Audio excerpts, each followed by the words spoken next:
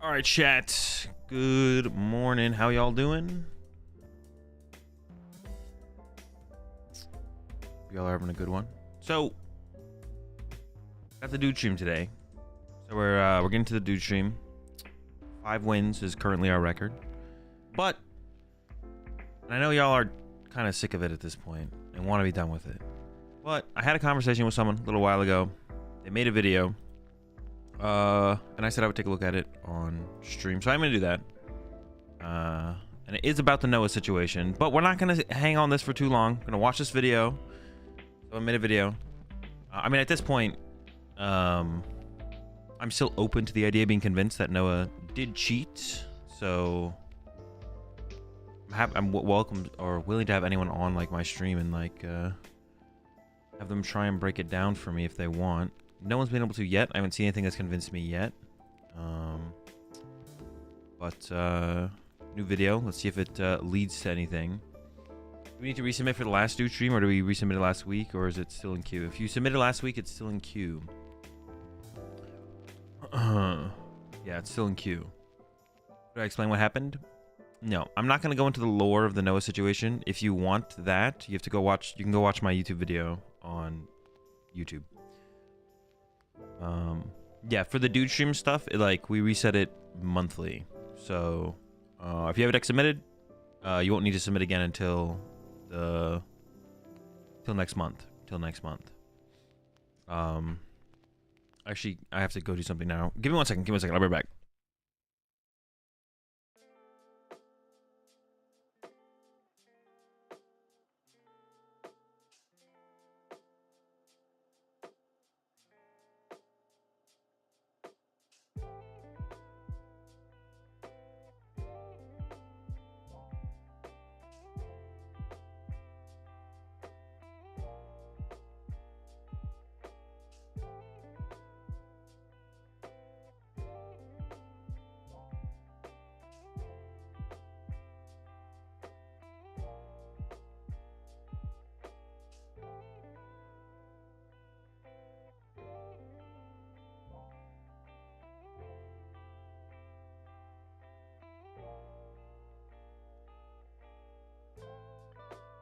All right, I'm back. Yeah, I forgot to put lotion on my face after my shower this morning, so my face was feeling hella dry, and I was like, yeah, I'm not gonna, it's annoying, so I had to go lubricate. All right, one last video. Well, hopefully one last video. I'm kind of done with the Noah situation as well, but how to submit for a DooD stream? You have to be a YouTube member or a Twitch sub, and then just join the Discord. And then you'll have access to the right channels in the Discord to be able to submit a deck. We actually had our first YouTube member submission for the DooD streams actually today. Not many of the YouTube members submit decks, but that's fine. But we did get the first one here today. It is a Spite Ops deck. What's up, Jennifer?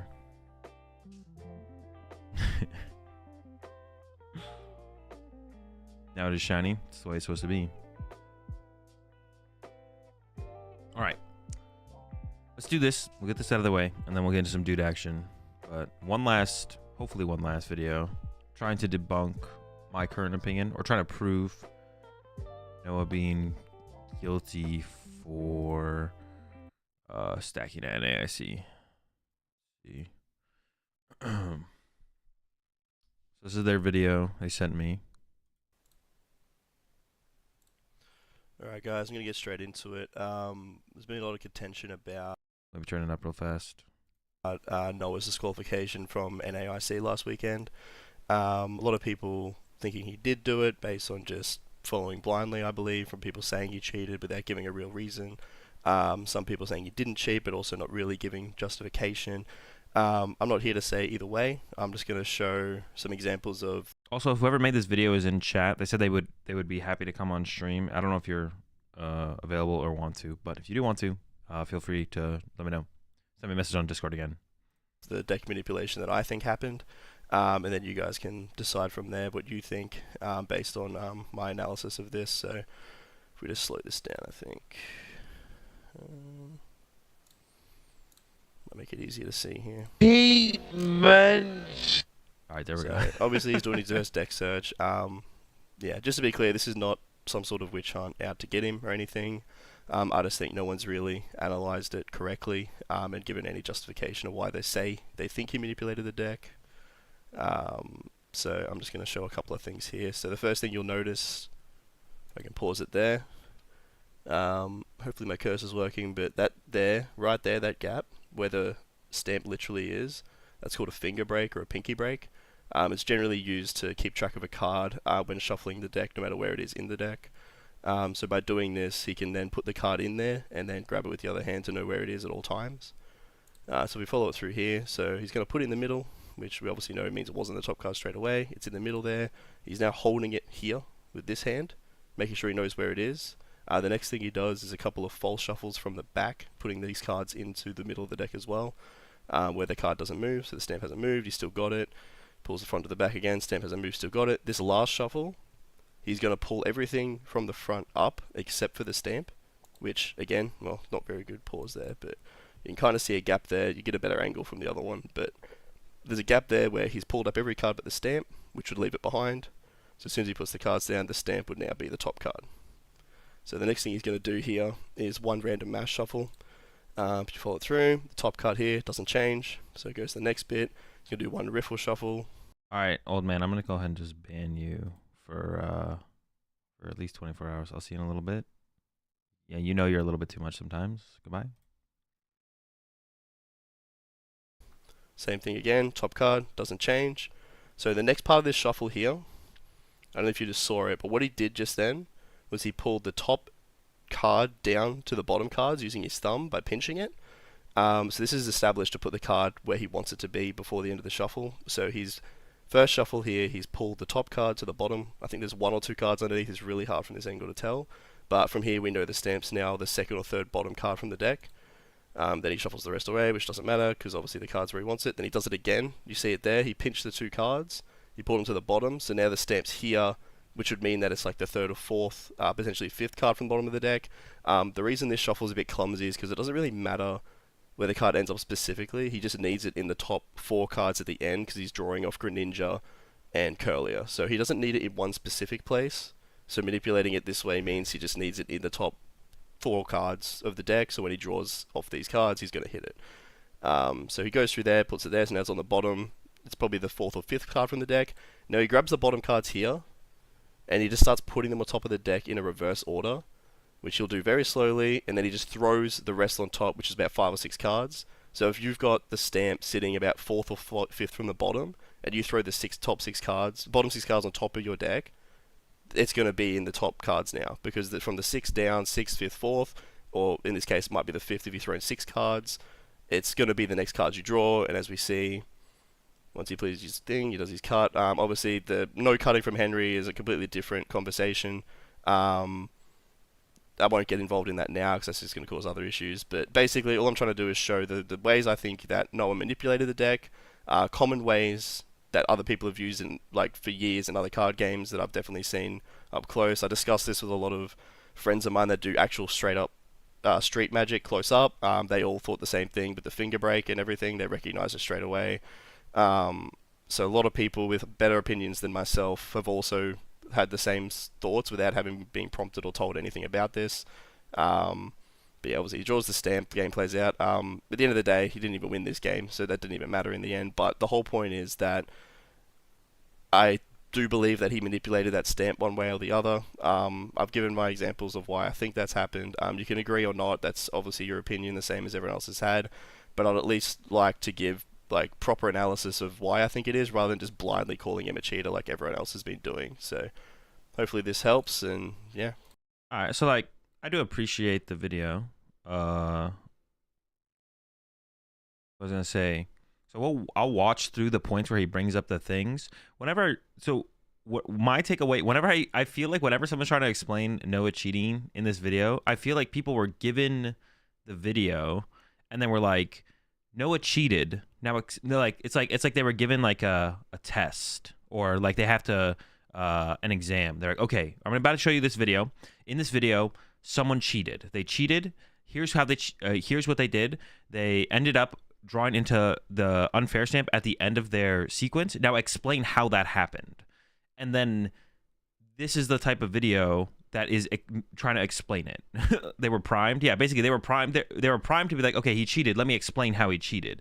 Instead of being like, did he cheat? Because everything he said in this video, I think could have happened, but you don't physically see it happen. So we're going to go through the video real fast one more time, and we're going to point out all the points where he says the card is moved or something happens, but you can't physically see the cards interact in the way that he says it does. And everything he says could happen. I think everything that he said in this video could be true. But then anyone could be cheating at that point, and then everyone should be DQ'd, because it's like, well, you drew the card you wanted. You could be cheating here, so therefore you're cheating. He just explains where the card is throughout the randomization of the deck, because objective preference is a thing.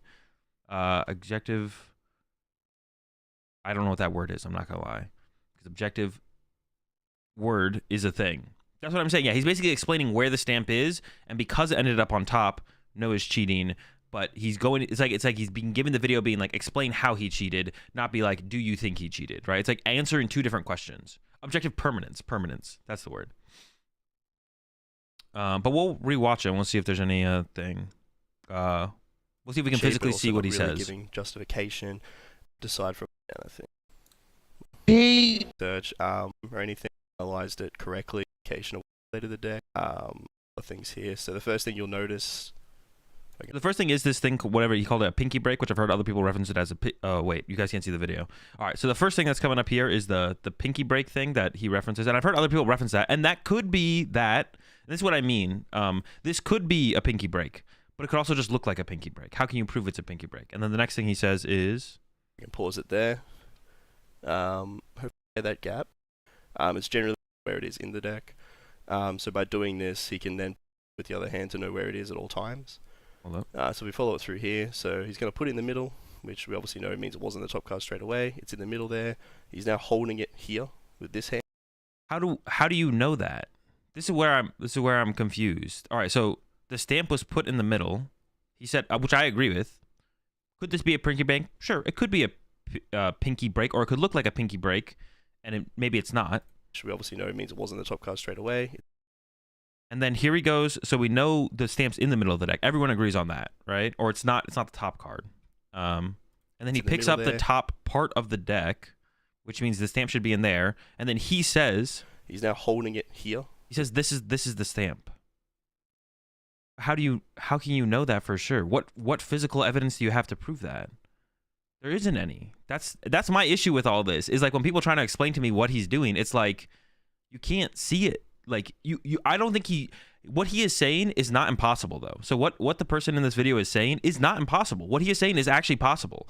But if we can't physically see it, then we should just assume everyone is cheaters always if they ever get the card they want. Because we could probably always explain when watching someone like search their deck and then shuffle their deck and then draw into the card they want, how the card was able to be manipulated to the top of the deck. So like I said before, it's like it was given this video and it's like, okay, explain how he cheated.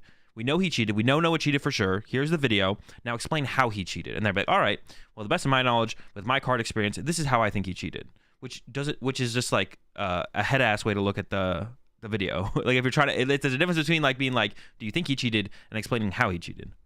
I'll go to the next one though. With this hand, making sure he knows where it is.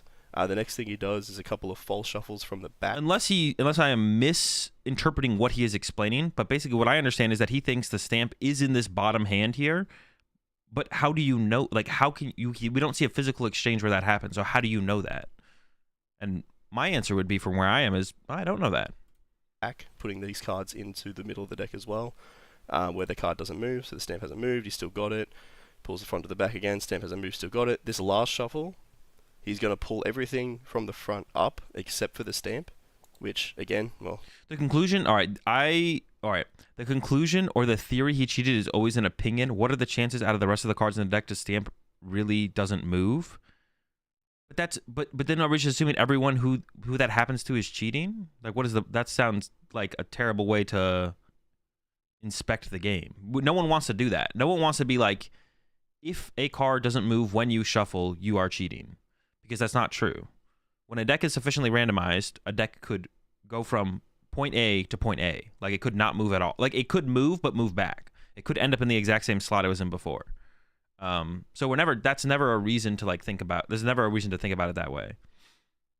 Not very good pause there, but you can kind of see a gap there. You get a better angle from the other one, but there's a gap there where he's pulled up every card but the stamp, which would...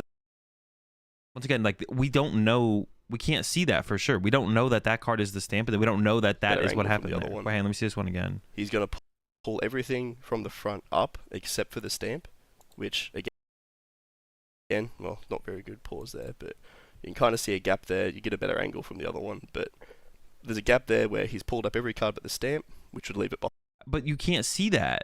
I just don't understand what he is seeing that I'm not seeing. What he is explaining seems theoretically possible, but you can't physically see it in this video. So then you could argue, well, if the video was a higher quality and we could, like, zoom in more and then get a different angle, you would see it. But it's like, okay, but we don't have that. So we have to go off the evidence we have. So as soon as he puts the cards down, the stamp would now be the top card. So the next thing he's going to do here is one random... And then at this point, I think everything he explains from here is, if that is true... if that is true, then this does make sense, I think, what he says from here. Mash shuffle. If you follow it through, the top card here doesn't change. He's saying the top card is the stamp at this point, I believe. So it goes to the next bit. You can do one riffle shuffle. Same thing again. Top card doesn't change.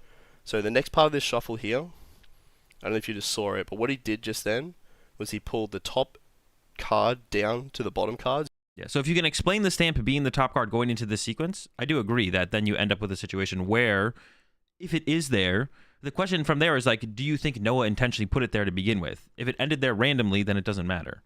So once again, another video where I'm not wholly convinced of anything, because you can't see the physical exchanges that he says happens in these opening shuffles. You can't see the physical exchanges. They are all probable, though. Like, they could all happen, but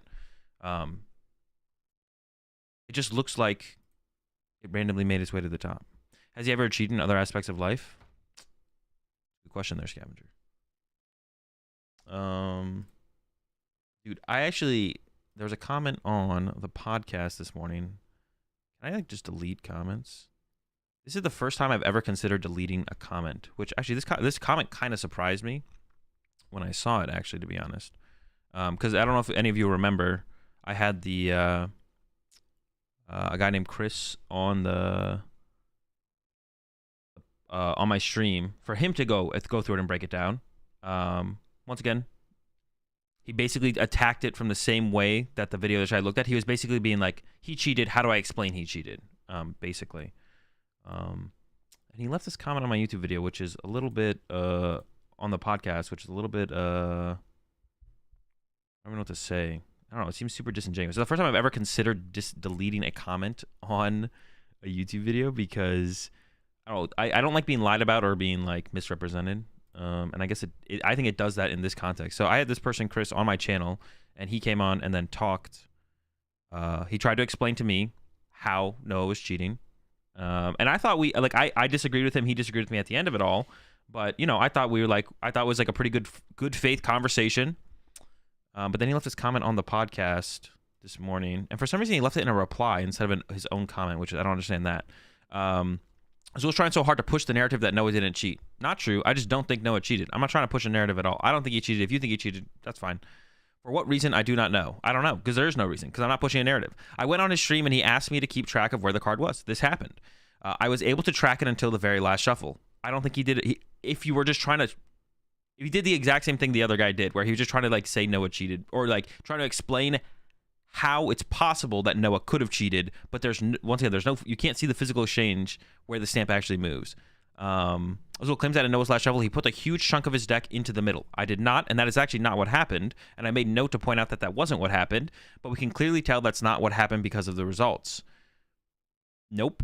I find it hard to believe that we can track where the unfair stamp is at all times. You can't. And then in the very last shuffle, unless you're assuming he is doing the cheating, but once again, you don't see the physical exchange. Like, I think a lot of people need to watch this video of Noah, watch the breakdown from both sides of people talking about how he didn't cheat, or it doesn't look like he cheated, and how he did cheat, and then go watch the Eder video. And go watch that, and then be like, okay, when you watch the Eder video, you can clearly tell that Eder cheated, right? We see everything that happened. Eder 100% cheated. Okay. Now, with that idea in mind of, okay, this is how we can tell for sure. Can we watch the Eder video? Yeah, sure. I guess we can watch the Eder video. When you look at that and you be like, okay, in this video we can tell for sure someone cheated. Now we don't have to hold everyone to the Eder standard, but using that as like a baseline point to be like, okay, this is where we can tell. You can his finger is on after the first cut and that card never moves. That's just not true though. The card does move, or it looks like it moves. It doesn't for 100% sure look like it doesn't move. That's the problem. Is you can say it looks like it never moves, but you can't physically point it out in the video that it never moves. That's basically what it is. Can we all just agree to move on and cut your opponent's deck? No, because that's a stupid take, Daddy. If your response to these kind of situations is ever just cut your opponent's deck, or you should always cut your opponent's deck, or I always cut my opponent's deck, or this is why you should cut your opponent's deck, then you've like lost the plot. You've completely lost the plot. If that's your response to these type of situations is cut the opponent's deck, then you've just lost the plot. Let me find the Eder video. Hold up. I can show you guys what it looks like when someone obviously cheats. We can go through that. I found it. They're each shuffling their own. Yeah. Let me mute myself. And then let's go to ×2 speed. So what was the really bad one? The second one was the really bad one, right?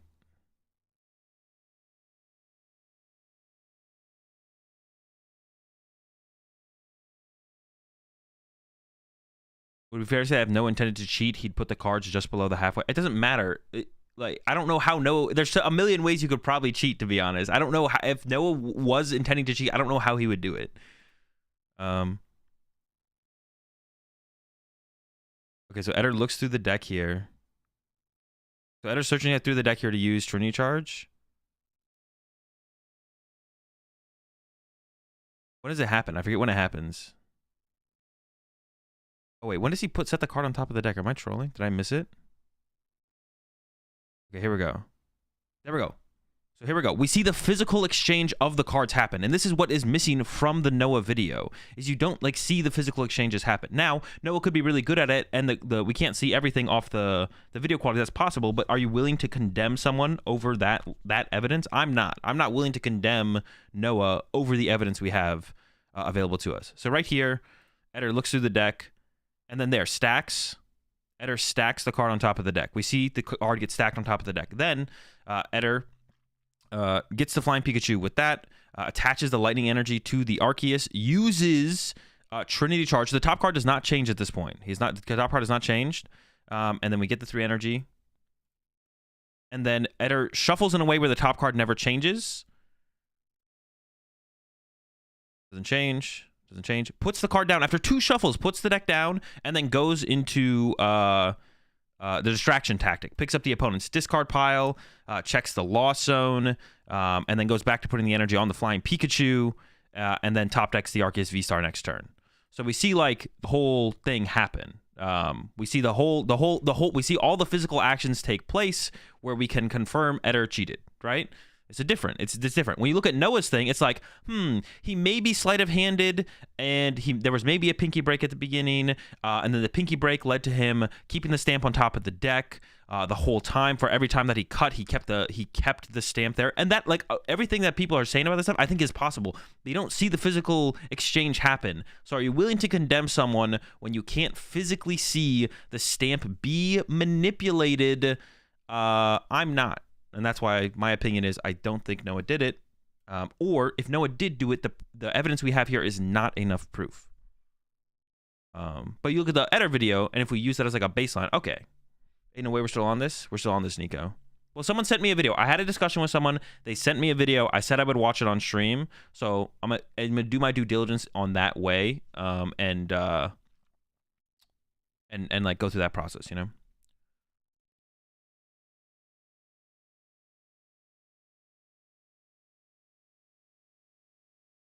You can also physically, the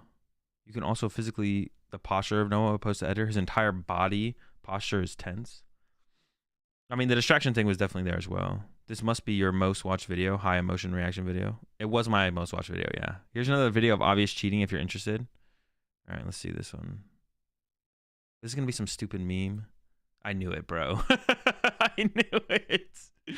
Bro, I think you should do Raging Bolt and Teal Mask Overpawn in finals. I think you should do... Wait, what do you mean? Okay, yeah, I was going to go back to this comment. This comment is just like so bad faith from Chris, which kind of sucks. I feel like we had a good faith conversation. And I'd be down to have the conversation with Chris again, whether it be on stream or off stream or whatever.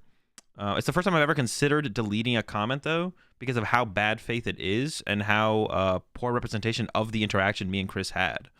I find it hard to believe that we can track where the makes zero sense. Even in his last level, I tell Azul, yes, it looks like he put the majority of the deck into the middle, but there are a few cards still to go to the top. Even with all this, he said he still says he isn't convinced. Because I didn't get anything from when we had this conversation.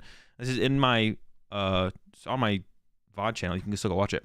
I lost a lot of respect for Azul after I went on his stream because he kept rewinding so many times that I had to go back and keep track each time. He would say, well, if you can keep track of it once, then you should be able to keep track of it at all times, roughly. I mean, if he wants to come back on and have control of the video, if he wants to have control of the video, I'm fine with that. Like, this is like, see, I thought we had a good, I think he's wrong, but I thought we had a good faith interaction, and then he leaves his comment on the video instead of like messaging me and being like, can I come back on and do it again? Or like, I don't even know, like, it's not that easy when someone rewinds halfway through and you haven't memorized where the card is at each shuffle. You have to start from Noah's first shuffling and then all the way through. Then he kept asking me questions of where I thought the card was, and that would confuse me after each rewind. I wasn't like trying to confuse him. I want him to prove to me where the stamp is and if we can actually track it in a way that looks like Noah cheated. Because if Noah cheated, I would want to know Noah cheated, and then I would I would be then condemning Noah of cheating. Like, I don't know Noah.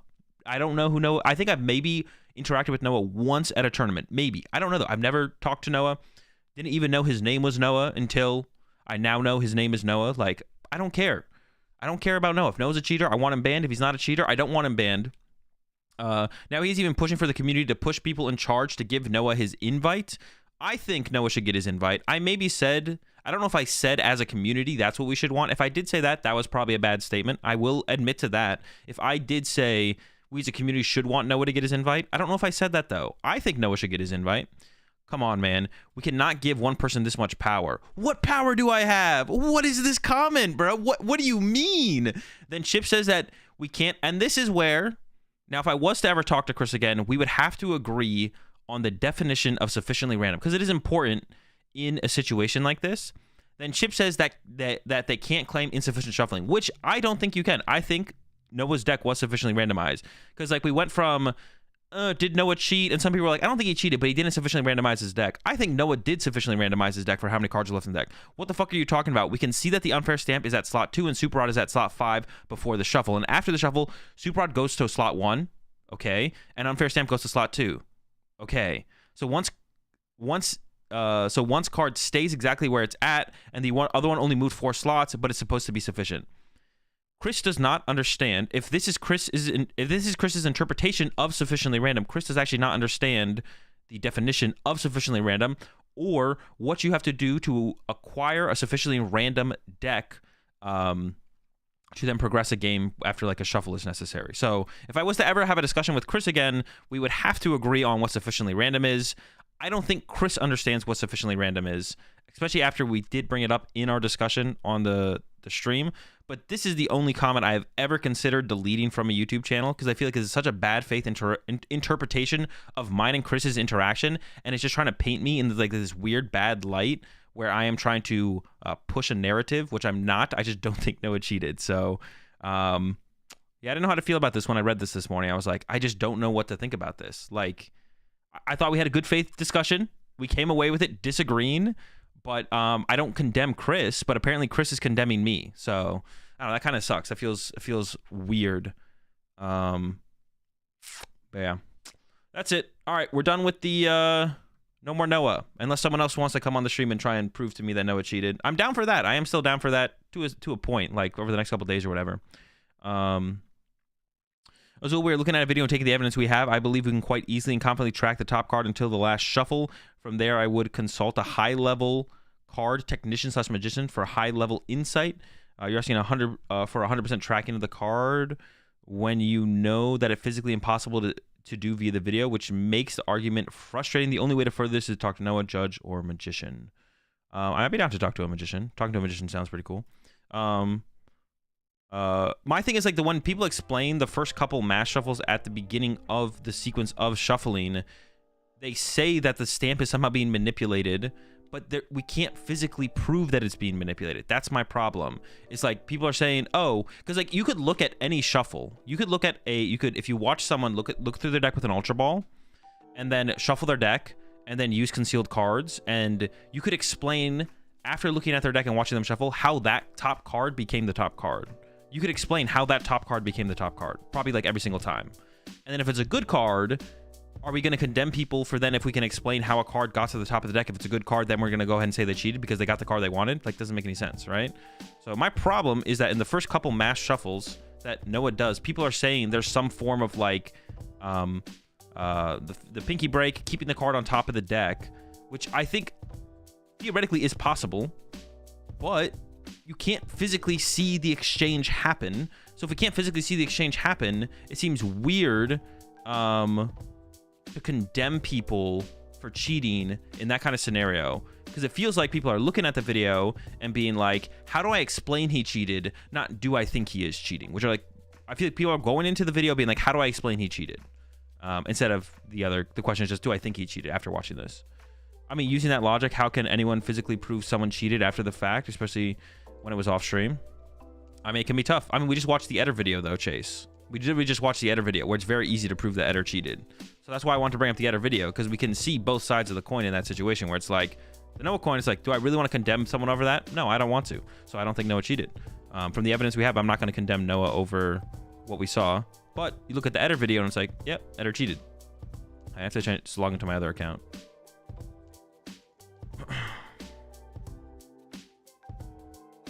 But I'm down to, we don't need to discuss this anymore unless someone else wants to come on stream and try and prove it, which I'm down to do. I'm down to be wrong with all this as well. I don't care if I'm wrong. I just think I'm right. And what I think I'm right about is that he didn't cheat.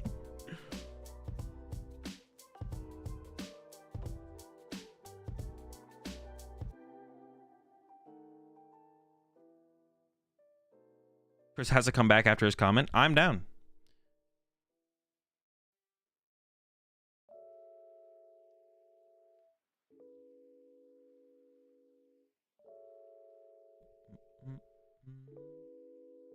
Enhance. Is that Chris guy watching the moment? No clue. He doesn't have to come back on if he doesn't want to. Like I said, I don't want to pressure anyone to do anything that I want to do or anything like that. The comment felt super disingenuous though, so that feels a little bad, but we go next, I guess. We go next. All right. Now we can get into some dude action. This is the Chris in the room with us right now.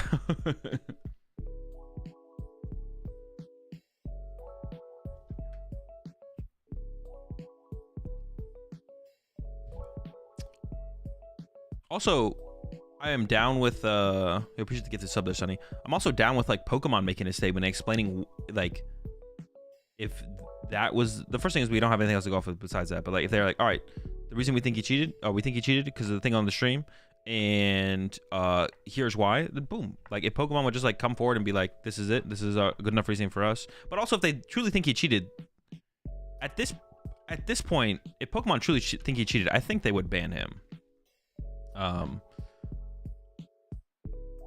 Like I don't think Pokemon wouldn't ban Noah at this point if they truly think he cheated. So I don't think Pokemon thinks he cheated unless they ban him. If they don't ban him, I don't think Pokemon thinks that he cheated. They're like, well, yeah, we fucked up. We're just not going to say anything about it. And they're going to move on. But if they think he cheated, they would ban him. So I think that'll be a telling sign as well, is does Pokemon end up banning Noah? Because if they don't, I don't think Pokemon thinks he cheated. Is that a ban from playing? Well, this is a little bit of a different scenario. It is a little bit of a different scenario, Paul, because TPCI is way more involved with major IC tournaments than the SPE that Eder was at. And my understanding of how bans come about is from the tournament reports from like the TOs and the hires up at the tournament. The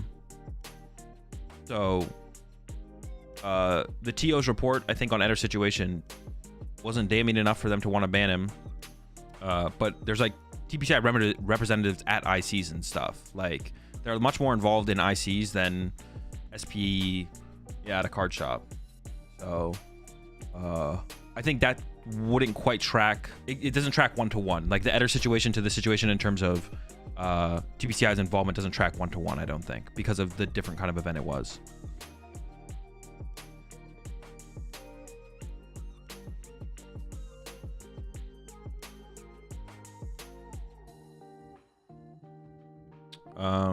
The only logical solution is a grud match between Noah and Eder.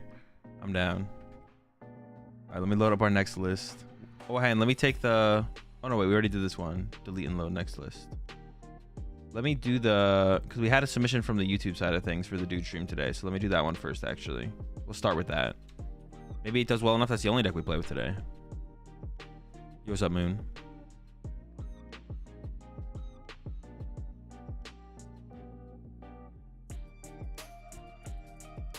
Why is it called Dude Stream? Dude stands for decks out of Discord, which is where I get these decks from, and then I play with them on stream. We see which deck can get the highest win streak. The only logical solution is to suddenly hyper promote the GLC agenda. I'm down.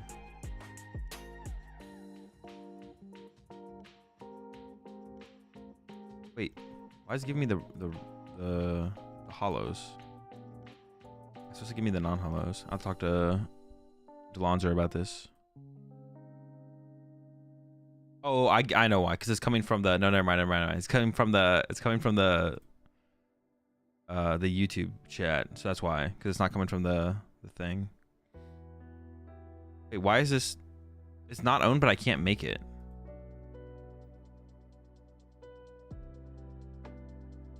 You not craft this? It's a promo. Oh, you can't craft promos? I didn't know that. I appreciate the 8 months there, Sturdy Max. All right, first deck is loaded up.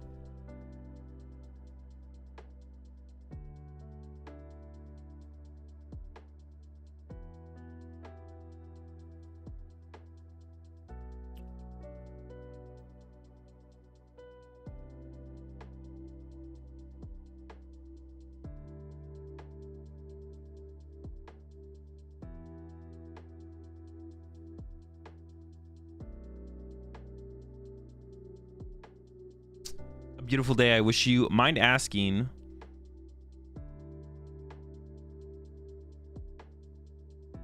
Do you use, what tool do you use to figure out your prize card? Just a normal docs like shell sheet. I use, just put exclamation point prize tracker in chat. That's what I use.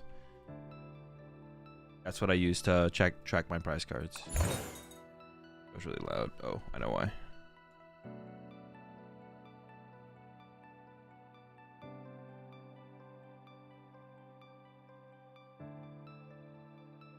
Shoot. Do I want to go first with this deck? I think so. Oh, shoot. I clicked. Oh, no. I did click the right one. I thought I clicked the wrong one.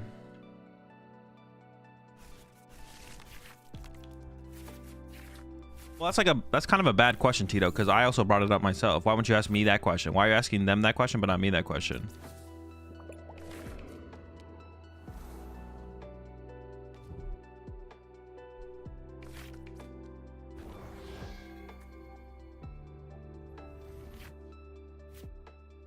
All right. Well, Monkey Dory. I have an attachment for turn, so I don't really need to play this, to be honest, because I think I just need the evolution next turn. I just go attach, bench, pass. I actually don't know what these cards do. Yeah, I don't know what any of these cards do.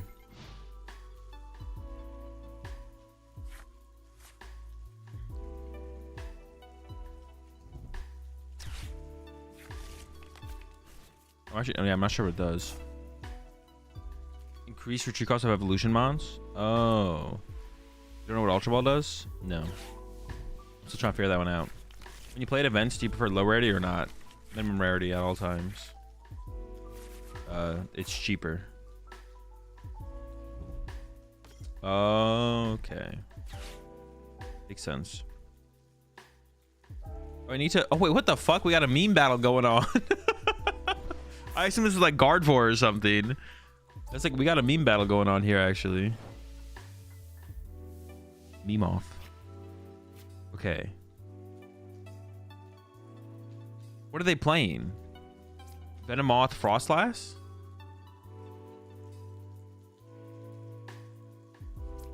I don't even know if I want to evolve this. What's the attack to? Oh, it's got the same attack. Okay, sure.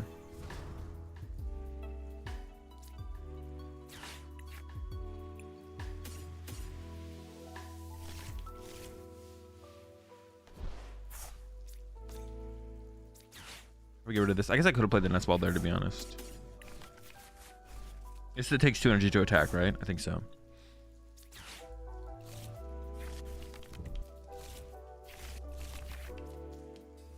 Okay, we got the Barrel.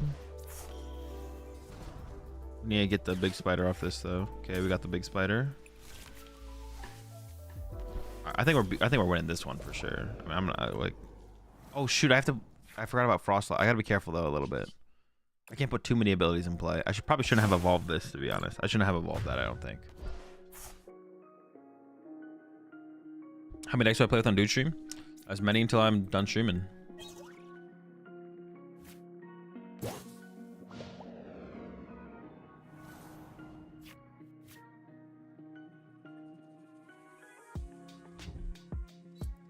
Okay, the Luminous. Is this worth trying? The Venomoth deck definitely got better, right? Because it got like some upgrades for sure. That's kind of annoying. Maybe I should have taken that energy off the other card there. Artisan. Okay. I'm gonna go find more energy now. We have Iona though. Honestly, I should try to get like this in my active. I don't know if this. I don't know. Hey, let me pull up this list so I have a little bit more information. What's in this list? Let me see. 2 switches. Okay, we do play switches. Hyper Aroma. Sure. Some Arvins, Nest Ball, Energy Retrieval, Boss. Okay. Bug catching set. Oh shoot, the moths are out. The moths are. Oh wait, that's kind of sick in there too. Hyper Aroma's kind of sick in there actually. On average, how often do you buy stable cards? Once. When the new set comes out. I just buy 4 of everything from the new set.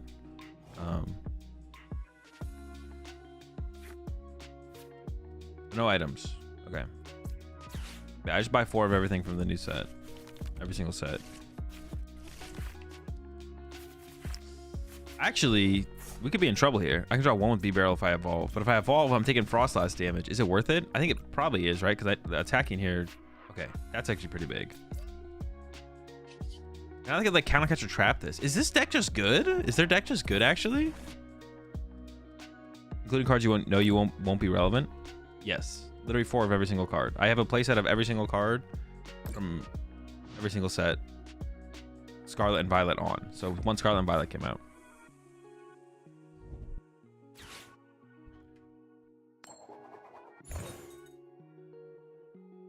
I want to do a buy list. What do you look for in a card in order to recommend it? I don't know. It's basically just if I think it'll be good. I don't know how to like describe that. Where do you buy 4 of everything from? My sponsor, Game Grid, gives me all the cards. They don't quite have their singles catalog set up yet, so waiting for the Devo to body you. Do we know they play Devo? Do they keep drawing into the next Venomoth? Wait, did I get Tails? Oh, I got Tails. I didn't even KO them there. I wasn't even paying attention. They should. Seems pretty good. Honestly, this deck doesn't even seem bad. Their deck doesn't even seem bad.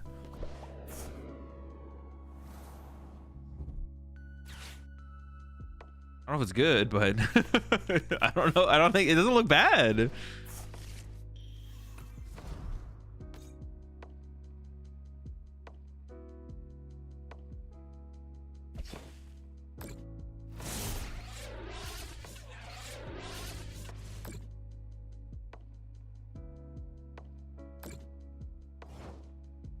Okay.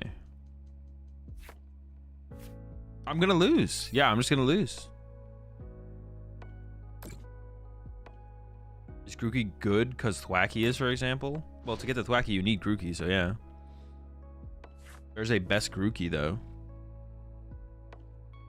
Like, based on, like, attack options, retreat costs, stuff like that.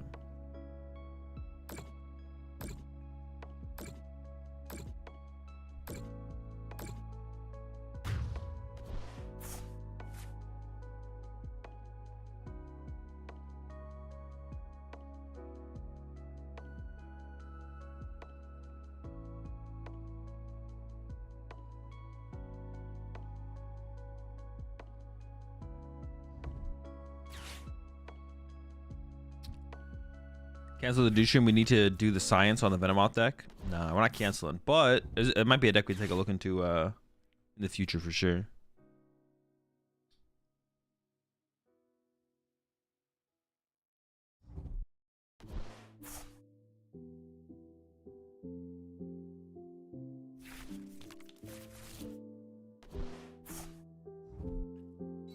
Like, there's the best Slugma right now because it's the only 70 HP Slugma. Well, more HP isn't the only reason to play something, though.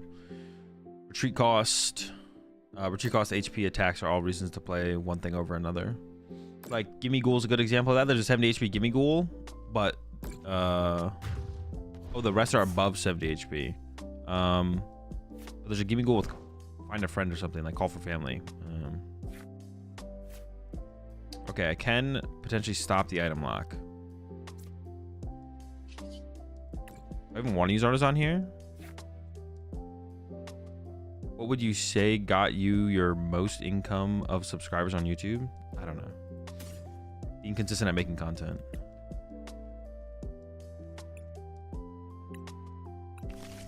I don't even know if I should have got that, to be honest. Well, I don't know. It can't hurt that much. Even a Frostlass would be pretty good. I mean, I'm not camming it for a couple turns here, I guess. No. I could get Switch plus attach, yeah. Was this just the ladder? Yeah, this is the ladder. What did Venomoth get not this set? This set.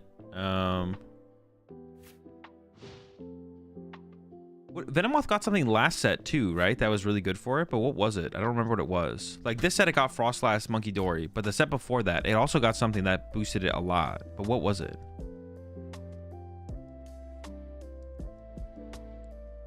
Salvatore? It wasn't Salvatore. It was like a good... Salvatore's terrible. It was a good card. Can you play Zard? I can, yeah. Bug set? No, Bug set was this set. Not this set. The set before. Not this set. Not this set. Not this set. Yeah, I got all those other things. Like the set before, I feel like it got a good card. Palafin? Maybe it was Palafin. Maybe it was Palafin. No. How long have I been streaming for? I don't know, a while now. Like, I don't know, 10 years? 10 years? Has it really been 10 years? No, it hasn't been 10 years. Maybe like 8 years? 7, 8 years? Eerie? No. It might have been Palafin, to be honest. It was a non-Twilight Masquerade card. It didn't come from Twilight Masquerade. Don't I just die to the Frost Lasses anyways, though? Was it the A-Spec? No, I don't think so. I don't remember what it was. It wasn't from Twilight Masquerade. It was not from Twilight Masquerade. I feel like... Yo, appreciate the raid there, Mahone. Hope you had a good stream. I'm over here getting bodied by Frostlass Venomoth. About to move on to the next deck. Devo? Maybe? Can I even win? Don't I just lose to... I just lose. I can concede. Alright, next deck.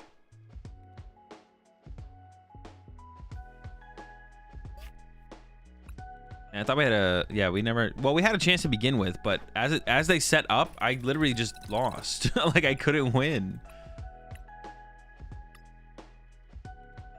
From Temporal Forces, right? Palafin, or was anything else? Maybe it was just Palafin. Maybe I thought Palafin was like a big deal.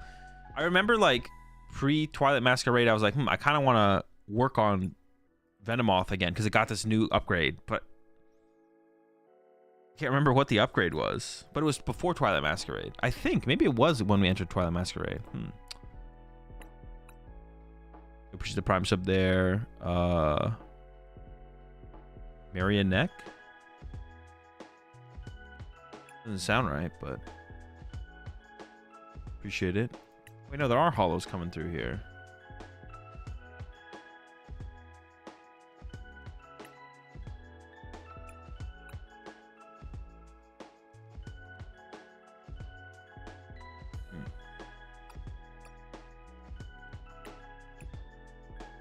Wait, what happened here? Something happened on the... Now there's like a bunch of hollow cards in here. I gotta talk to Dylan's here about this. There's hollow cards in here. How'd they sneak through? Usually needs to muster the entirety of their coding brain power to make Frostlass damage go all at once. That would be super nice. I don't know why that can't be a thing. I don't know what that is. I don't know why that can't be a thing. Dude, gosh darn it.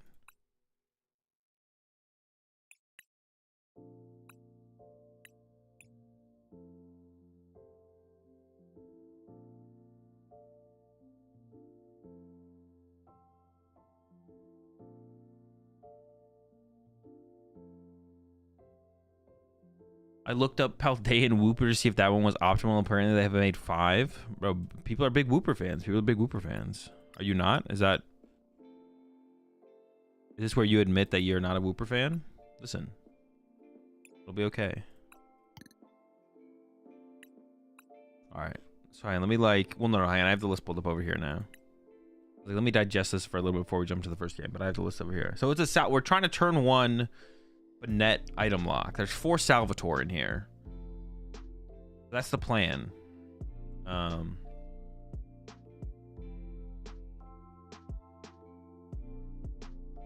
they recently got multi-prizes working? Wait, what do you mean? What did they change?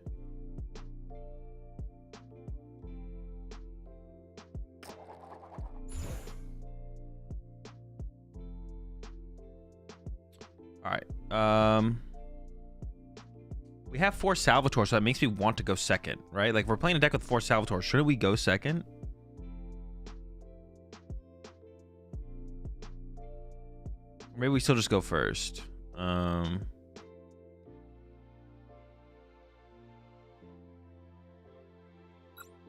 don't know. It feels weird to play 4 Salvatore and then not choose second. We don't even have like a Luminion in here. I don't even know how aggressively we'll be able to draw. Oh, we drew it.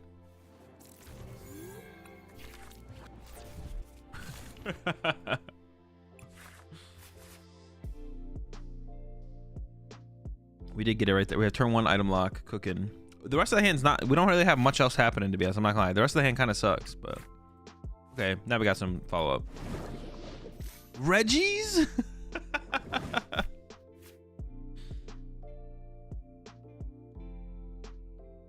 We just have to KO like 1 Regi twice, and then they can't use Super Rod anymore, right?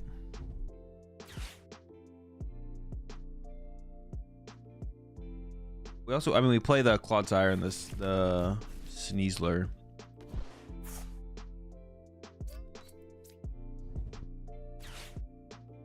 Man, I'm down for Regi's. Does Regi's get an upgrade with the next set? It doesn't, right? There'll be some really bad Regi decks when we get access to the stadium, but until we get access to the stadium, Regi's pretty mid, right? I feel Regi's in September. Dude, that deck has to be terrible, though. That's not good. That's so much. So you're going to play 4 of the stadium. You kind of have to, probably, right? You're going to play what? 2 of each Regi. Yeah, okay. That was pretty smooth. All right. I can't attach the energy, though. For some reason, it stopped me from attaching the energy, but... Item locked. All right, well, I think we got our first dub here. I'm feeling pretty confident. Noivern EX angle. Oh, true. There is a Noivern EX in here. Wait, do they have a way around Noivern EX? Not really, right? No.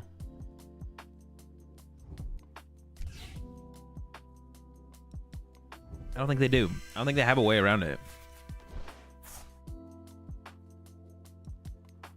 I mean, it doesn't really change how I played on my turn, but we should definitely set up Noivern for sure.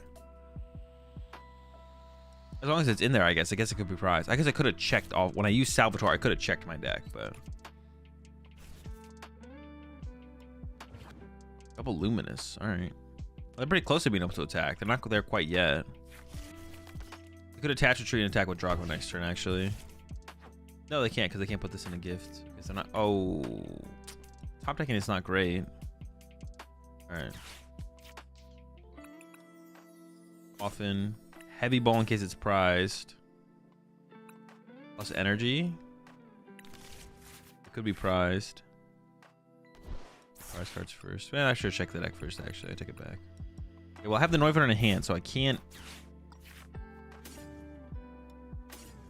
The squad. Bro, look how happy Wooper is. And he's just sitting on a log. Wooper's such a funny Pokemon. He's got no arms, too. Legs and a tail. I don't even know if I should have got this, actually, to be honest. I probably shouldn't have, because I like a trap in the active. I should have just gotten just Noibat, no Wooper. Because next turn I could have gone Turo, Noivern, and Swing.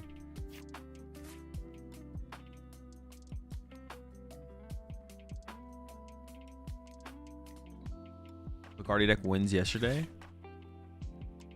What? I don't know what that means. I was not playing Regi when the good Lucky rotated and the new cards can't hit for weakness. Yeah, it's getting tough for Regis, to be honest. It like gets like a thing that makes it more powerful, like slightly, but like not a big difference. From the tournament. Oh, from the late night tournament.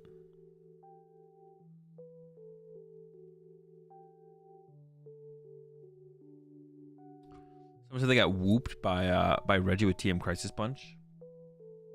That would let you hit hard, right? That would actually make a difference. That would actually be a pretty big difference maker.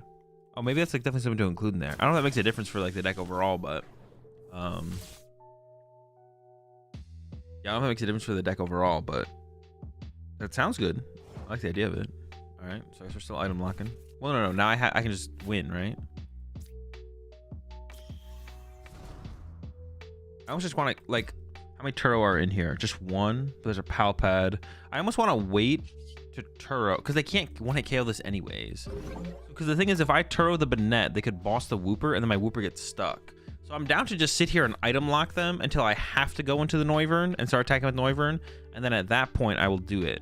But until that point comes, I'm down to just chill and accrue more cards before they just boss some things, because then, if they do just boss my Wooper here, I do have the Turo in hand to counter it. So I think I should just, like, chill. That's really their only play at that point anyways. Is like, if I attack with Noivern, their only play is boss Wooper. And if I don't have a way to move the Wooper, then I could lose. Then I'm like sniping this off the bench with this or something like that. But they can't quite attack. Skyfield Regi's with the new Lapras. What are you doing though? Attacking with Lapras for 160 damage, or using its other attack, and then what are we setting up? We have 5 Regis on our bench. Energy Excel into more Energy Excel? Maybe, yeah. Have I played Palafin EX it? I have not, no. I didn't see what they got back. Alright, we can just continue to item lock though. It's gonna be a long one. Regi's plus Galvantula, 180, 160 item lock? Wait, what does Galvantula do? That's stage 1, right? So that'd be like a little bit more work, but yeah, what the heck does Galvantula do? 160 item lock? I mean, that sounds pretty good to me. Definitely sounds good to me.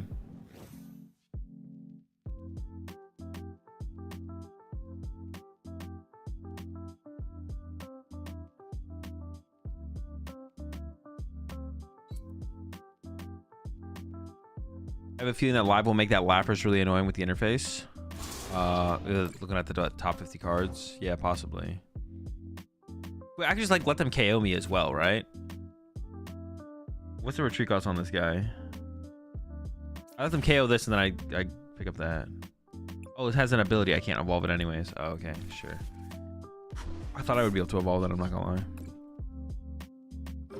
Will I play Dragapult? Yeah, maybe over the weekend. We'll see. We'll see. That'd probably be the time to do it.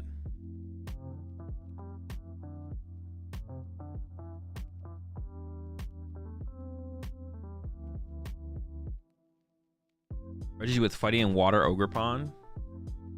It's just still so much. Like, imagine your opponent goes knockout and then replaces your stadium. Like the idea is cool for sure, but it's gonna be bad.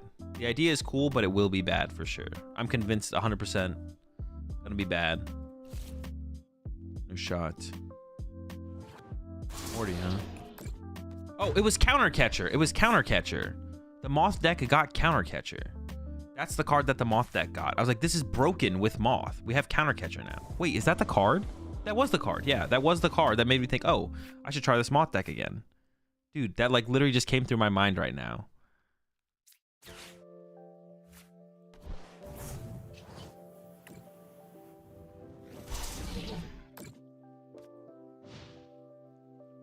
I was like, this has to make the Moth deck so much better, but I never tried it with counter catcher. What about Palkia Area 0? I don't know. Try it out. It seems like it's got potential. Yeah, that one I think could be okay. Wait, what would be our go-to? Okay, we got our dub. Our first dub.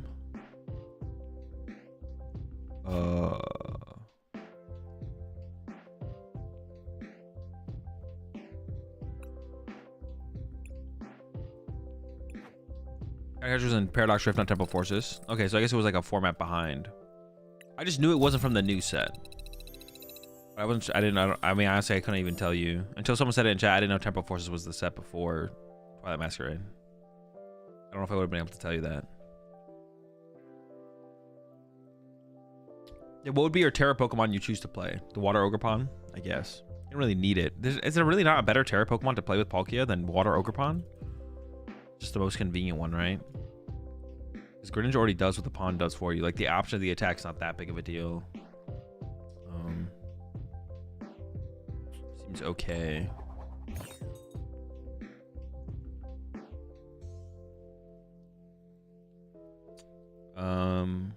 We were choosing second, right?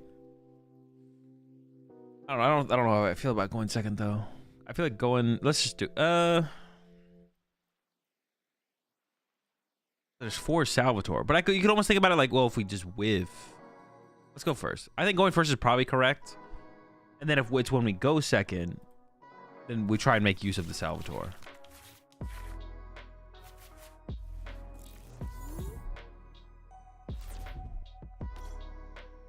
Second? Nah. I can't see it.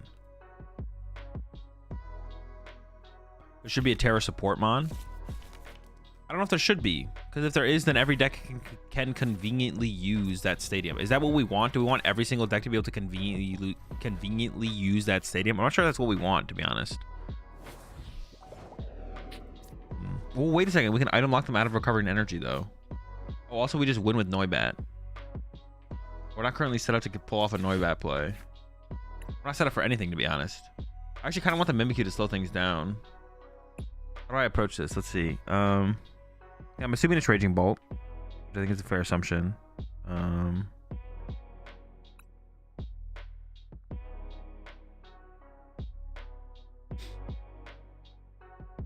Could grab Shubik, could grab Wooper, could grab neither.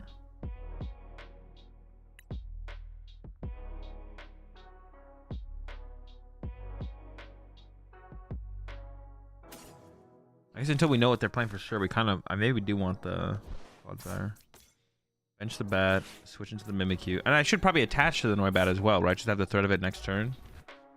Yeah, I mean, I'm living off a top deck anyways, so hopefully that top deck leads to being able to attack with. Oh, maybe I should have put this in play, to be honest.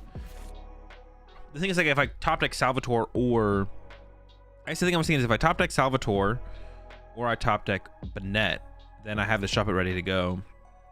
But as soon as I put the energy here, I don't have an energy if I do get a Banette, but we'll see.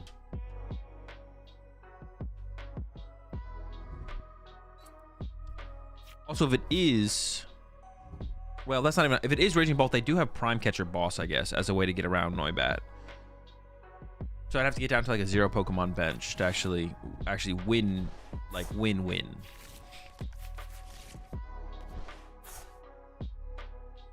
It's not just attack with Noivern, it's attack with Noivern with no other Pokemon in play, or have them already have burnt their Prime Catcher, I guess.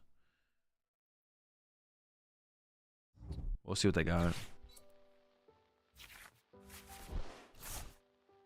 This one might like find Prime turn 1 and KO my Noibat here.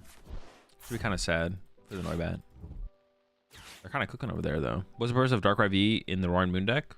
Just the ability. It's okay as an attacker as well. It's like an okay attacker, but it's the ability. Be able to recover any 2 item cards, especially when you have stuff like Ace Specs in the format, like the Prime Catcher is just super powerful. We set up for combos as well.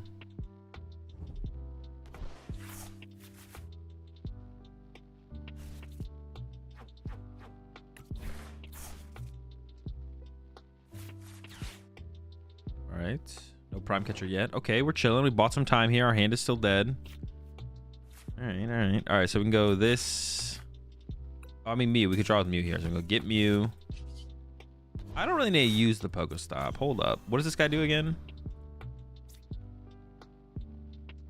If a stadium is in play, you may make your opponent's active poison. Okay. I could use the Pokestop though. Is there anything? What can I even hit off the Pokestop though? This deck plays like no items. Yeah, we're not Pokestopping. Play this. Draw 2. Okay. Toxic. Was it Toxic Wasteland? Wetland. Toxic Wetland. And I didn't really mind doing it though because I did have the Pal Pad. So if I milled supports, I could shuffle back to the deck. Not pass.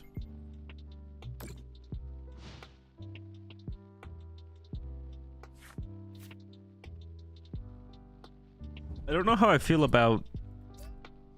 You can't see it when you click on it. This one here. It looks... I feel like they should get rid of the orange. Because it's like orange and then covered by purple. I feel like it should just be all purple. I don't know. Because every time I see it, it looks like a damage counter to me. Like I have to do like a second take to like realize, oh, it's the poison damage. It feels too close to the damage counters. They should just make like a purple poison thing with a number on it. I don't know.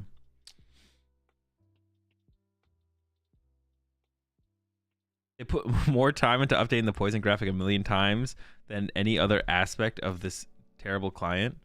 I mean, this is what someone's mentioned to me before, and I don't know like the ins and outs of that. So like, I mean, there's like one thing I don't bring up anymore as like a complaint is like it's probably 2 different departments, right? There's the coding department, and then there's the like the way the make things look different department. Those are like 2 different departments. You can't really like fault. If they are going to come out with new graphical updates, then, you know, they may as well put them in the game, even if it would be better if the game felt better to play than the game looked better. Like, I'd rather have the game feel better to play than look better, you know what I'm saying? I'm with you. I'm there with you. Listen, we want the same thing here. But 2 departments, it's 1 guy. We have departments? Ooh. I mean, I probably should Ultra Ball here, right? Big bat. Oh, but then I gave up the... I only have 1 Turo in the deck. So do I have to go an item lock route, or do I go the bat route? I'm actually not sure.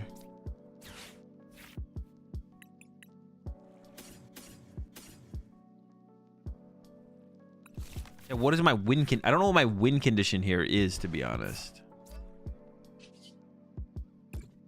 And with that toxic wetland.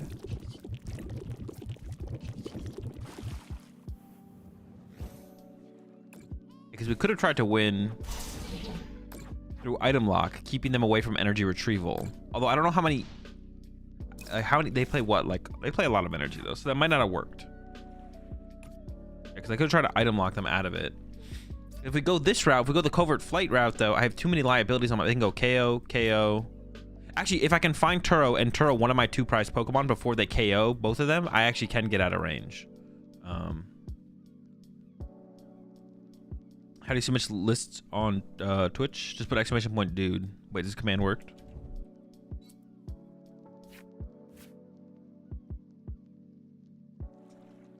There you go.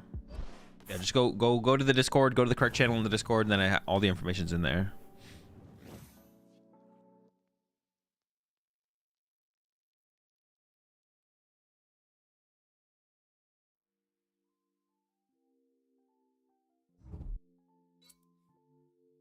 Found out one of my friend's brothers is one of the developers. Yeah, there's a boss.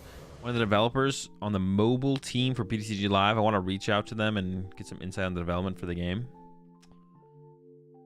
I don't get him fired. Don't get him fired. All right, it's not looking great here, to be honest. If they boss this next turn, we just lose. So we have to hope they don't have a top deck Turo and we win. If we top deck Turo, we pick this up, then we. Oh no, they can still do the boss prime catcher thing. No Turo top deck. All right.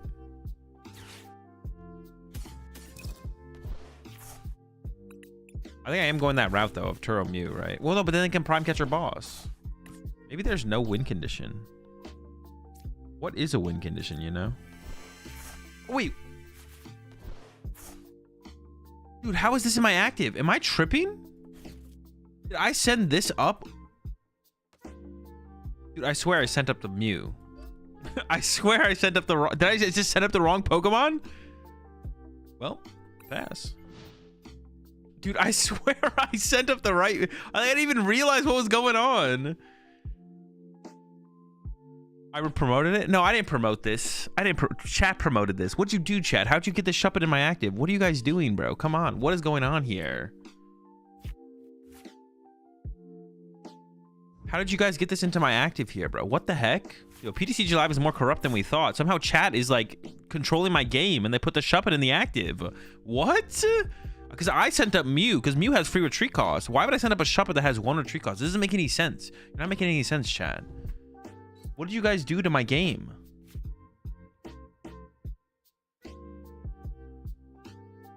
What is going on here? Will I play your Dragon Ball list? Nope.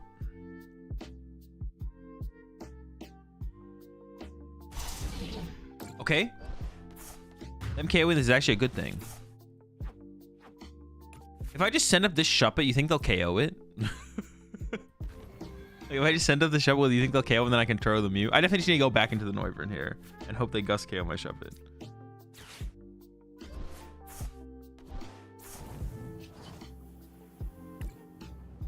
Alright, we're cooking, we're cooking. It's alright. My opponent didn't have the Gust. I'll let you get away with this one, chat. I'll let you get away this time with it, because my opponent didn't have the Gust. But if they had the Gust there... Dude. Full blame on y'all, for sure.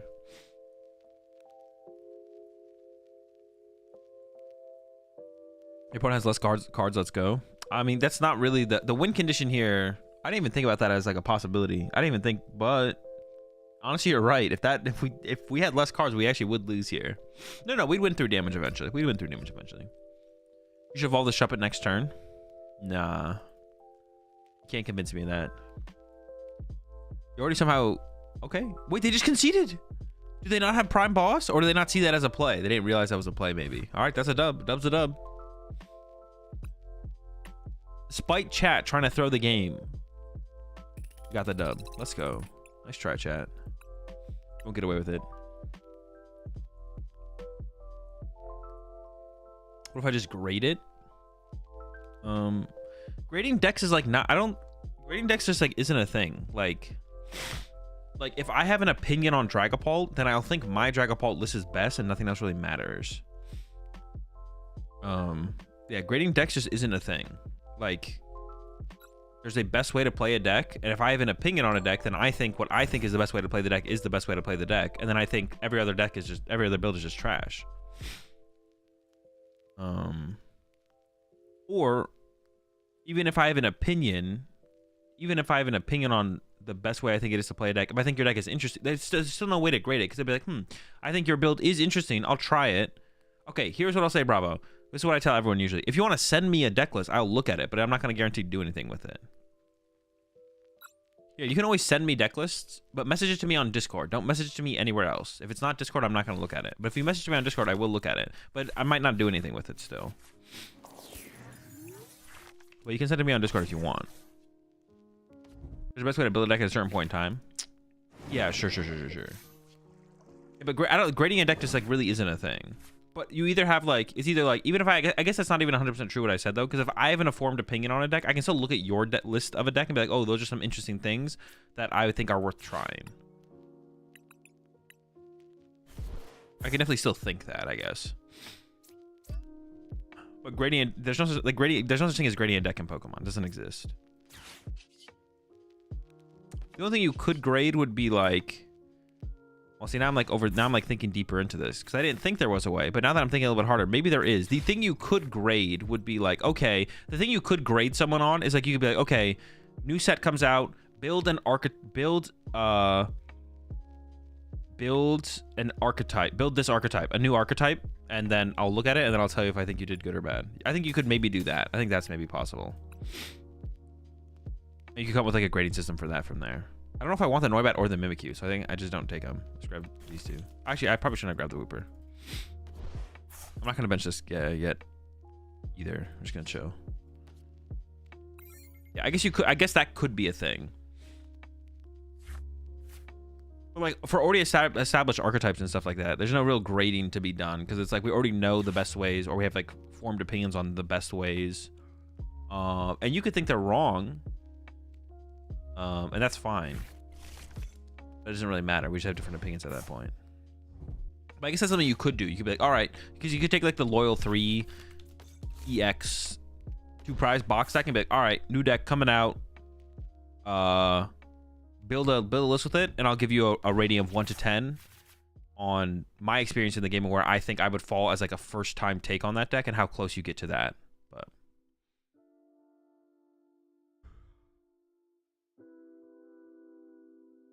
But yeah, if anyone ever wants to send me a deck list to look at, you can message it to me on Discord. I might do something with it. I might do nothing with it, but.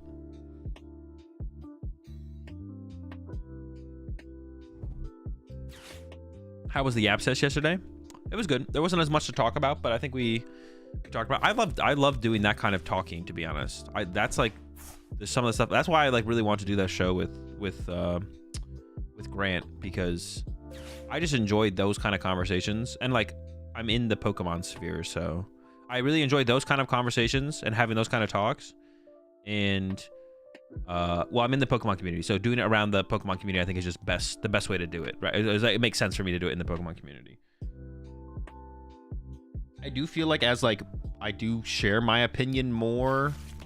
I mean, it's just kind of how people operate, though. I feel like as I share my opinion more and my takes more on stuff that branches outside of just like this Pokemon deck is bad, I feel like it does rub some people. I guess I don't really care if people like no longer enjoy my content because I am more vocal about my opinions outside of just Pokemon opinions. But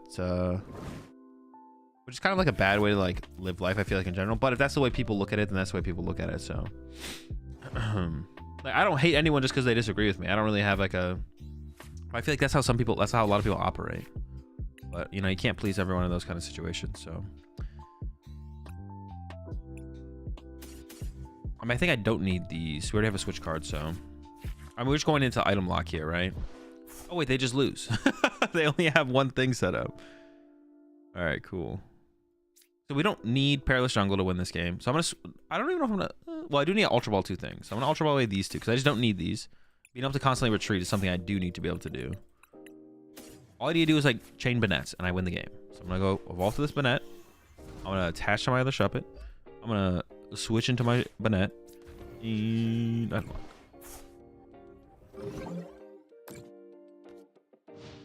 You've done a good job preventing mob mentality, IMO.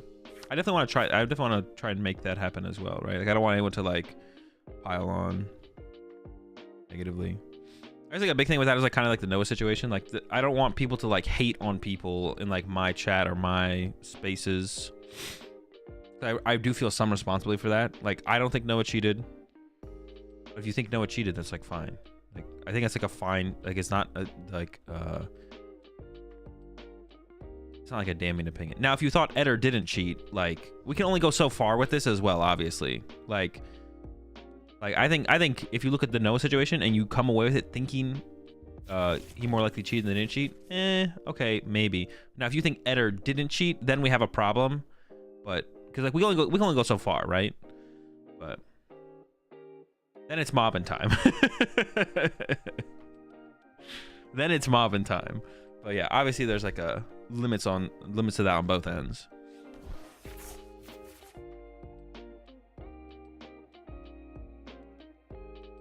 Did you know that 2.8 million Bidoofs were KO'd in the first year of PTCG Live? I think I saw that stat somewhere, yeah. Honestly, it's not enough. What are you guys doing, bro? What are you doing? Are you not boss? See, this is the problem, is people don't understand that. And it would have been more. We could have been into the 3 billions. Wait, was it really billions? Oh no, millions. We could have been into the 3 billions, but people don't know about removing your opponent's draw engine. It's a big part of making comebacks in games and stuff is get rid of your opponent's draw engine. Go after the draw engine. When people play against Baxcalibur, they're often bossing the Baxcalibur when they should be bossing the B-Barrel. We could have that many more B-Doofs KO'd if people went after them. I wonder if they're counting B-Doofs that were under B-Barrels. Do you think they're counting that? As well out here promoting B-Doof on B-Doof violence. Hey, if you gotta KO the B-Doof with a B-Doof, it doesn't matter. As long as the B-Doof gets KO'd. Does it count B-Barrel? No, like if you KO a B-Barrel, is it counting the B-Doof as getting KO'd as well? Because there was a B-Doof under the B-Barrel. I assume not, but like both cards go to the discard pile. I'm just wondering how they came to this metric, you know what I'm saying? Do Pokemon ever unban people if they were wrong for banning? We've never seen an incident of that, but I don't think Pokemon has ever been unjustified in a ban as far as like when Pokemon bans people, most of the time they're indefinite, but then sometimes those people get unbanned. Like I think Michael Long's ban was indefinite, but he eventually got unbanned. So I don't know if that's Pokemon admitting they were wrong, more so as just them being like, we think you've served your time and we are now willing to unban you. So I don't know if there's like a situation like that has come up in the Pokemon's history of like someone was banned, is proven that they weren't banned, and then Pokemon's like, "All right, we're unbanning you because we don't think you deserve the ban."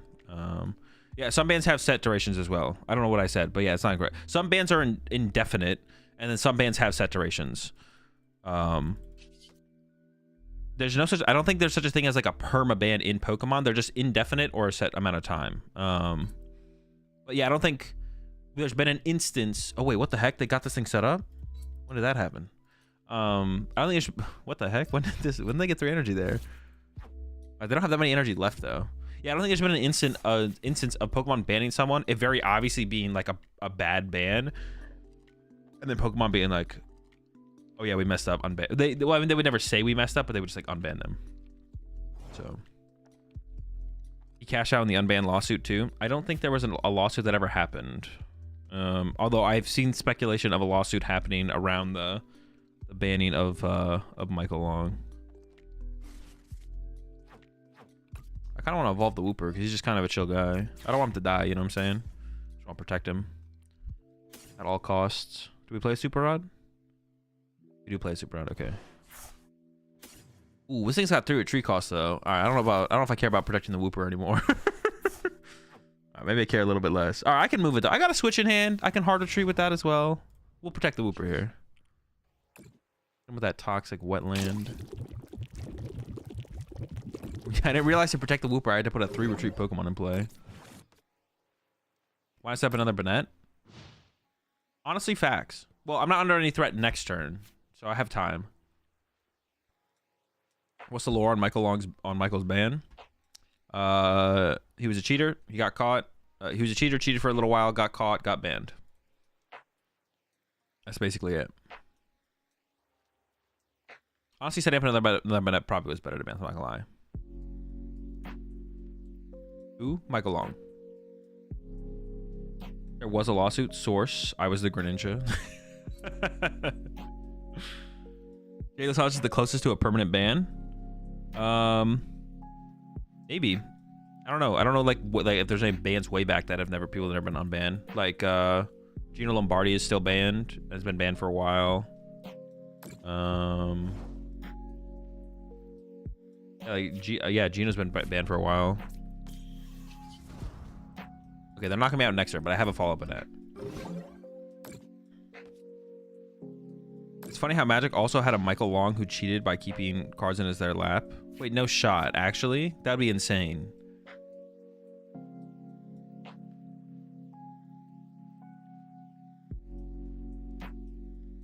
Yep.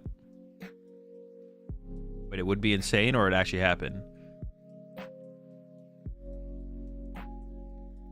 Didn't everyone get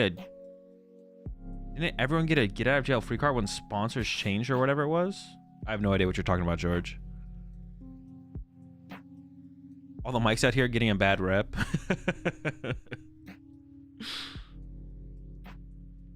Pokemon players contemplating changing their name from Mike.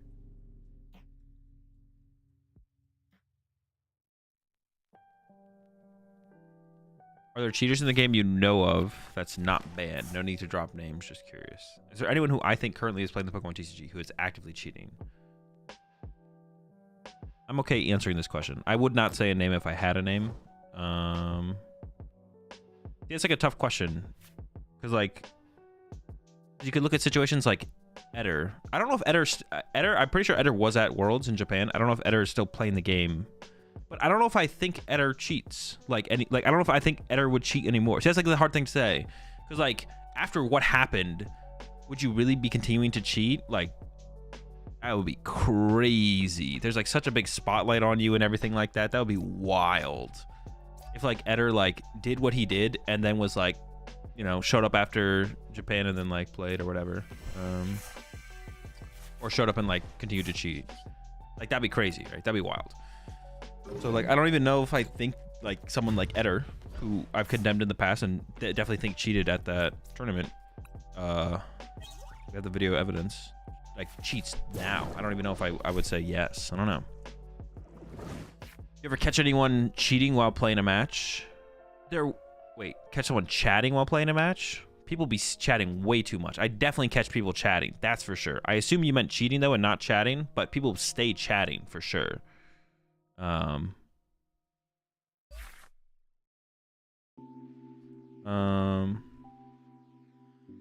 leaks for next season real? If it is considered a leak, then you can never know for sure if something is real. A leak implies it's not like confirmed. So the answer is no. Luminous energy doesn't work there, right? It doesn't, but it still gives me the energy I need to retreat my Pokemon. It still gives me the energy to retreat my guy. Which is the one thing I was concerned about, the thing getting stuck on the active. I'm not concerned about attacking with him. I got paired against Eder at a League Cup in Toronto a few days before Toronto Regionals 2023. So like last season. He was playing last season. Yeah. So like, I don't know. So like that would be hard. Like I would say no. I don't think I know of a player in the Pokemon TCG who I think actively cheats. Because like I would bet that Eder doesn't cheat anymore. But I mean, I can't say for sure, but he would be my most likely suspect, I guess, out of players I know. Am I bad cheating, not chatting? There was one instance. Appreciate the 6 months there, Shaolin. I don't even remember when this was, but I remember having this feeling. I remember having this feeling where I think I did play against someone who I think did try and cheat against me. But I don't remember the scenario or the situation. But like, I corrected the situation. Like, it was like, I think they did try and do something in the moment, but I was like, no, you can't do that. For whatever reason. The vibes I got off in the way their like mannerisms and stuff made me think that they were trying to do it on purpose. I don't remember the situation at all or what it was, but I remember talking about it after to like my group. That's like the only instance I can think of. We're going first, right? Well, I kind of want to open Squawkabilly because like my Shuppet Dine almost seems worse than my Squawkabilly Dine, to be honest.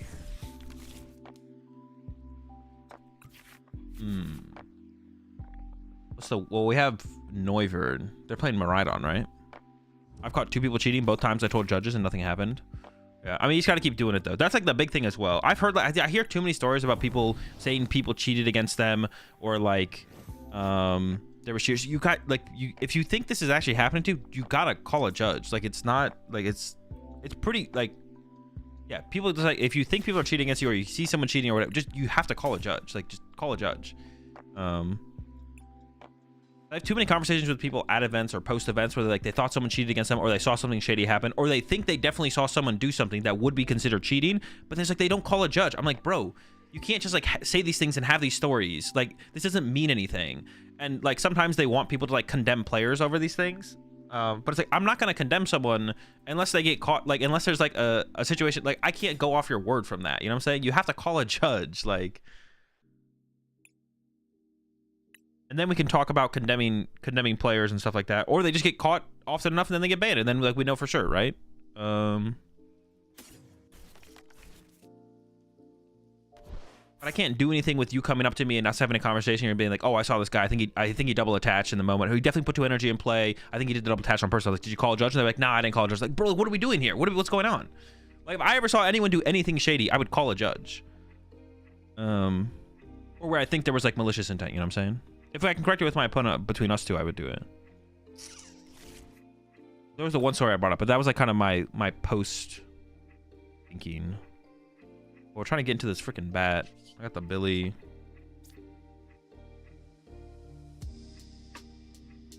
How am I approaching this? How am I approaching this? Do I just do this? I could switch into a Shuppet. Let me do this because I want to find this bat. Was the bat in the deck? Actually, I didn't check for the bat. Right, hopefully the bat's in the deck. What do we discard for supporters here? Not picking Salvatore honestly wouldn't be bad because then it evolves me into this thing. Let's get both these back.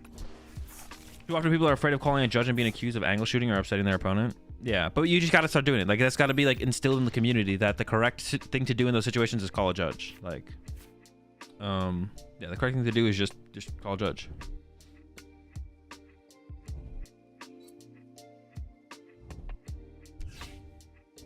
I have too many of these conversations like throughout a season of Pokemon where people just like say these things happened and they think someone was cheating or Jewel Shark or something, but then they just don't call judges. Like, it just, I don't know.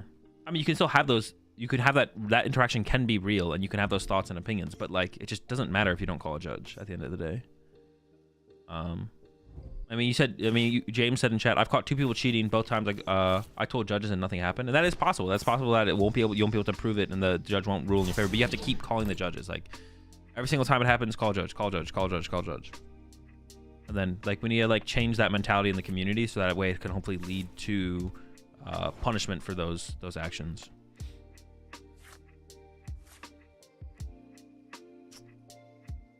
Well, I can check my deck on this one now. Bats in. Oh, we have 2 switches left. Okay. Feeling batty. I don't really want to bench anything else though, right? Because I want to get down to like lone bat theoretically. Just fail this.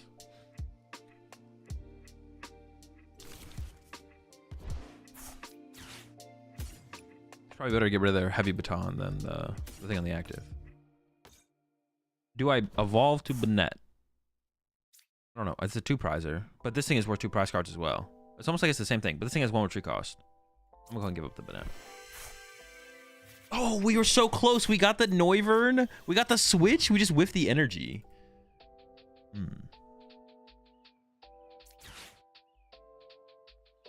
Pass.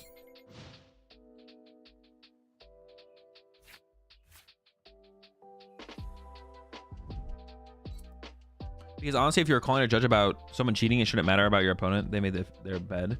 Yeah, but I mean, there's like, I understand the, like, I sympathize or empathize. Maybe don't sympathize. I empathize with like the idea of not wanting to call a judge on your opponent because you're like the bad guy and it's kind of awkward, kind of weird. You don't really know your opponent that well. Calling a judge on them is weird. And then if it's someone you do know, calling a judge on them is even more weird.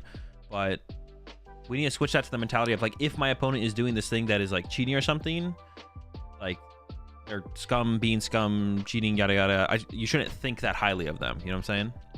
At that point, you shouldn't think that highly of your opponent. Oh, wait, if they KO this, they get 2 prize cards, and then prize card, or 2/2 off this. So I need like, I do need to find Turo.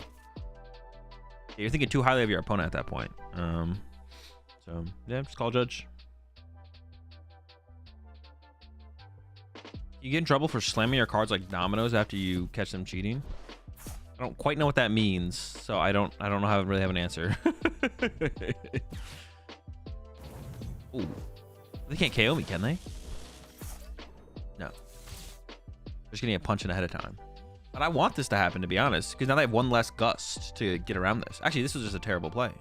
Also, I don't even know if they have the energy to attack. Did they realize that headquarters is in play? Dude, if they just pass here. Should maybe be at 3 wins for this deck? Oh, wait. Have we won 3 times with this deck now? Actually, no, I think you're right. We have won. Wait, we actually be winning out here. Yeah, they definitely just, like, forgot about this card.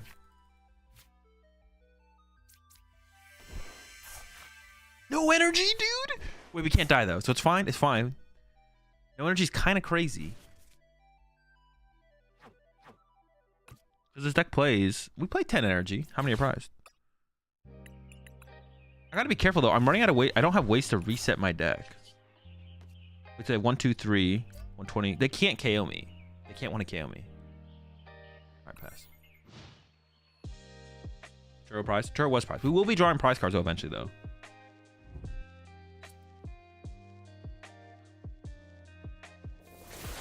We appreciate the 37 months there, Victor. Okay, now they got the punch off. I needed an energy, please.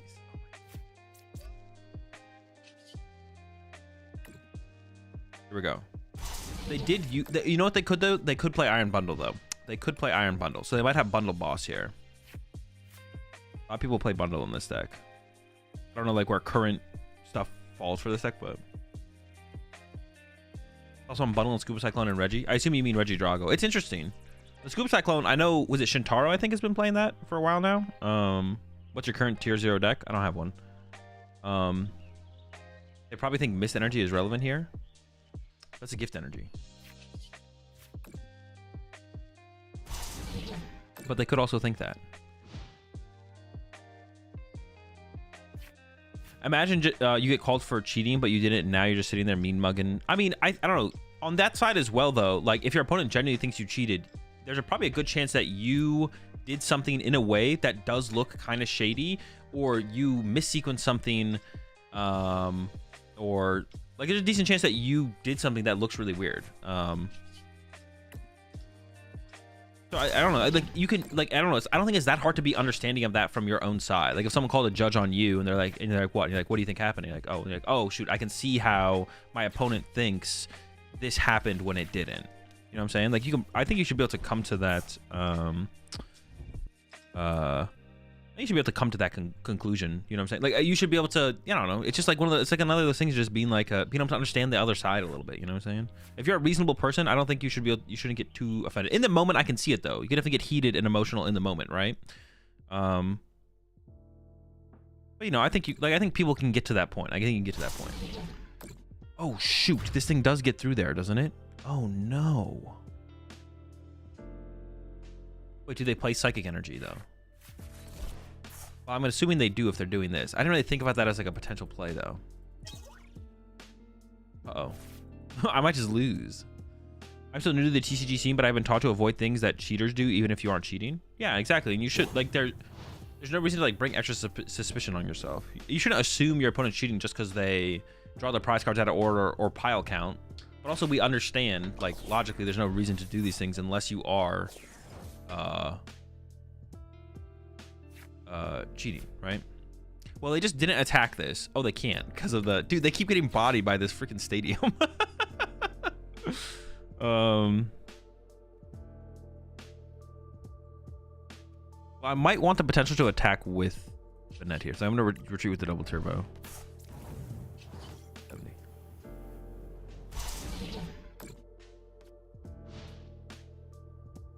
I don't like advocate for like going after people who like do those things either. I'm just saying you shouldn't do them, and here's why. Like I feel like I give people all the facts they need to come to a conclusion, and then they like are like, oh, Azul says you drawing prize cards out of order means you're cheating. It's like, no, I never said that. That's not what I said. Is their psychic already gone? No, but they might. If they have psychics, they're still left for sure.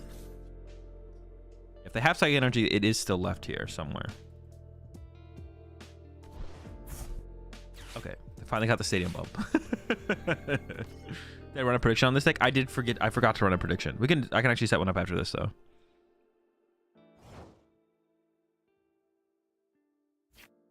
Dude, they're playing like they have. Should I just Turo this? I could just Turo this. They're definitely playing like they have a Psychic Energy. I'm not convinced they do, though. I'm not convinced they actually have a Psychic Energy. I don't even want to take that because I don't want to. I got to worry about decking out for sure. Yeah, so we're just gonna keep swinging here. If they have it, I could go. I could pivot into Banette next turn and go into item lock. Take the cape. Oh shoot! I should have taken the cape. That lets me play around the. I've convinced myself so much that they do. I'm not even gonna take a precaution. Dude, they don't got it. They would have searched it out with this, right? All right, you know, it's correct to take the precaution. I should have done that. I should have done it. I was so convinced. I was like, I'm not even gonna take the precaution. There's no reason to not take the precaution here, though. Oh, I guess they probably have their vacuum left, though, right? Yeah, I'm probably gonna get vacuum. Like, probably could get vacuumed anyways.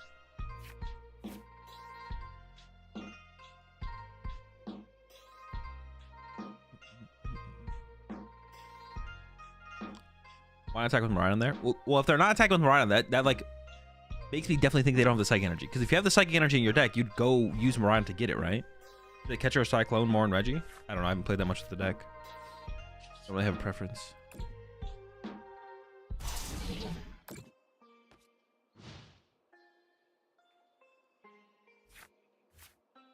They were searched vacuum ages ago. I don't know about ages ago. Maybe.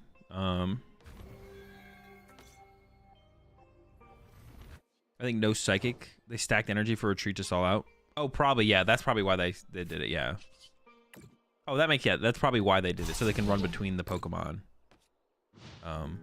I will eventually just go... I mean, what are they at for boss's orders? They're down 2 counters. They have a boss and boss, maybe 2 boss. I don't know.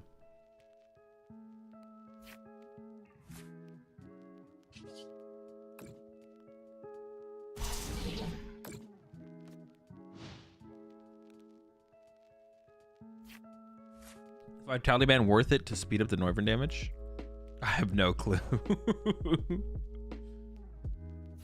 Maybe. I don't think that hard about these decks though overall. What do we have left? Oof. We have like nothing we have like no other attacking options left. Oh shoot. Wait. Oh no, my Banettes are in here. I was like, where are my Banettes? I literally don't have another attacking option. I have Mew. I'm swinging. Wait, did we deck out first? If I can get the Banette off the prize cards, I can use Poltergeist to win the game. I can do that. I thought I had the Super Rod left, but apparently that got discarded at some point. Oh my gosh. Do they have the Switch card left still? They haven't used the Switch card. What does this thing do? A 90 and poisoned. We have a Dominating Echo as well, I guess. Need to attach now? Attach where? My end or their end? You have a boss for 2, you should be fine. Oh, that is true. We do have a boss left. True. Yeah, we should be fine. You're right. I think we should be fine. Attach to a shop? No, we don't have to attach now. I'm not gonna go. I wouldn't go into it until like 4 turns from now. I want to try and win through Covert Flight. I see what you're saying though. Wait, because I could get KO'd. Well, no, we know they don't have Psychic Energy at this point. I don't need to do anything. You use Mew to copy the Iron Crown attack. I could. I don't know if I want to put Mew in play. But we could. We could build up Mew and then copy this, right? Does that ever give them too many prize cards to go after though? That'd be a question. Okay, maybe I do need to start thinking about doing that, to be honest.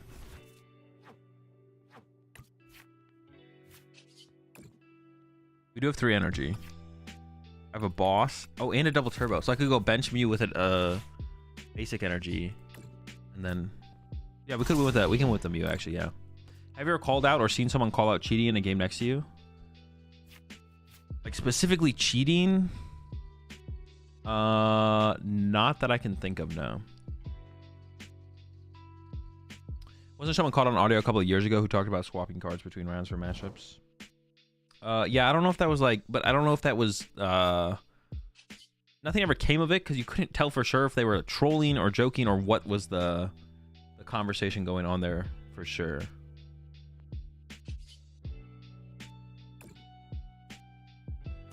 When am I making a Greninja EX video? No clue. I will eventually, but I don't know when. Do you fart though?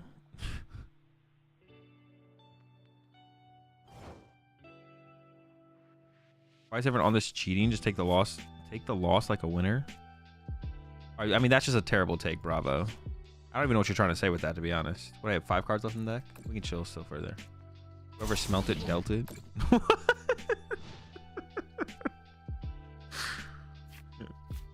It's very fine to be like concerned with the idea of not wanting to have cheaters in the game and knowing and understanding that cheating exists in the game, and then wanting to remove it.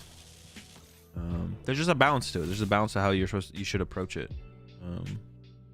That's it. You call a judge if an opponent had bad hygiene and smells bad, making it difficult to concentrate. I think there is actually now an official rule in the book that says like hygiene can be a reason for you to get penalized or disqualified or something like that. If I'm not mistaken, I think there is.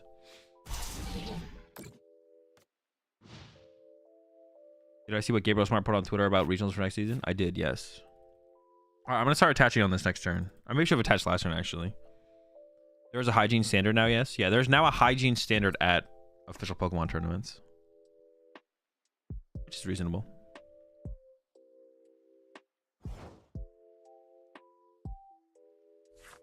See, if I bench the Mew now, though, are they going to boss KO it? Or counter catcher KO it? Wasn't that Yu-Gi-Oh? No, it's in Pokemon now, too. It might have been in Yu-Gi-Oh as well.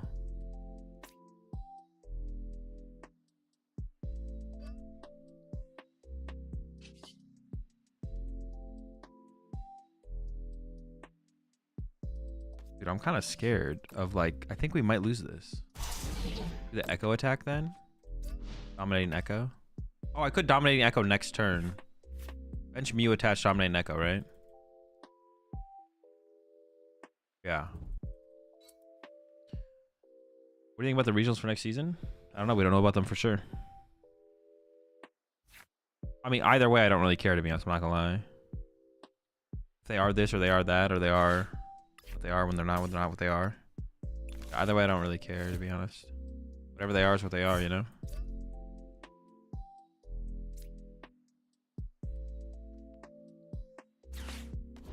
It is what is it? It is what it is. Right. I'm just literally gonna burn everything. Is there a reason not to burn everything? I guess is the real question. Classic Core Arch and Boss Me, what the fuck? That's what I'm saying. What's going on here? Dude, this is gonna take forever to go through all this.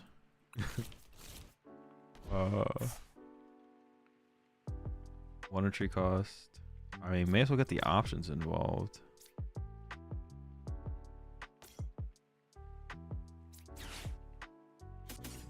I guess this is technically, well, no, that sounds good. Yeah, knockout. We don't have to go the slow route. We're going fast. What does burning do? In the TCG, you take 2 damage counters in between turns, and then you flip a coin after you take the 2 damage counters. If you get heads, you heal from burning. You don't take any more damage. If you get tails, you're still burned, and then in between turns on the next go around, you take 2 damage counters and flip again.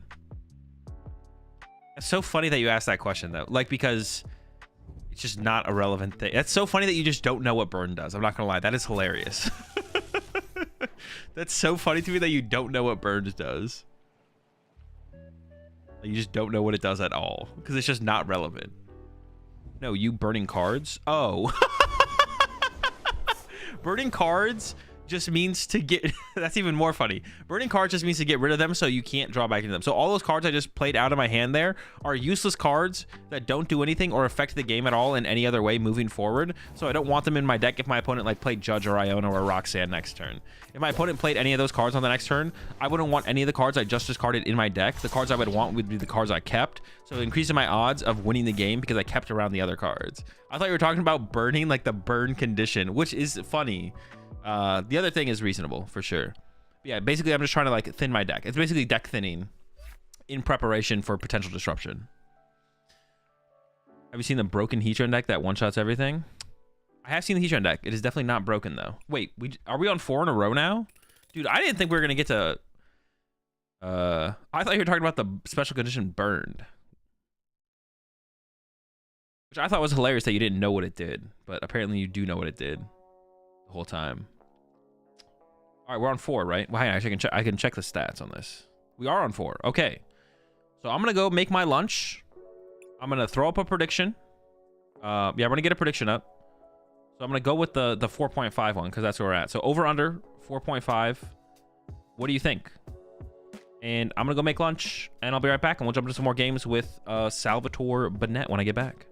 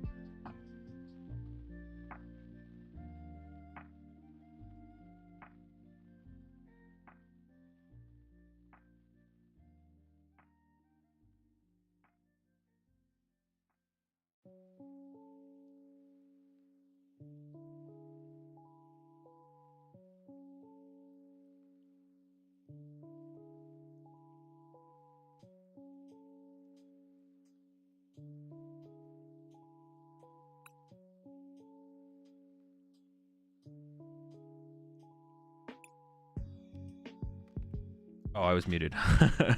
Yeah, sorry it took me so long. I had to go take the dog out. We don't have a dog, but we're watching a dog. Yeah, we're dog sitting or whatever. Because the 56 months are kicking, so I had to let the dog out for a little bit before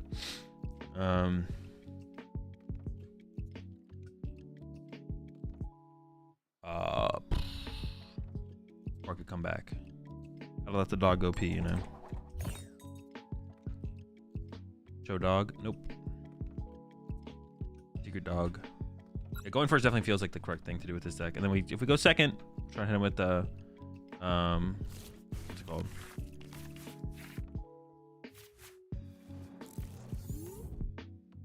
I do kind of want to open the Mew. I don't know if I love the idea of doing that though. Alright, let's go first or second blind. Depends on the build. Alright. Hands. Alright, heavy blow. The Noivern's in there. I even like bench the Wooper. Like we're going for like a Noivern play. Well, no, actually I don't know what they're playing. We maybe do play this differently. I actually just go like this. That's fine. We have a ton of prize cards in play at this point. Shmup. Hand's dead. Alright, so I'm gonna play this. She board. Potentially slow them down with that. Draw one off the restart. Yikes. Pass with this in the active? Sure, seems fine. I'm okay with it. I'm okay with it. We'll be fine. Let's see where it goes from here, though. What are we at? 4 wins? Yeah, can we tie it up at the 5 or not? We'll see. Yeah, them opening Iron Hands, it really doesn't tell us that much, to be honest. Could be Lugia, could be Chien Pao, could be Future Hands, could be... Alright, it is Miraidon. I was gonna say, could be Miraidon. Is Miraidon. Yo, chat. So, I have... So I'm eating the same lunch I eat literally every day, which is just eggs and potatoes. And I usually put ketchup and sriracha on the food. But I figured out there's a thing called ketchup sriracha. Usually those things I feel like don't taste very good. It's like, have you guys ever seen like the peanut butter and jelly in the same jar? It's like, oh, not very good. It's not okay. It's not great. You know what I'm saying? But this stuff was actually pretty good. Ketchup sriracha is actually like... good. It's actually pretty decent. It's like the perfect spice level too. All right. Oh. Yeah, usually I feel like this stuff is not great. This one actually is wait, do I just win if I put Mimikyu in my active? And Turo. I do need to find Turo. No, this thing can kill Mimikyu. Okay. Doesn't work. So we want to go the Noibat route then.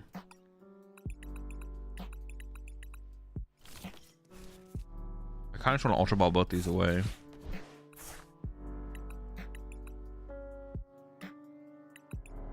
Turo's not here. Did I discard it?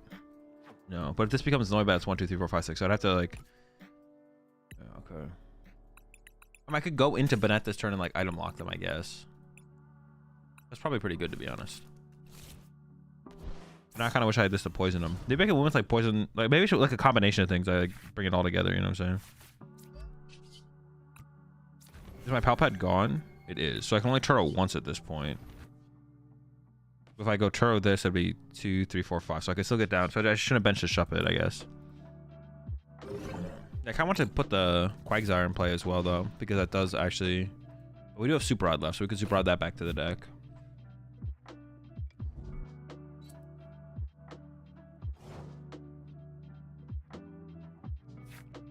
Why did I load up my bench? Because I didn't know what I was playing against. Alright.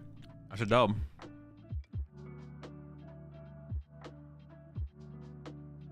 That worked. My opponent just didn't want to play against item lock.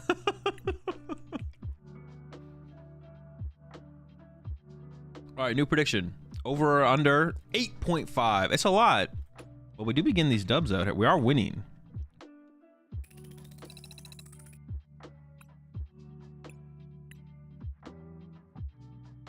How do you prep your potatoes? I just cubed in the oven for like an hour. That's it. Like I put some cooking spray on them and then like seasonings, but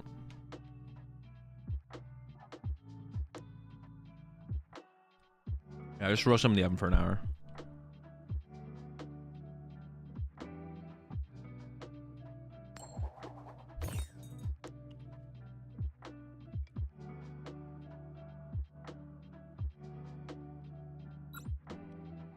I do gym daily. Gym or run. I lift 4 days a week and then I run 3 days a week.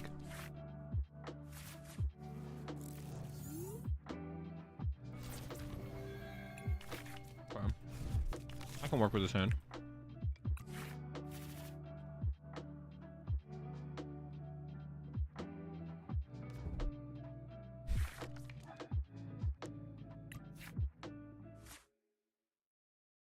Go for outside or treadmill? Outside. For sure. Alright, I don't know what we're up against. We're definitely going for turn 2 item lock though. Pass. I mean it's Klefki, so it's Gardevoir, right? It's Gardevoir. Yeah, it's Gardevoir.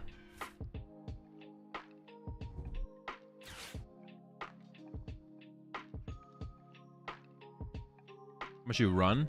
I don't run the full distance, but I do a combination of like running, jogging / running for an hour. I can't run the full distance yet, but I just do a time. I just do an hour.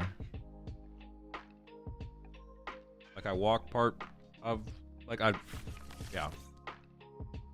Walk part of it and then jog, then run. There's like a trail near me.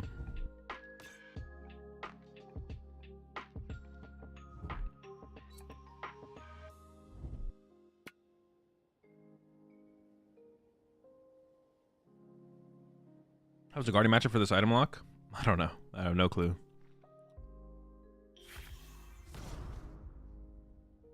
Naruto runs the whole way. Not quite, no.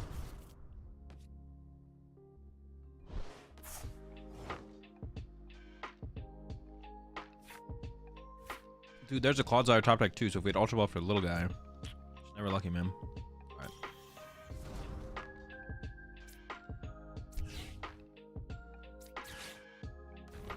I think I should go attempt to set up a Clodsire though, so we should go get a Wooper off this.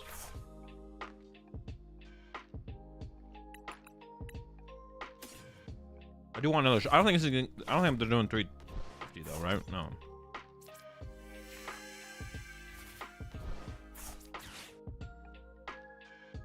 Okay.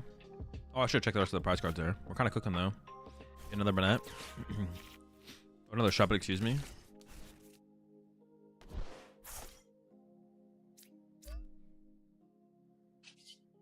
And with the item lock.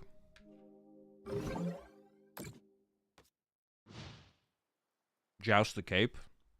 Oh, true. Oh. I wasn't. Well, I could have like attached it to the Mimikyu maybe. That's not very good either though, right? Put on a Wooper.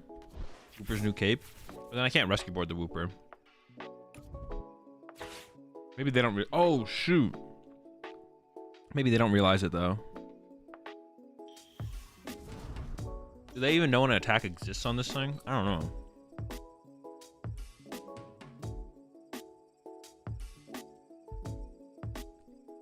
He doesn't want to admit he's a weeb. I won't say I'm a weeb. I do watch anime. Me and Laura have been watching the new season of My Hero. But we both only like watching anime when it's dubbed, not subbed. So,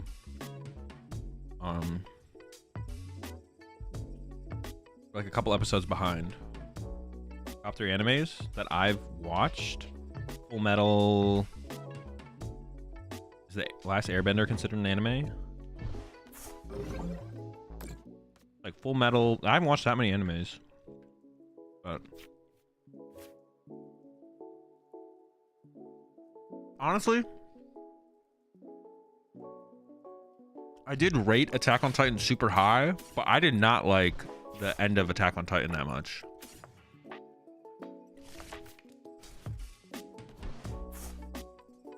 At one point I did rate Attack on Titan super highly, but I was not a huge fan of how Attack on Titan ended. I don't know if it is still in my top 3 to be honest. Which is crazy to me because it seemed like so many people liked how Attack on Titan ended, but I was like, I don't know. I feel like we weren't watching the same show at the end there. And like I just thought that the spoiler alert for Attack on Titan season 4. I just thought like the mental time travel stuff was just stupid and didn't need to exist. I just hate time travel in shows where like the show is not about time travel. It was not necessary at all, and they were like, no, let's put it in there. Just super unnecessary. It explained things, but the things were already explained. It was just not necessary, and then they were like, and time travel.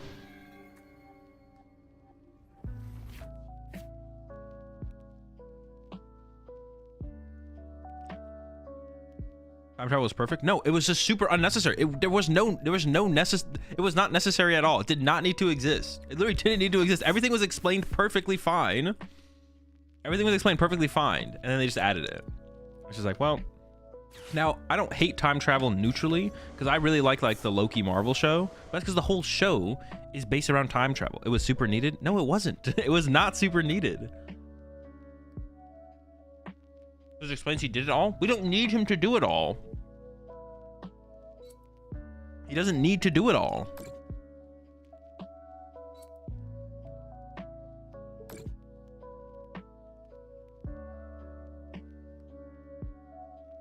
Let's review it. No. Yeah, so I don't even think Attack on Titan makes my top 3 anime list anymore. Before the 4th season though, it was definitely one of my favorite animes, but also one of my favorite shows of all time.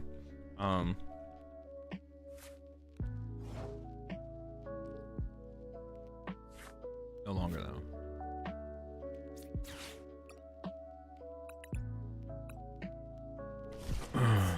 Eren was the villain from episode 1, but he's never the villain. What he's doing is to try and what he does, and the way he does it is to give people a reason to not fear the Eldians.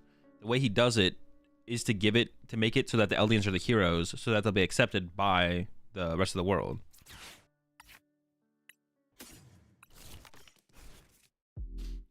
Yeah, but he did it so the Eldians would be accepted in the rest of the world. Like that was his goal.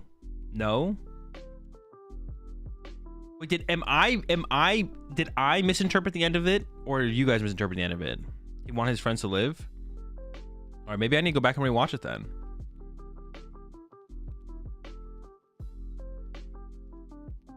Chat did? Wait, Gamer, are you siding with me or are you siding with them?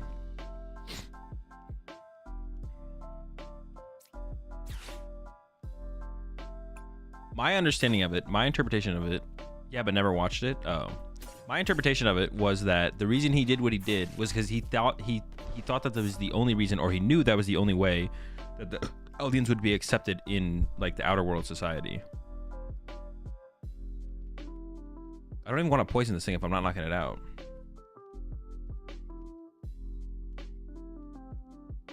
I can attach this active though, and then what? Draw 2 and hope for a switch. You did not watch the show at all? I definitely watched the show. Maybe I need to rewatch the 4th season. I'll like watch one of those like end summary things and see if I'm wrong in my takes. Or one of those like explained things. And then chat's full of nerds.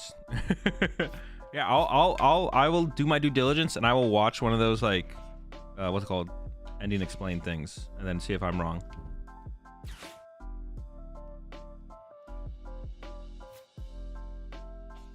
I know he did it all from the beginning, like he was the thing that caused all the things, but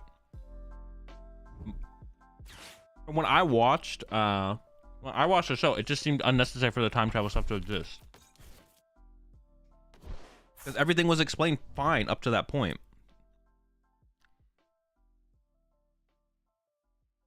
Eren became the bad guy to make the Eldians and Marley work together to stop him. Yes, exactly. That's my interpretation of the last season.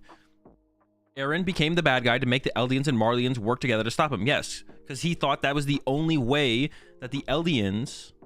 Wait, is the Eldians the ones on the island? The Eldians and Marley would ever come together is if they came together to stop Eren. And so that's why he felt like he had to do what he did. So that was the only way to free the island. Or if he didn't do that, his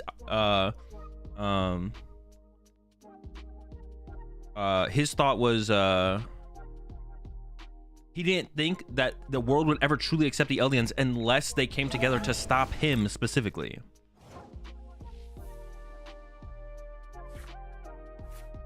Let's go top deck. Pick up this. Well, how do I even deal with this thing? How much are we dealing with this? Oh, we actually knock it out.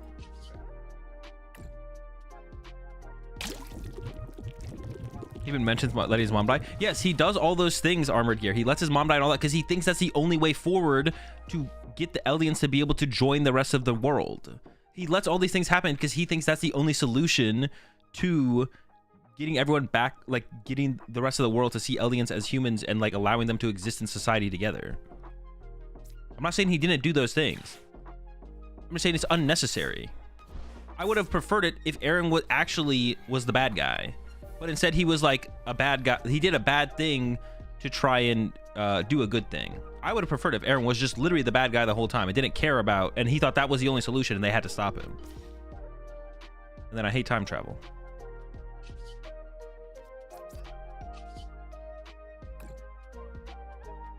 They should have let him be the villain, yes. Okay, so we agree on that. I think we are saying the same thing. I just don't like oh, that's true. Yeah, he made his mom die. That's true. Yeah, that is right. Bro, we're talking about Attack on Titan now? Yes. We agree about the end? I honestly think we might just be on the same page here. This was not the most unnecessary plot twist ever. This was yes, it was literally the most, yes.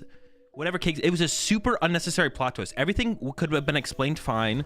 His dad could have had the intentions. He didn't need to like give his dad the intentions. Everything could have been explained. Everything was explained fine. And then all of a sudden they just add memory time travel. And then all of a sudden Aaron's not the villain. He's doing a bad thing to bring the world together instead of him just being the villain. I just was like, dude, this is just not it. This is just all bad. It's bad. I think the ending was bad. So now that we're discussing a little bit further, I don't think I've misremembered everything. Have I watched Cowboy Bebop? I have not, but it's on my list of animes to watch. I've heard it's really good. I will say, I did watch the live action version of Cowboy Bebop. It was okay. Before I watched the animated version, I will admit, I'm atoning for my sins. I should have definitely watched the animated version first because the other one was I don't think he cared about bringing the world together by the ending. No, he did though, Radio. That's the whole point. What he did was to bring the world together. One Piece? I don't watch One Piece. I've seen the live action once again. The live action was solid though. The worst character in the live action One Piece is Luffy until the end. He's literally, I just don't think the actor's that good. It's like, it feels so forced. Luffy's character in the live action show feels so forced. Every other character besides Luffy I like, and I think is like charming in their own way. Yeah, I need my friends to stop me so that Marley and Eldian can live together. Let me just spawn hordes of previous 9 Titans upon them. Surely they would all survive and kill me. Oh, I thought you were actually quoting Aaron in that quote. Luffy rules. Not in the live action thing. In the live action thing, I think he's my least favorite character in the live action thing so far. Until the last like 2 episodes or 1 episode. Luffy's the worst character in the anime too. Oh, it doesn't really change. No, that's Aaron's BS motivation that makes 0 sense. It doesn't make 0 sense, Cakes. I don't think it actually makes 0 sense, but I just think it's, yeah, the whole thing just feels really unnecessary to me. So I can't use this ability now. That's fine. That's just shuts on my active. Yeah. The show went from one of my favorite shows of all time. It went from one of my favorite shows of all time, and then the last season like made it bad in my opinion.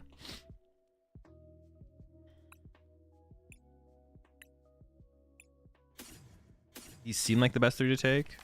We did not get a net. I could attack with that good old needle bone though. That's something, right? That's something. Well, how much are we poisoning for? 50, so we don't quite knock them out. I could go for an enveloping shadow item lock knockout. Maybe that's the move. What do they have left? I don't know. That, or I can hit him with the needle bone. I'm gonna go for the enveloping shadow. I'm actually not sure what is better here. But good heads, they're item locked. You hit for weakness. Yeah, I can KO Guardy with this thing next turn if I wanted to. No item lock. All right, they've been freed.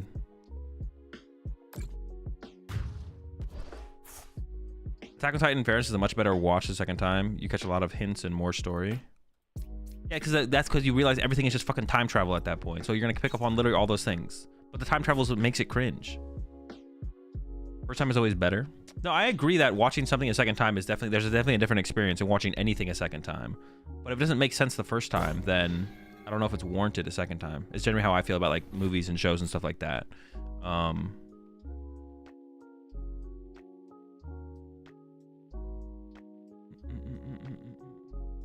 Aaron had a good motivation, just backpedaling him to a hero again made zero sense. Well, the whole idea was that he was the hero the whole time. Or not a hero. I don't know if you, no one looks at him as a hero, but that what he was doing was like his, because he did, can't he like his, he thought that was the only way to move forward.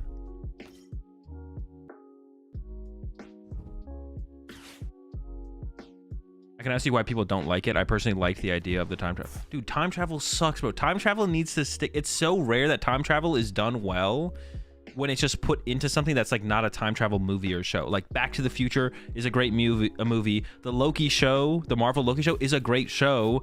But then if you take a show that has no time travel and 4 seasons a year and like, let me sprinkle a little bit of time travel in there. It's never good, bro. It's never good. It always feels bad. Let's put a little bit of time travel in there.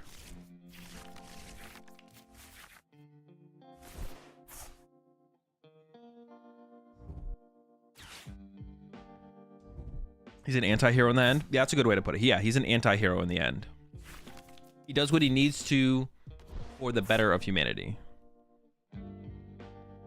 It's lazy writing, but it's worse with Attack on Titan Z-Man Cuddles. I don't know if you've seen Attack on Titan Z-Man Cuddles, but the time travel, nothing needed to be explained in Attack on Titan, and then they're like, we're gonna put time travel in here to explain something that doesn't need to be explained. That's why it's so much worse than just average time travel being added to shows. Or being added to shows or movies or whatever, because everything was explained fine, and then they added time travel to explain everything. But it's like nothing needed to be explained. I was following everything along just fine. It's like a whole new level of bad time travel edition. Planet of the Apes is based on time travel, not adding time travel to the show. Oh, I don't know if you're responding to me with that one. I assume you're not.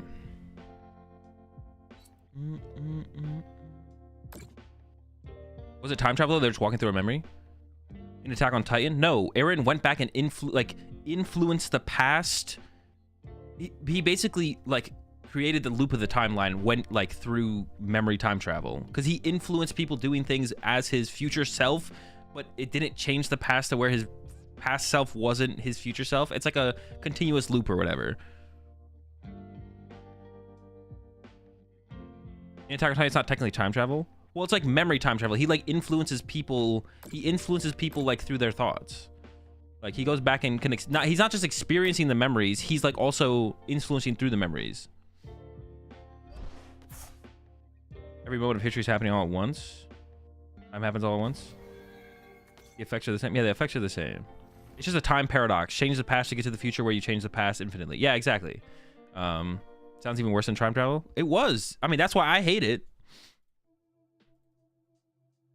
Because there's literally like the scene where he like goes back and influences his dad's decisions through him entering the memories of his dad.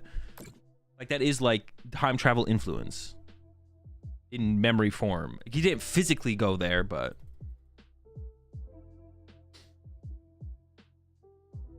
now I just watched a show. Bro, am I just making up a scene that doesn't exist?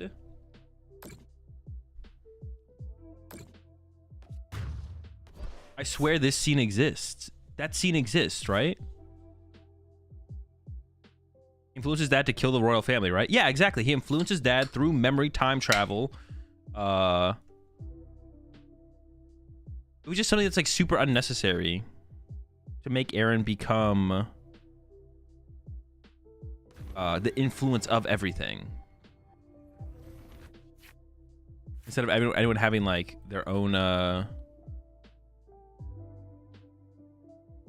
like no one else's what's it called matters at that point.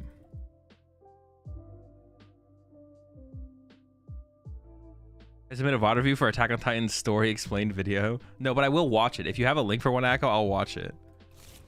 But maybe I am misremembering. So I'm down to watch a video and potentially correct myself. That's how I remember the show though. Right now I need to watch the show again. I think I missed so many things. Oh shoot. Well, hold up. I gotta poison him first. What do I retreat to here? Their boss is gone, so they can't even go gust up a... I guess I maybe just potentially item lock them. And then I try and find boss plus double turbo KO this.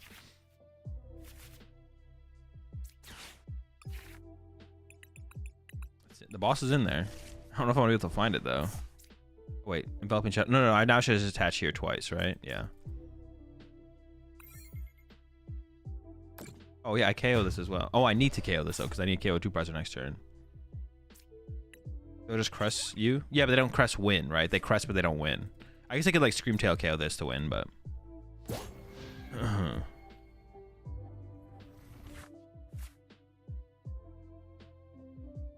The complete Attack on Titan timeline. Alright, I will watch this later.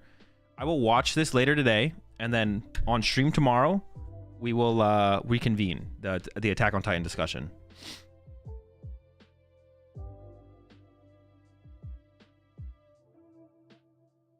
Honestly, Azul was actually spot on, but I personally felt like time travel made Aaron more of a villain. I agree, it did, because it made it that he had the influence over everything. Like, his dad wouldn't have done what he did unless Aaron had, until Aaron gained the power and then influenced him. And then it's all Aaron, and his father didn't do anything seemingly evil.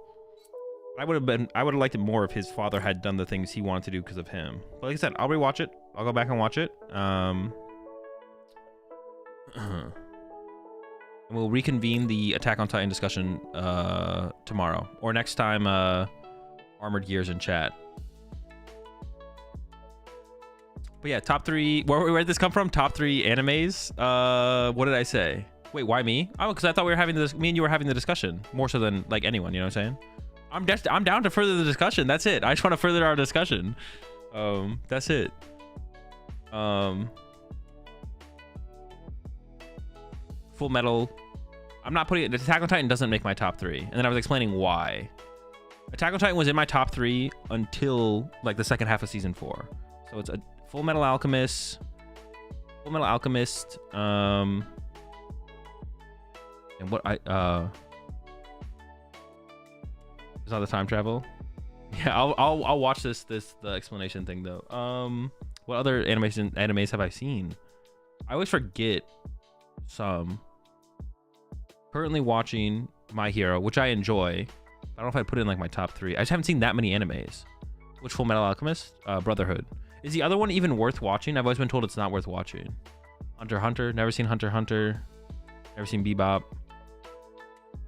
Doctor Who. Is there a Doctor Who anime? Never seen JoJo's. Never seen Death Note. Never seen Steins Gate. Dude, I've definitely seen more than 3 animes at this point. Well, some of them I'm still watching. Like, I'm watching Demon Slayer. I'm watching My Hero. I don't know if I'd put... I don't know. I do like Demon Slayer. I do like Demon Slayer. I would put Demon Slayer in my top 3, I think. I don't think I would put My Hero, though. I enjoy watching it, though.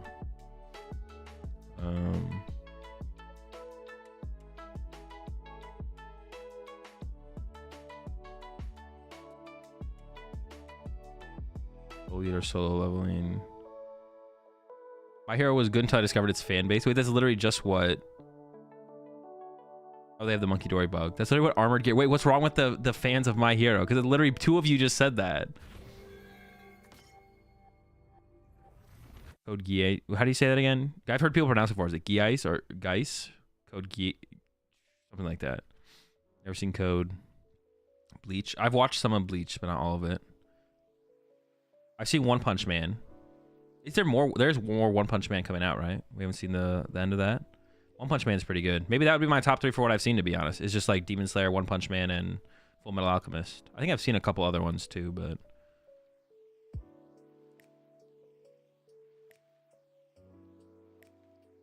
Watched Breaking Bad? I have. Not an anime, but I have watched it. Why are they taking so long to do this? Monkey Dory is bugged, I'm pretty sure. Well, now I don't know what's going on, to be honest. I don't know what they're doing at this point.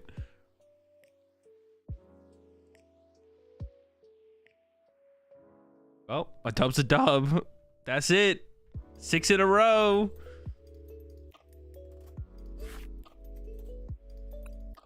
Yeah, maybe their game just broke, but dubs it up, dubs a dub. That's 6. This deck beats Guardy, BDIF.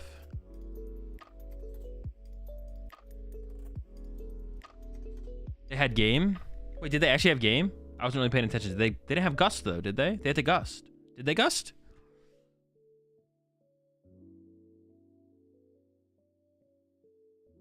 Monkey wins. They had 2 prizes left. Yeah, but how were they drawing 2 prize cards?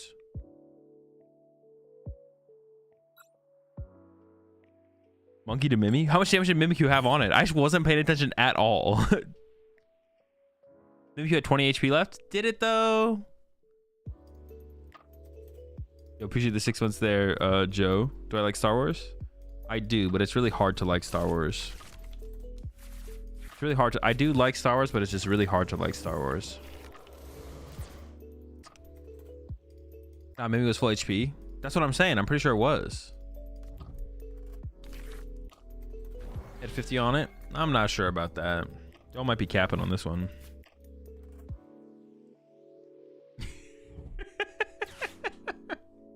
But would they have made the play? I don't know if they would have made the play. I don't know if they would have made the play. So, I mean, we don't know for sure they were going to make the play. Like, you know what I'm saying? It's hard to admit you like Star Wars. I like the idea of the Star Wars universe. I am not a huge fan of the let's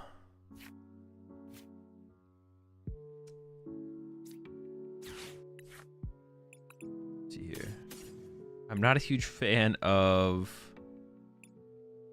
other Star Wars stuff. Maybe these 3. I kind of want to get the Switch actually, because things get stuck all the time.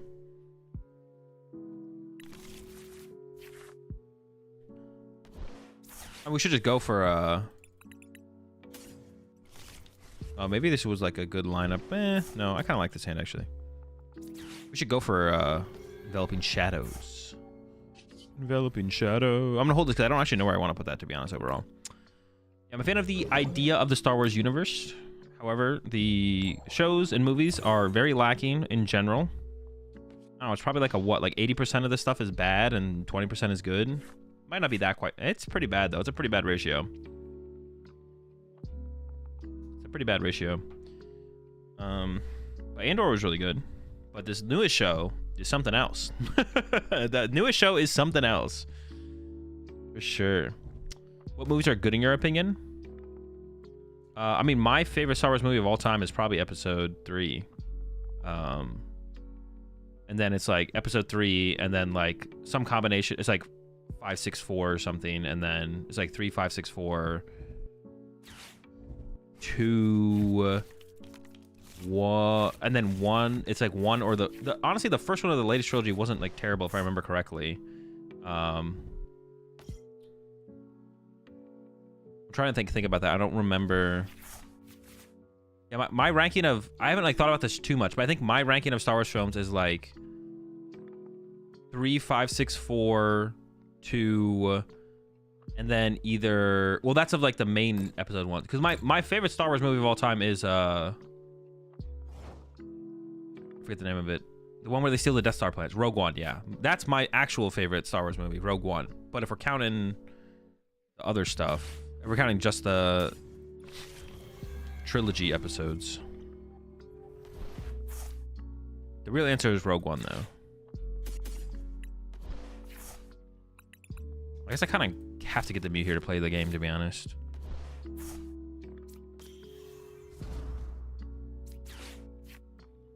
I need like draw cards.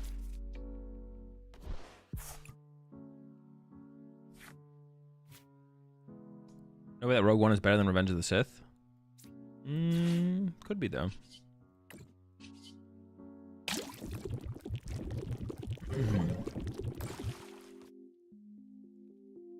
But I feel like people act like that's so cringe. I've had people give me that opinion as well, like that Rogue One being your favorite Star Wars movie is cringe. But I don't know, it just is.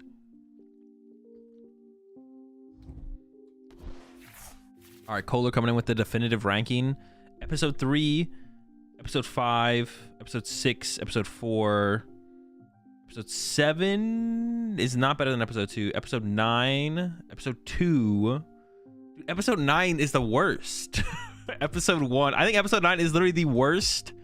Episode 9 of Star Wars is literally the worst episode ever. Episode 4 being that low is also criminal. Rogue One being lower than episode 9 is crazy. And then Solo, Solo was okay.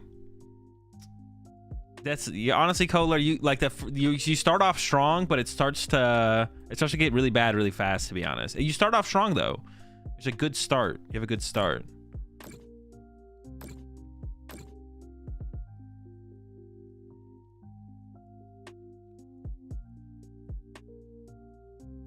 If that's cringe, I don't want to be based.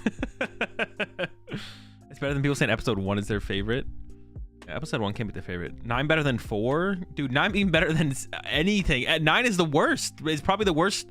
Actually, no, 9 is the worst. If I'm remembering everything that happens in 9 correctly. Is episode 9 Phantom Menace? No, Phantom Menace is episode 1.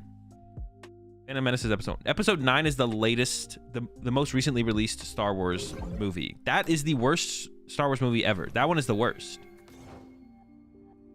And it's not even a terrible Star Wars movie. It's just a terrible movie. You can't watch that movie, bro, and then be like, oh yeah.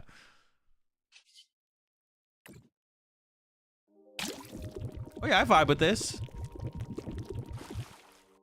9 was good, what? Wait, is 9 the one where like they have to go to the casino and then the ships are stuck chasing each other throughout like the whole scene in the movie? Or is that 8? That's 8. Oh, okay. 8 is the worst ever. Actually, 8 is worse than 9. 8 is worse than 9, but it's like 8 then 9 at the bottom end. See, I don't even remember.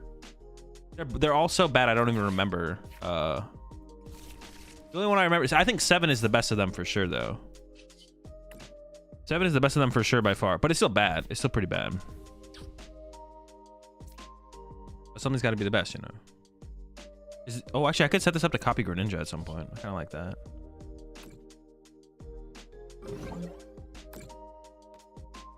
Okay, my bad. 8 is the worst, but 9 is right behind it.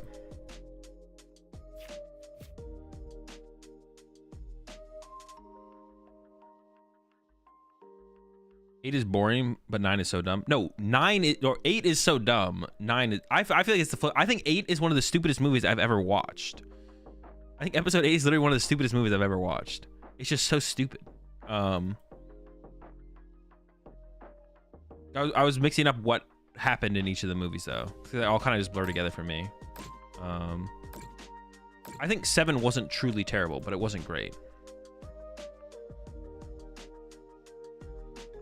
8 tore down any of the good that 7 built. Yeah, 7 was not like that great, but there was some like good things about 7, and like Rei's character. Like watching number 7 for the first time, I think I watched it in theaters. I left the theater like liking Rei's character after episode 7 and was like rooting for her as a character. I hated that they brought back Han Solo and Chewbacca. I hate fan service in general. And that's exactly what that felt like. Absolutely hated it. But yeah, then 8 was just so awful, like, it doesn't even matter. 7 looked good, but was underwhelming. Yeah, it definitely wasn't like anything ridiculously good. 8 was like a travesty. And like, not even just like as a Star Wars movie, like, but as a film, it was just insanely terrible. Can Azul even name a Pokemon after Gen 1? I could probably name more Pokemon after Gen 1 than Gen 1. Whoa, when did they add the poison counter to the client? They changed it up recently. Yeah, they changed it up recently. When was the last time you played on PTCG Live, Irish? Azul tries to name every Pokemon stream when. That's gonna be impossible. Maybe I could name most Pokemon if I had like a silhouette of them. If I had the silhouette, I can maybe name most Pokemon.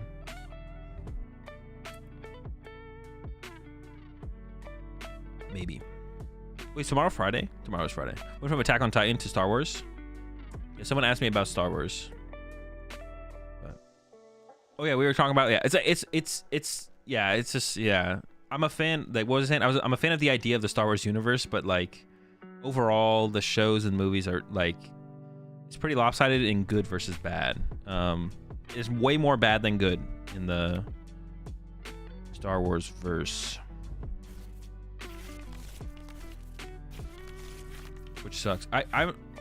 It's so weird too, because like Andor was so good. It's so weird. Like it's such a weird, like, I don't know. What's it called was so good, but Andor was such a good show. It's like, I don't know. I wish they would try and, I don't know, more stuff on the level of Andor in the Star Wars universe would be sick. It's like Andor's just a really good show in the Star Wars universe. Like, that's just sick. Star Wars is better the fewer lightsabers are involved. True. There was no lightsabers in Andor. There was 0. And then Rogue One had 1 lightsaber at the end of it, right? That's, hey, which Star Wars series isn't fan service? Andor. Wait, or is that like the statement you're making?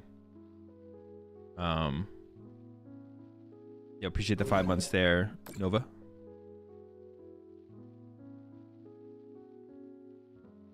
No, I'm asking genuinely. Oh, Andor. Ahsoka was really good. Ahsoka was definitely a step above the other stuff for sure. Definitely a step above the other stuff. I think I want to like do like a ranking of like all the Star Wars shows. Is there like a tier list? Let's see. Star Wars show.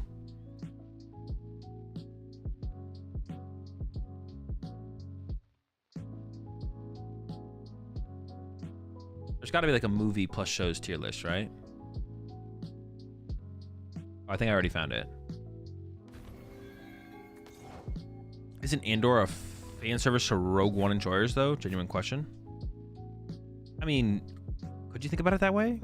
I guess you could, but I don't think you would think about it that way. Because then theoretically everything is fan service, right? So I'm gonna say no. I'm gonna say you're no and you're wrong. Only because if you're right, you're talking to me. You're talking about me personally. And I don't, what is that? What is like the quote? I'm in this and I don't like it or something. I don't know if there's anything prized. I'm just gonna play the Ultra Ball. And then we'll super rod this thing back to the deck. Yeah, what's the meme? I'm in this and I don't like it. I don't think I need Noivern. So do you watch any action sports? You ever skateboard, BMX, or snowboard? Nope. Never did anything of that. Anything like that. Okay, we got the whole squad set up here. Should I cape this? 260 HP. Does that make a big difference? I'm not sure. Does having 260 HP make a difference going into the next turn? Or is it better for me to save the cape for later? 160. I mean, they could KO me with a Guardy EX. I mean, they can't KO me with Guardy EX. I'll be quite a bit out of range. Yeah, let's throw the cape there. Why not? Good enough for me. Do you watch any? Oh, I already answered that question. Yeah, no sports stuff.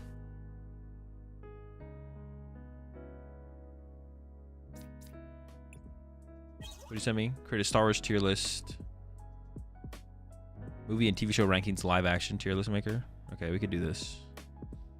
I'll do that after this game. We just keep winning with this deck. Acolyte is such a letdown. Yeah, especially because the trailer really drew me in personally for the Acolyte, because it was like, oh, it looked like it was going to be like a little bit more serious, darker of a show set in the Star Wars universe. And I guess you could say maybe it is, but it's also just terrible. It's just literally awful. Like, it's so bad.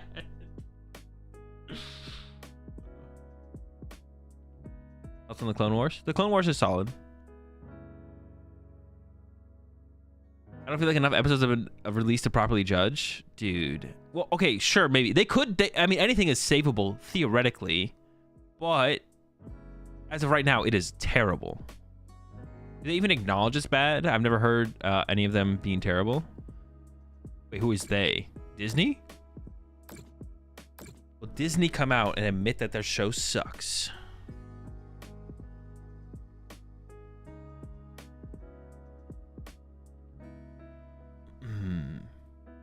Read the headline.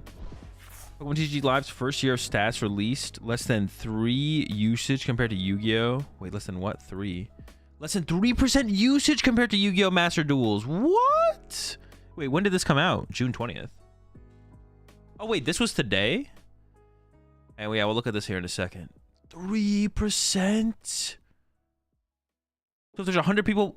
What? That's so little. I mean, it's not a good client. I don't know if I can really blame them. See, you'd think it would be like closer because like Pokemon is like bigger than Yu-Gi-Oh. Like there's people who like play Yu-Gi-Oh and remember playing Yu-Gi-Oh. The thing is probably though everyone who plays Yu-Gi-Oh plays, I don't know, but there's like a big nostalgia fandom for Yu-Gi-Oh as well though, right? Because like in my head I'm like the nostalgia fandom for Pokemon is massive, definitely bigger than Yu-Gi-Oh, but there's still a pretty big one for Yu-Gi-Oh. And then you load up the client and the client's actually enjoyable to play on, whereas PTCG Live you load it up and you're like, god damn it. So that makes sense. Pokemon is not bigger than Yu-Gi-Oh. Wait, in what sense, Aster? Because I don't know if you heard what I said or if you really want to make that statement. Yeah, in what sense is Pokemon not bigger than Yu-Gi-Oh? I said like the nostalgia fandom, the Pokemon nostalgia fandom is bigger than Yu-Gi-Oh. Like the people who are like, oh yeah, I love Pokemon. I remember watching the shows and stuff when I was a kid. Or having a plushie or having some cards. I was referring to TCG versus TCG. Honestly, you might also be wrong on that, Aster J. I would say, oh, I don't know if I want to fight you on that one though. Wasn't there like a massive tournament in Yu-Gi-Oh recently with like a lot of players? I don't know if I'll fight with you on that. Yeah, competitively, I don't know. I don't really have a thought on that. We are closing the gap though, that's for sure. I would definitely say we're closing the gap. Dude, if I had a dark energy here, I literally have boss KO Guardy. Unlucky.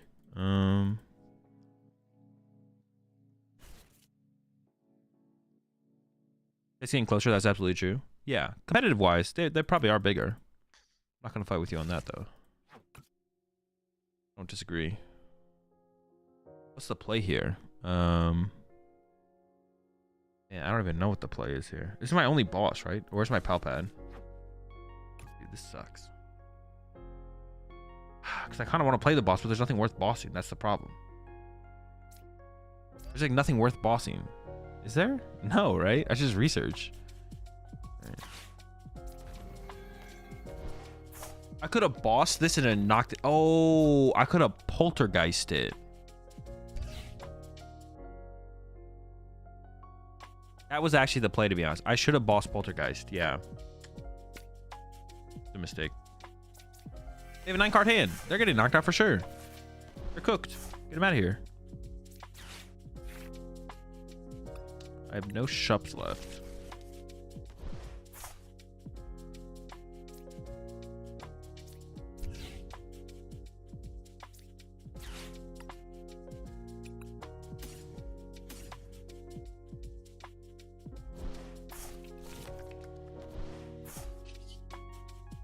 Yeah, I definitely misplayed there, to be honest. I'm not gonna lie. I definitely should have poltergeist. I should have brought it up, poisoned it, poltergeist it. I think honestly we probably would have just won if I had done that. Not gonna lie.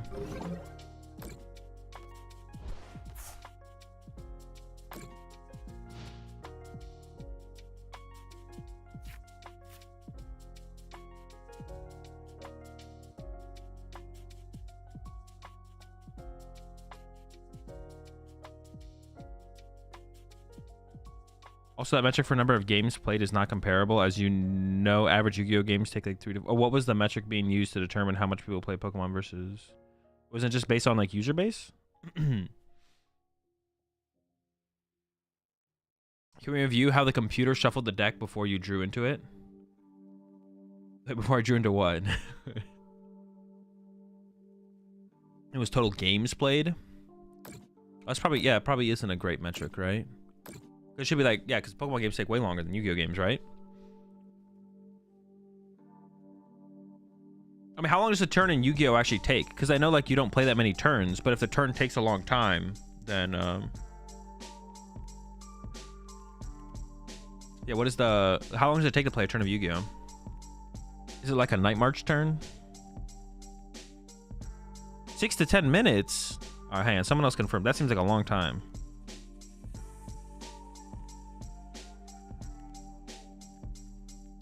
Pokemon is less complicated. Yeah, Pokemon is definitely easier to learn. If it's a combo deck, it's like 15. Play quickly, then about 1.5 to 2 minutes. All right, 15 minutes and 1.5 to 2 minutes is a big difference here. Hold on, what's going on, chat?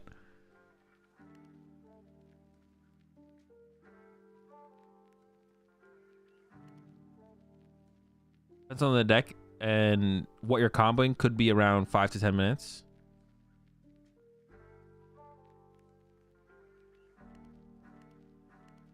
There's always slow play involved. A full Yu-Gi-Oh combo lasts roughly 8 minutes. All right, I'm seeing a decent amount of people saying like 5 to 10 minutes here. I'm seeing a lot of people saying like 5 to 10 minutes. You asked for a turn, not a whole game. I think some are confused. Yeah, I'm asking for a turn, like a turn.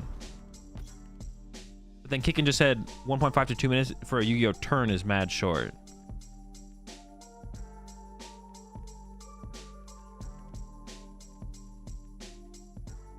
To 10, at most 15.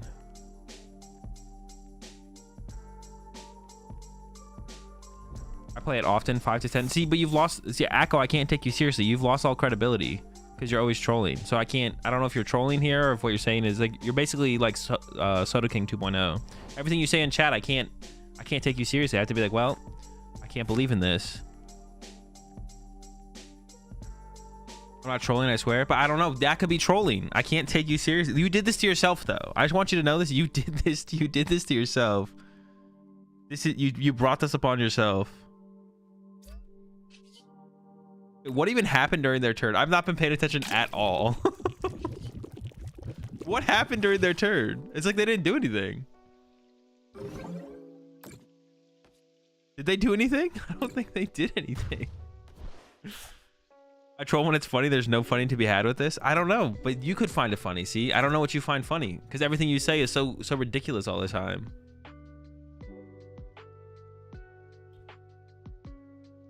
Longest turn I saw was 20 minutes. It's a long time. Well, it's a long turn right there. Yu-Gi-Oh play flow is make a move, wait for response times 20.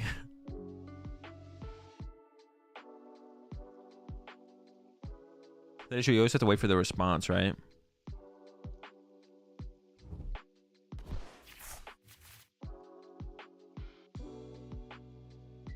My experience says the average Yu-Gi-Oh turn is 5 to 6 minutes, but that can be the entire game because you're just winning one turn, or because through multiple turns.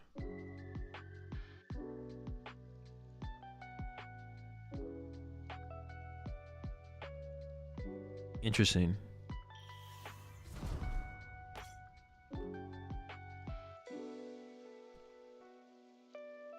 The fuck, 10 ads, 20 seconds each.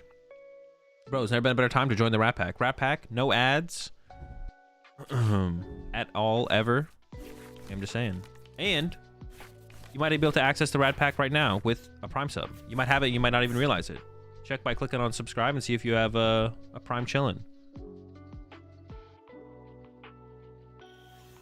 If you can't break a board in your first turn or build your own, you lose. So you played Goat Yu-Gi-Oh before, right?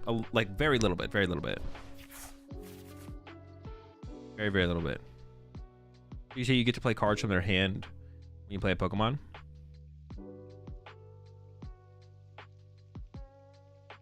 Did you know if you have... I was reading the questions I saw as Soda. Yo, appreciate the Prime there. Cinnamon Toasty Buns. Welcome back to the pack.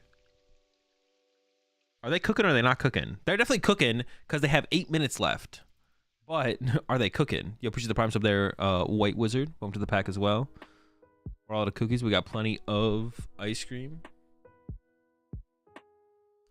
As a former Yu-Gi-Oh player, I feel like a turn is also played by the opponents as your opponent could react. That is true in like Yu-Gi-Oh and like Magic and stuff. That you are kind of...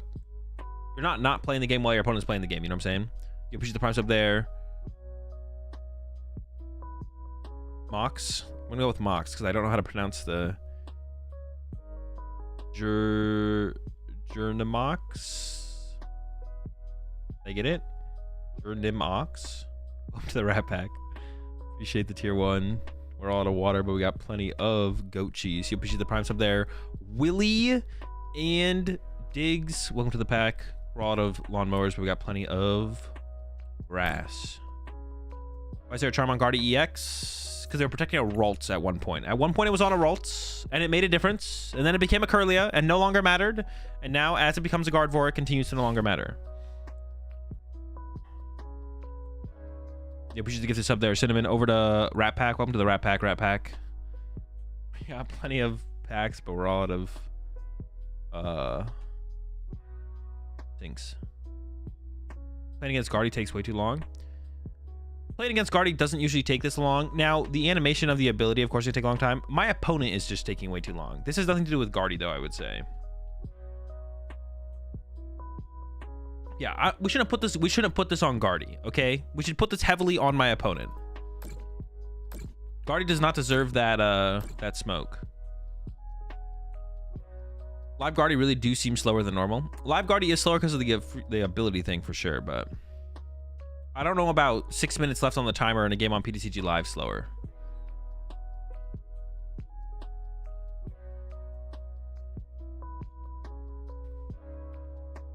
All right, this is getting a little bit draining. Are they actually just like... Are they doing what I think they're doing?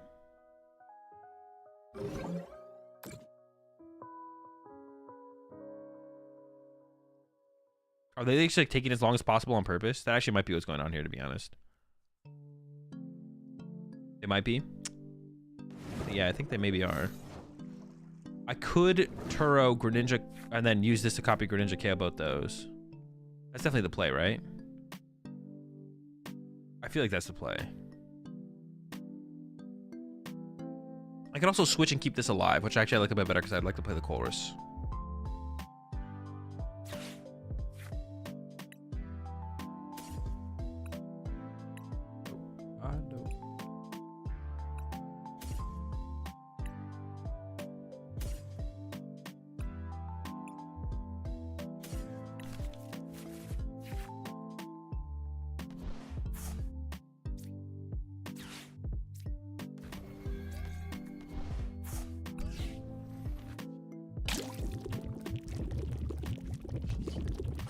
I think I just hold this. I was thinking about attaching it for a second, but I think I just hold the hand here. Just KO their draw power here. I mean, I guess they still have the Greninja, so they could still, you know, conceal cards, of course, but afraid to die alone. I just need a dark energy and okay. Needle bone. All right, sounds good to me.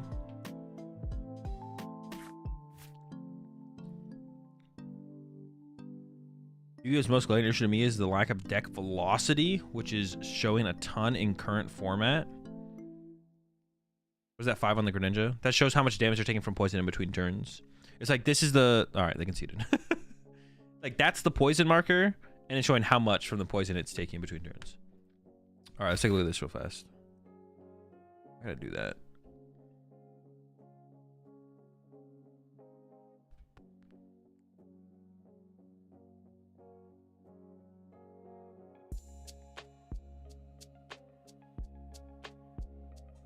PokemonTCG Live's first year of stats released. Less than 3% usage compared to Yu-Gi-Oh! Master Duels. PokemonTCG Live officially launched worldwide on June 8th, 2023. To celebrate this 1-year anniversary, TPCI has released a Summer Bash video that reveals a few stats that the apps about the app's first year. 60 million games were played, 61 billion damage was dealt, 141 million cards were sent to the Lost Zone, 2.8 million Bidoos were knocked out. They did not reveal how many times the app was downloaded. For comparison, I looked up stats for the first anniversary of the Yu-Gi-Oh! Master Duels. Their app saw 2.1 billion games played and more than 50 million downloads by December 2022. This means Live saw less than 3% of the battles that Yu-Gi-Oh! Master Duel saw in its first year. This isn't surprising, as Pokemon has always been marketed as a younger audience and generally don't play the game. Regardless, the PokemonTCG still outsells Yu-Gi-Oh! By a wide margin. Later this year, Pokemon will be releasing Pokemon TCG Pocket, a lighter version of the Pokemon TCG that should become far more popular than Live. Probably, yeah. I will discuss this news story and further insight on tomorrow's episode of Poke Beach Podcast. Yeah, I mean, that is a little... I mean, the 3% is a little bit... I mean, it's 3% of the games. Pokemon games definitely take longer overall, right? Do they, though? I don't know if they do. I don't know if they do. Maybe they do. It goes on console though. I don't know if that's making a massive difference. Like the amount of people who play either game on the phone has to be like a massive percent of the users. No matter the console users on Master Links is not very high for sure. The majority of players play PTCG Live and Dual Links, Master Duel on their phone, right? The majority from both people play it on their phone. But no, that's basically it actually, right? Yeah. All right, let's do the Star Wars tier list real fast before we continue.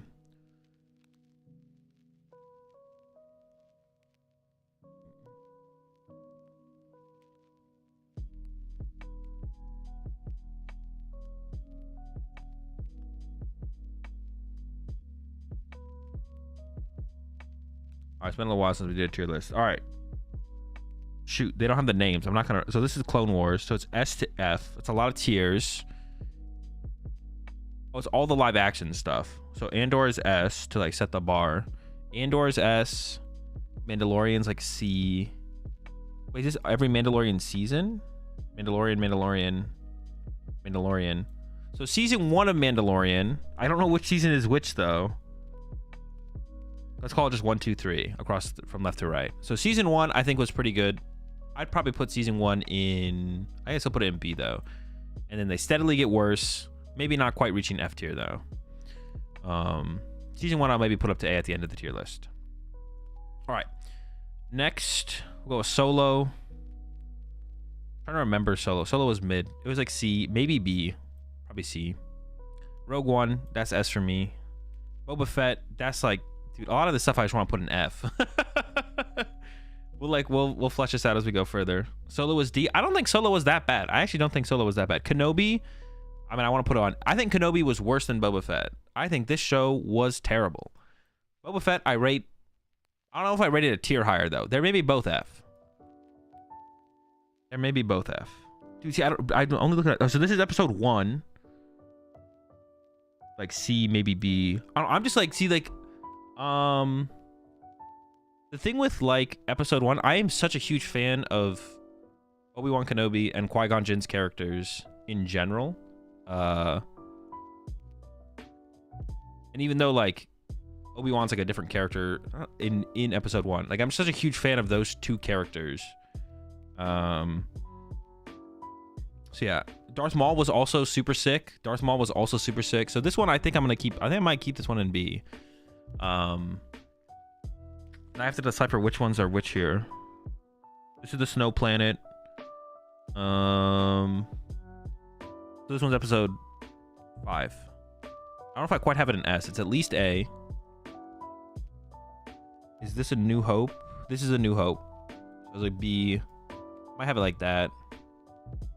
But then this is besides episode 1. That's not terrible. But then this has to come down for sure. So it has to be like this for sure. I don't know, for Mandalorian. But honestly, Boba Fett's probably F as well. Where the animated Clone Wars not on here? No, this is one that someone requested. Hot take: episode 5 is filler arc to get to 6. What does that even mean, though? It's so good. Well, then would you say the same thing about? You probably have to say the same thing about Lord of the Rings. But would you say that about the second movie in the Lord of the Rings trilogy? Is the Twin Towers maybe the best Lord of the Rings movie filler to get from the first movie to the third movie? All of the Lord of the Rings is filler. Yeah, they could have just flown on the Eagles, bro. Two Towers is so gas. Yeah, Two Towers is probably the best movie of the 3, but they're all great. True. Mandalorian season 1 is way better than Solo. I I don't know if that's true. I don't think Solo was that bad. All right, let's go. We got a couple more here to get up here, though. Episode 3. Is episode 3 S for me? Probably not. I think it goes in A. Ahsoka not on the list. Ahsoka is not here on the list, actually. Yeah, this is like an older tier list, I guess. I'm sorry, Azul, I have a question. The technical machine that involves Pokemon working on Archeops. No, it does not. It does not affect Archeops. TM Devo does not affect Archeops.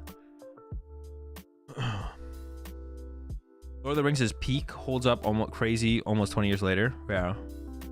Pretty good. Episode 3 was very overrated. Pure millennial cope. I don't know. I'm kind of here for it, though. Like, I love episode 3. Not all of it, obviously, but like the good parts are so good that I don't know. Pretty big fan. Big fan, big fan, big fan. All right, this is Clone Wars. That goes a tier under. And then these are all the new ones, right? Is it 1, 2, 3, right? So then it's like 1. No, 8 is worse, I think. 8, 9. Or 8 and 9 are maybe both just F. Attack of the Clones is an easy F tier. I don't know. I didn't hate Attack of the Clones. Where did I put Attack of the Clones? B? Maybe it's a C. 8 was still better than 9, IMO? No. 8 is one of the worst movies I've ever seen in theaters. That's what I'm saying, Slap. Like, 8 is literally just one of the absolute worst movies I have ever actually seen. Like, 9 wasn't... In 9, they just made up shit. They did the same thing in 8, but it was worse. It was, like, more egregious. 8 was more egregious than 9, I felt like. Way more egregious. I feel like 9 was bad, but it wasn't as weird and plot-holy and, like... Yeah. They were both terrible. But 8 was, like it needs... Like, what is the meme that people say? The downfall needs to be studied? Episode 8 needs to be studied, bro.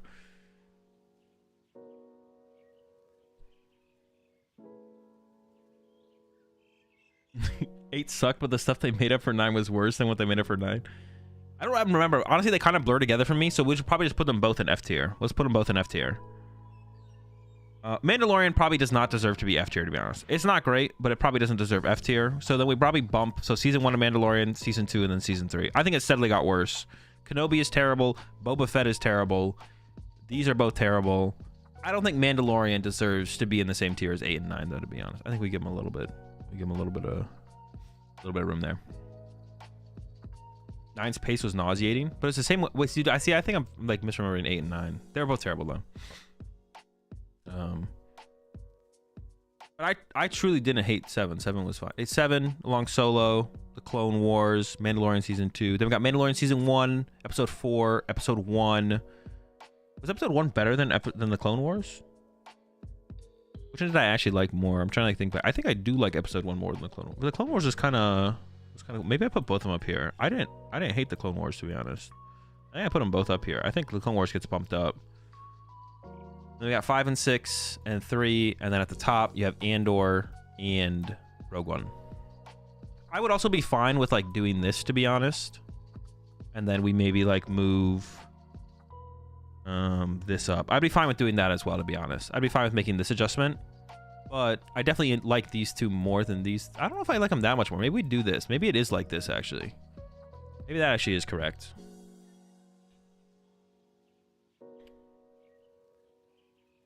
I actually like that a little bit more. Put all these up in S. I loved Kenobi. You must have fallen asleep during your watching of it then. There's no way.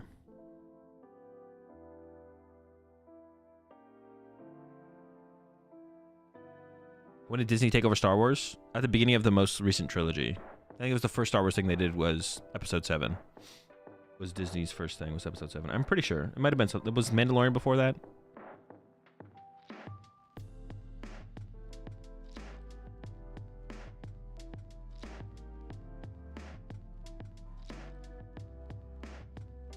The more I'm thinking about it, the more I kind of want to move this up. I should either move this up or move these. No, I'll move that up, actually. No, I should stay down there.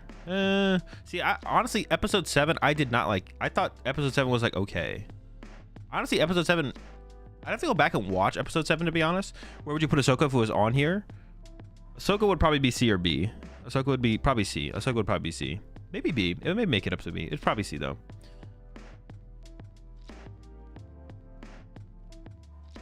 Yeah, honestly, episode 7, I'd have to go back and rewatch it, I think, because the 8 and 9 are more fresh in my mind. Nah, it's probably C. It's C. All right, lock it in. Optimal tier list. Don't talk to me ever again.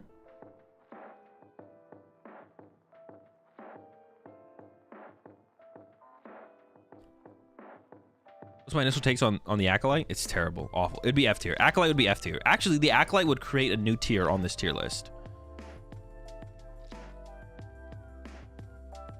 Yeah, the Acolyte would create a new tier. A new tier would have to be made.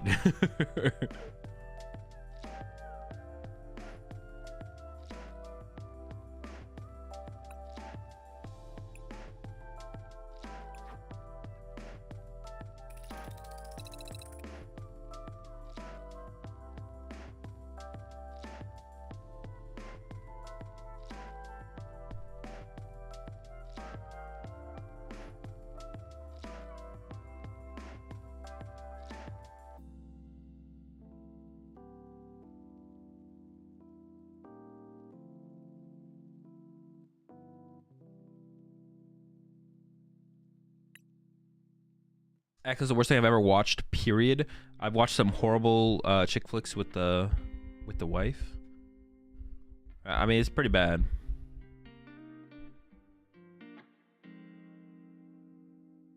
So what are you doing, a tier list masterclass? It's in the works, it's in the works. You know, we're always cooking.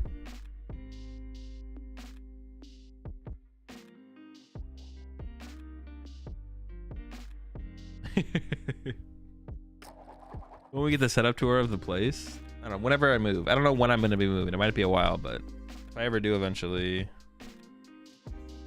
move, that's when I do like a setup tour.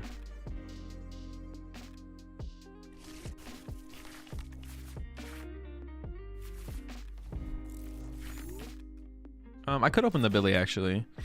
Actually, if I top deck a shop, I actually don't want to discard the hand. I take it back.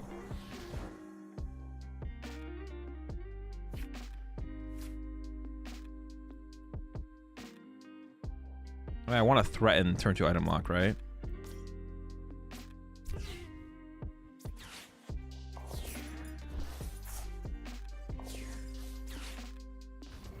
I could attach this here at the very least to like set up for, because it's probably Guardy, right? So I could, this sets me up for like the Greninja genome hacking play. Oh, I thought I was gonna play the research. I need to Squawkabilly. Okay. I'm pretty comfortable just throwing this here, I think. Yeah.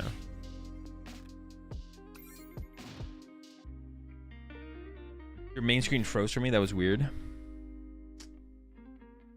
That is weird because it didn't freeze for me. How does that even make any sense? But like I was moving, but like the gameplay screen was frozen. I'm actually doing locals next season. Not with the idea of like trying to maximize points from locals now. Oh shoot, it's not Guardy. It's Raging Bolt. I just kind of assumed it was Guardy, which is a pretty good assumption, but when I play at NAIC, Guardy. How is that possible? I have no idea, GT. That's actually super weird. If I go to any local tournaments next, I might go to some local tournaments next year, but I'm not going to any local tournaments next year with the idea of trying to like maximize championship points from locals or anything like that. I would just go because like it's convenient and I want to go play Pokemon. Are you cooked? I mean, I might be. We'll see if they get there. Dark Up next time, Soda. I will be coming to. I think I probably won't go to like. I'm not gonna. Like halfway towards the end of the season, I for sure didn't want to go to any locals because I wanted to prove that I could get a tier 1 invite without going to any local tournaments. But next season, I probably still just won't go to any locals because I plan to go to more regionals. I plan to try and go to as many major tournaments as possible next year. Is the current plan is to go to literally every major tournament I can possibly go to in Europe, in Latin America, maybe Australia. I do live in California, so it's not that far. Dre's like kind of convincing me every time I bring it up and Dre's in chat and he's like, yeah, I'm going to Australia. You know, if you, from California to Australia, it's not that far, you know, it's one trip flight over. So he's kind of starting to convince me on that.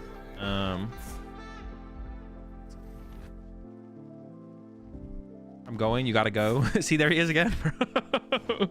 So I'm gonna go, yeah, I'm gonna go to a lot of stuff next season. So I probably won't go into any locals, to be honest. I'm probably going like 0 locals.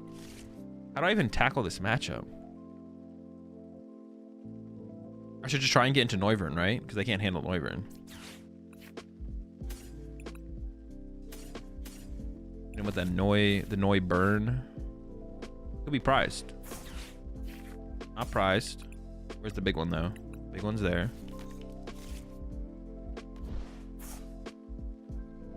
I'll be coming home. All right.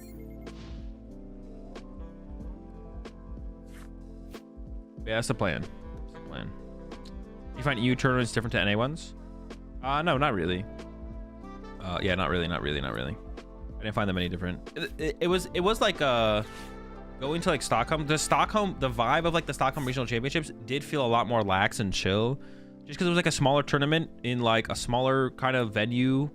It felt like regionals and NA felt back when we had like similar sized tournaments. So it was like a little bit more chill of a vibe, which was kind of nice, to be honest. I think most tournaments won't feel like that at all moving forward, because most tournaments, North America, Europe, are gonna all have like at least 1,000 masters probably moving forward. I assume Europe is most, like all of European regionals next season will probably have 1,000 masters, but yeah. Do you do the top 10 player tier list already? No, I'm gonna do that tomorrow. Tomorrow we're gonna rank my top 10 players from the 2024 season on stream. I don't know what I'm gonna. I have a rough idea of some of the players I'm gonna put in the top 10, but we're gonna pick 10 players and we're gonna rank them 1 to 10 tomorrow on stream. But yeah, today's DooD stream. We've only played with like 2 decks though, because this deck keeps winning. Am I gonna be in the top 10? No, I'm not gonna put myself in the top 10. Rahul did say that Perth regionals felt like NA regionals pre-pandemic. Yeah, that's exactly how Stockholm felt. Like Stockholm felt like North American regionals pre-pandemic. Like the vibe was just a little bit more chill, a little bit more lax. I mean, the tournaments were smaller and stuff like that, so that's like part of it for sure. But yeah, 100%. 100%. Can't wait for the tweets after the tier list. It'd be insane. Bro, I'm here for I'm always here for the content. If there's content to be had.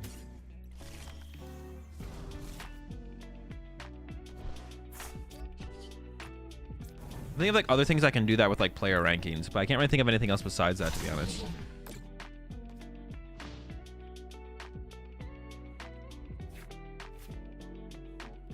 Use win right.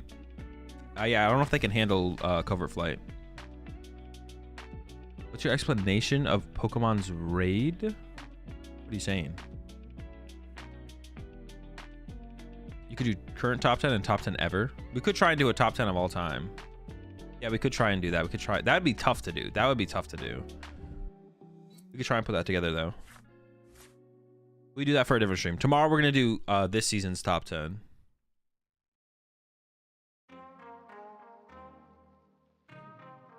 What are your thoughts on the Henry brand version of Guardy with Squawkabilly? I mean, there's a couple more things interesting. So what are you asking? Are you asking me about Henry's list, or are you asking what I think about Squawkabilly? I think Squawkabilly is interesting. I'm not sure if it's worth it though. The liability of a 2-price Pokemon in play besides a Gardevoir is like pretty mid in Gardevoir. It really sucks to put something like Lumineon or a Squawkabilly in play. The rest of Henry's list is interesting though. The lack of Bravery Charm, Double Monkey Dory. Henry's list is pretty similar to Henry's. Oh. Henry Brand's list is pretty similar to Henry Chow's list. I feel like overall I'd have to go back and look at them both. But Henry Brand did, of course, have the Squawkabilly. But they both had like Double Monkey Dory, no Drifloon, no Bravery Charm, I'm pretty sure, which is definitely interesting. Or there was a Luxurious Cape in Henry Chow's build for like a big Screamtail at the end of the game. But what are you ranking them on wins? No, just who I think is the top 10 players of the year, and then how I rank them against each other in terms of like how I perceive them as a player and like their achievements on the season. I do like the aggressiveness of it. But the thing I would say to that though is like Squawkabilly is not something you want to put in play in Gardevoir. So like as a response to your statement of saying you do like the aggressiveness of it, like you don't actually want to put Squawkabilly in play. It's just like Squawkabilly lets you play more games, if that makes sense. I think I can play this and not deck out.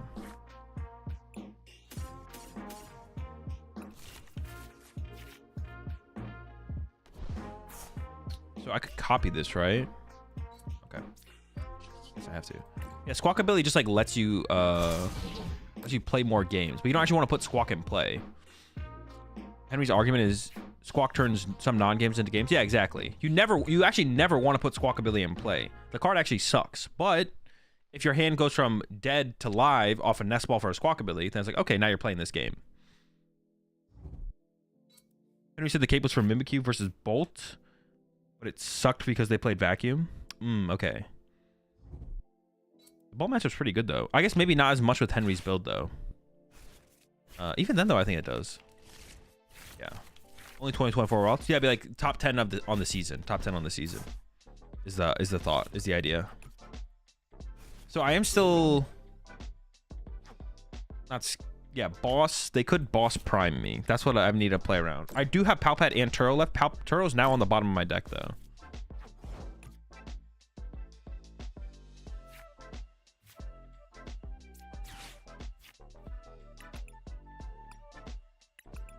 Turo's there. Palpad's there. So we should just play aggressively for that, I feel like. Throw out some Perilous Jungle. Try super odd cards back to the deck to avoid decking out. I don't know. An interesting choice.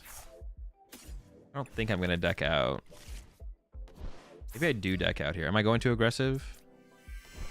I have 16 cards left. Well, that's Turo Palpad, so that's pretty good. But I only have 16 turns. I'm dealing 70 damage a turn.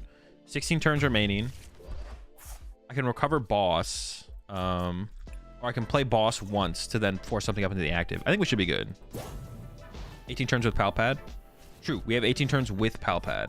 I don't want to recover. I don't want to recover a supporter though. I want to go play Turo, recover Turo. I don't want to put anything else back because I want to draw into Turo as soon as possible, right? Oh, it ain't so. Oh, Boss No Prime, baby, Boss No Prime. That's what we love to see. All right, now we just win. So now we just Turo once, and now we can Palpad two things back to the deck.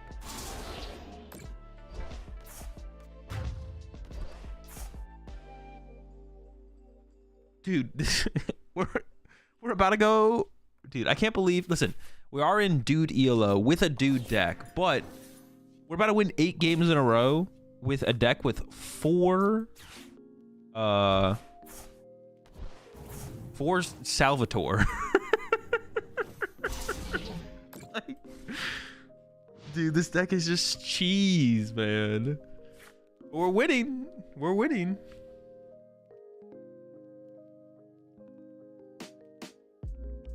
Not surprising, to be honest. Yeah, true. The deck is kind of broken. Turo for game. True, the game would end if I played Turo here. Oh, unless you're talking about me picking up my Squawkabilly. I thought you were like talking about picking up my last Pokemon.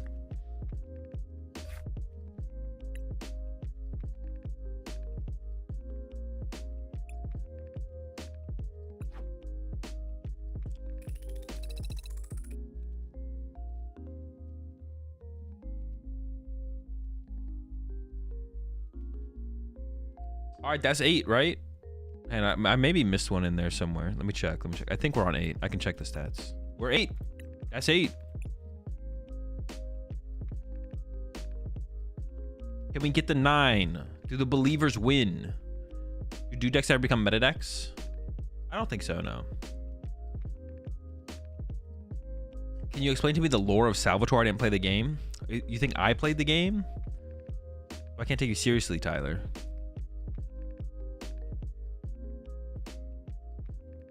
When people talk about who is the Pokemon GOAT in the future, they will link to this video when mentioning your legacy.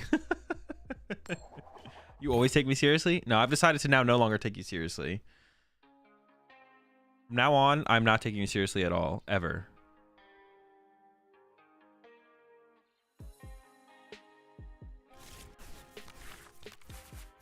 Predictions?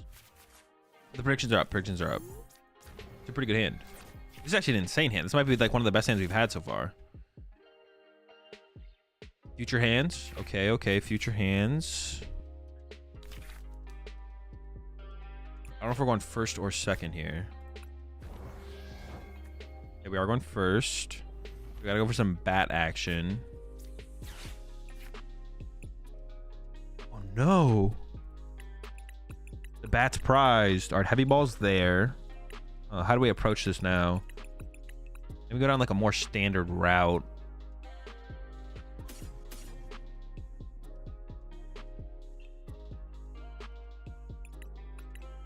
Oh, both bats are prized. Oh my gosh, bro. Even if we get the heavy ball, it doesn't matter.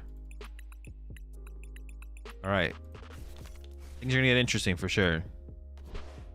They do play Iono. I mean, I think we might have to go down like a classic like poison route to win this game now. I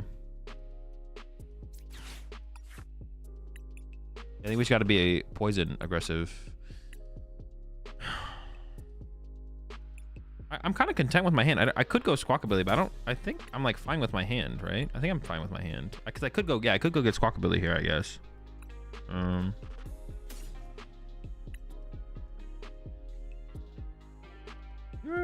Maybe the more I think about it, the more I kind of want the Squawkabilly, to be honest. Yeah, let's go with Squawkabilly. All right, I'm down. Like sacrifice the Billy. Honestly, Mew is like a pretty good attacker in this matchup, I feel like, for how it's going to play out. What do I even get off this restart that I want to play, though?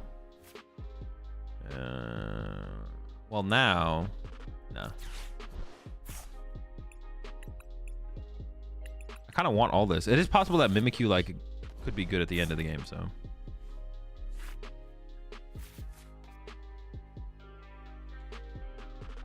Wait, they don't play Stadium Bumps, right? So this is just, like, really good against them. It stops some Miraidon. Ooh, this is actually insane against them. Do they play Stadium Bumps? They do? Oh, they play Town Store, right? They play Town Store too. Yeah. All right. It's still correct to throw it out, I think. Yeah.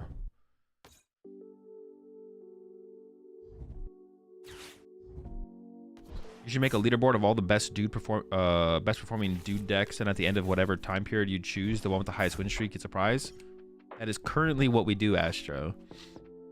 Every month, I reset the DooD channel, and then everyone can submit one deck per month, and then I do 3 to 4 DooD streams per month, and then the deck with the highest win streak does earn a prize. And this month's prize is a booster box of Twilight Masquerade. So we got a big prize for this month's DooD stream. Yeah, one Town Store, one vacuum at most.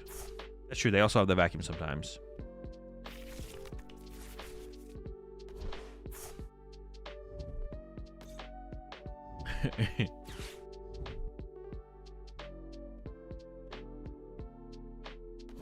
How do you submit a DooD?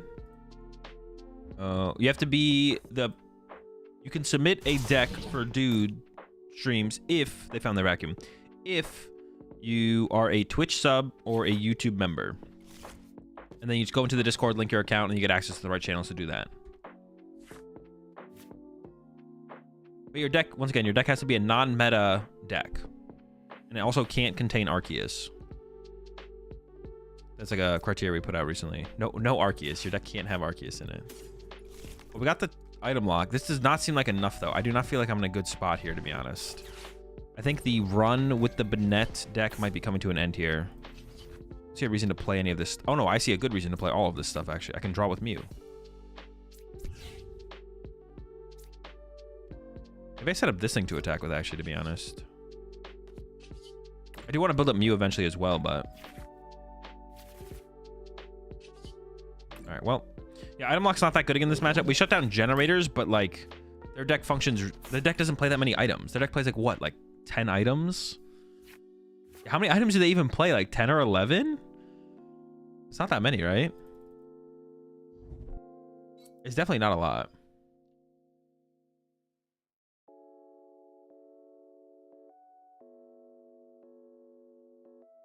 I think about how many items they actually play. 4 generator, 4 of the things that find your future Pokemon.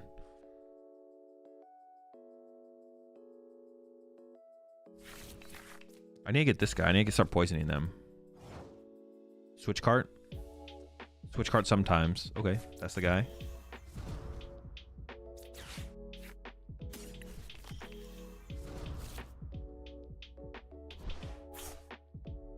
I should just put this here. Potential mobile Zyre. Okay. Oh, we're kind of getting everything we need. Dude, did you see that? That's crazy. Why can't we do that with everything? You saw I was able to click on the ability and then immediately click on the attack, and then it like queued up the actions and then did the actions. Dude, if it did that with everything, also that wasn't even that smooth. It definitely could have been faster. Overall, the animations took too long, but like if we could get to the point where you could do that with everything, like the game would be so much smoother, so much faster, so much more enjoyable to play. But you can't preload actions consistently. I was able to preload those actions, but you can't do that with all actions. Because there's like some animations and like effects that like stop you from being able to interact with your hand. But I'm so afraid to do that. It makes me nervous to queue actions. What do you mean, Horsey? You afraid like the game's gonna bug or something? Honestly, might be a thing that's fair to be scared of. This is not looking good. I got the baby bat, but the big bat's still prized. I think we just give up on the bats. Bats down.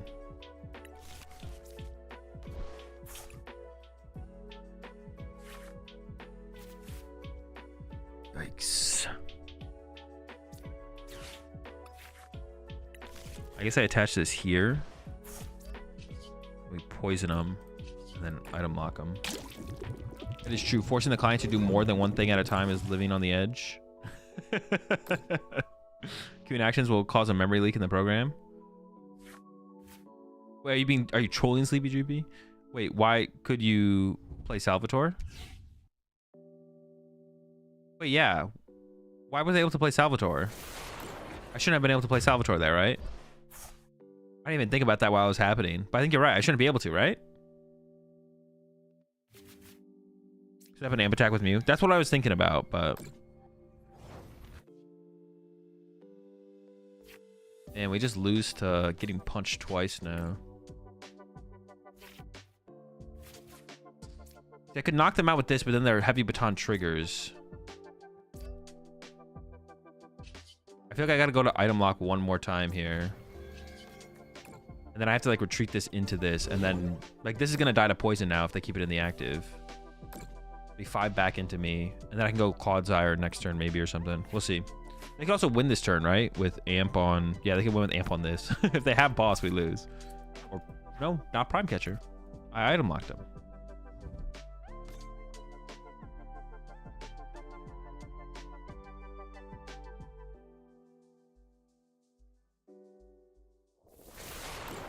Alright.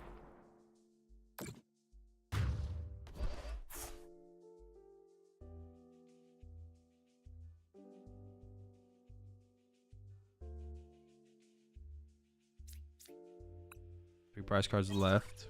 How much are we even doing this? 180.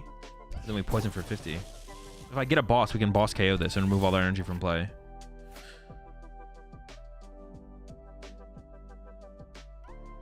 I love you. Someone's gonna love me. How do I want to approach this? It's like very easy to just get a tool card through an Arven and retreat. Remember this is a software thing? No, I know, but why would queuing up actions cause it? Then we'll go switch. Ultra Ball away these two. Fail. Evolve. Restart into boss. One time. Oh, let's go! That's insane.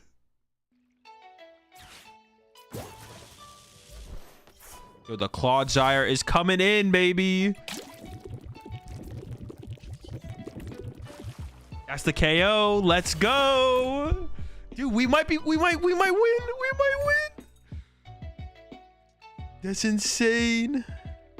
Now they do have access to generators now.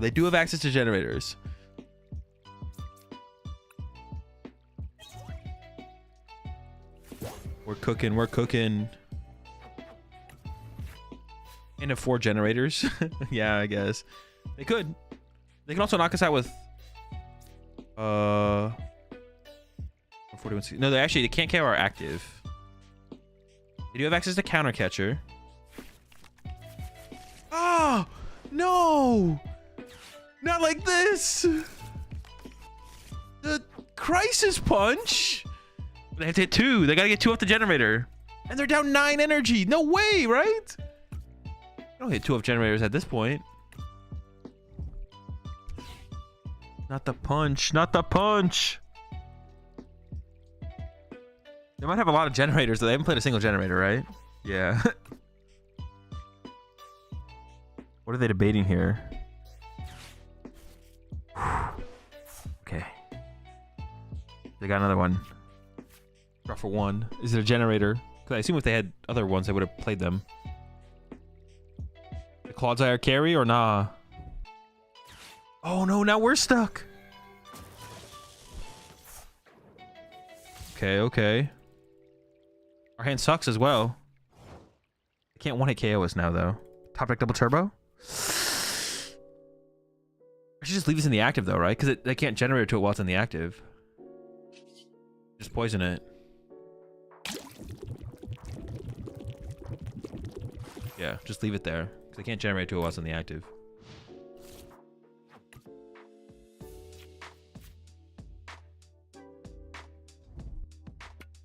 Okay. You'll push you the 5 ones there, Zynerbri. Alright, that's 3 tools gone. That's 4 tools gone. So I can now boss trap this guy.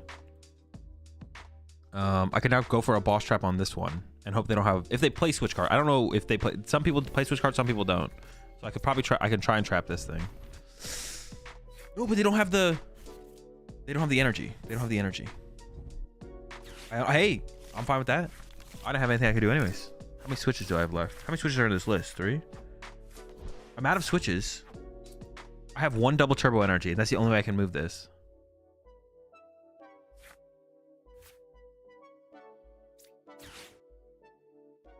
So get rid of one of their tools. One double turbo energy left. Let's go! Insane comeback. Dude, I thought we were doomed. I thought we were doomed. The Clodsire carry in the end, baby. Let's go. Let's go. Is that the first time we've hit the 9 over as well?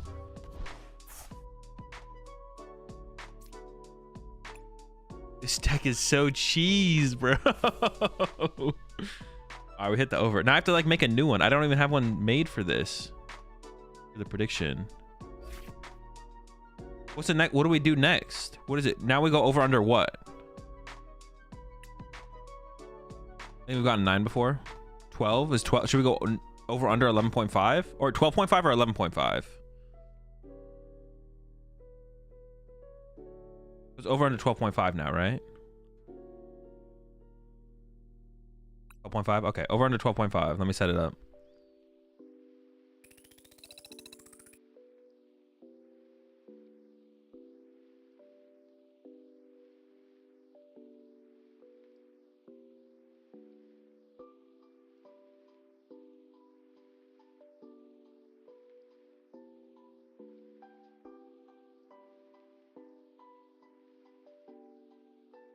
How long does DooD ELO last?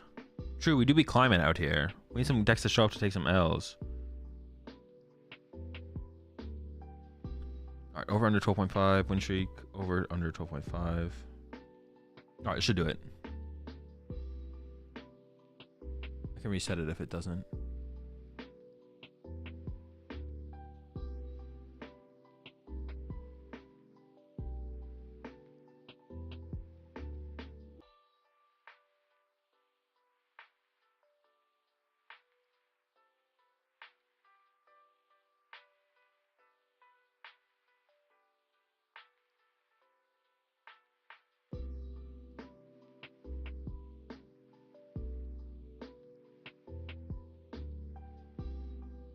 With adrenaline. All right. Yeah, get your votes in chat. I will be right back, and we're gonna get into this next I guess this next leg of Banette. This is like the only deck we've been playing so far today. Banette. What's this deck? Banette Clodsire, whatever it is. I'll be right back.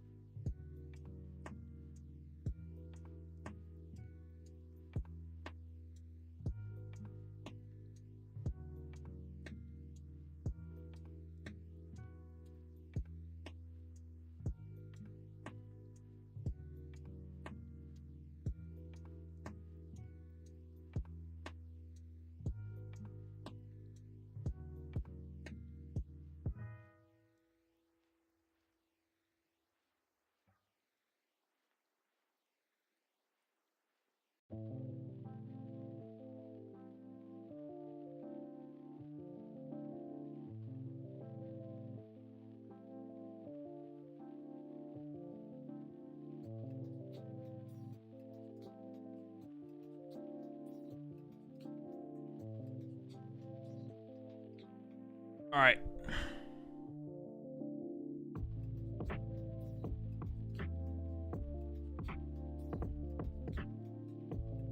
Let's see how far we can go. We've got 9 in a row so far.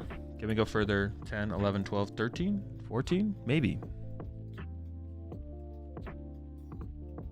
15?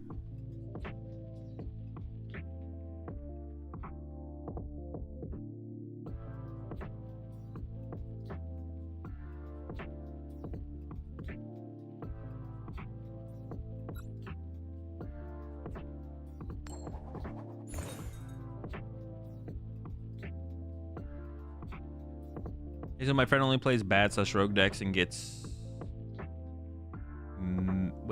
gets mad that he always bricks. You want to go for yeah, we're going first. Gets mad he always bricks. I've tried showing him and getting him to play a meta deck. Do I just give up or keep trying to improve his deck choice? Some people I feel like in those situations don't want to be helped. They want to play their bad deck and then complain they're playing a bad deck. Like, not specifically like, oh, I'm playing a bad deck, but it's like, oh my gosh. My opponent's always set up. I can't never attack. Like, yeah, I don't know. Some people, like, I don't think want to be helped. You should explain to them, be like, look, you're playing a bad deck. Here, let me think for a second. Get Shup. Can they beat Mimikyu? Some lists can't beat Mimikyu, right? Let's do this. I swear, I think in some of these situations, some people are like, yeah, some lists can't beat Mimikyu. Like, they want to play a bad deck, but they also want to complain about playing their bad deck. They don't want to play a better deck. They just want to complain about Pokemon, but don't want to play better decks. Hey, Azul, I accidentally went all in on belief, so can you lock the fuck in, please? All right, Jesse, I'm locked in. I'm locked. Is it instant losses in Shred? They have Shred 100%. No, every list that I've seen does not play Shred, actually. This can't kill it. Yeah, every list that I've seen does not play Shred. If this is the list from top 16, then it doesn't have an out, I don't think, to a Mimikyu. Yeah, like, you need to have, like, there's literally just, honestly, the way I think about it, there's literally just zero reason to, like, complain about Pokemon. Not zero. I complain myself sometimes. MewEX. Oh, MewEX can get through it. So I have to come with a different plan here then, right? Because I complain myself sometimes as well. So Mimikyu is only works once they, like, give up on the board. Grab these.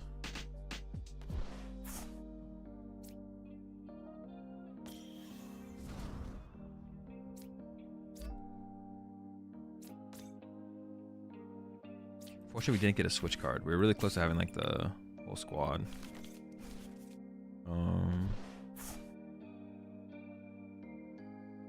Yeah, some people just don't want to, like, I don't know. It's like, yeah, I don't know.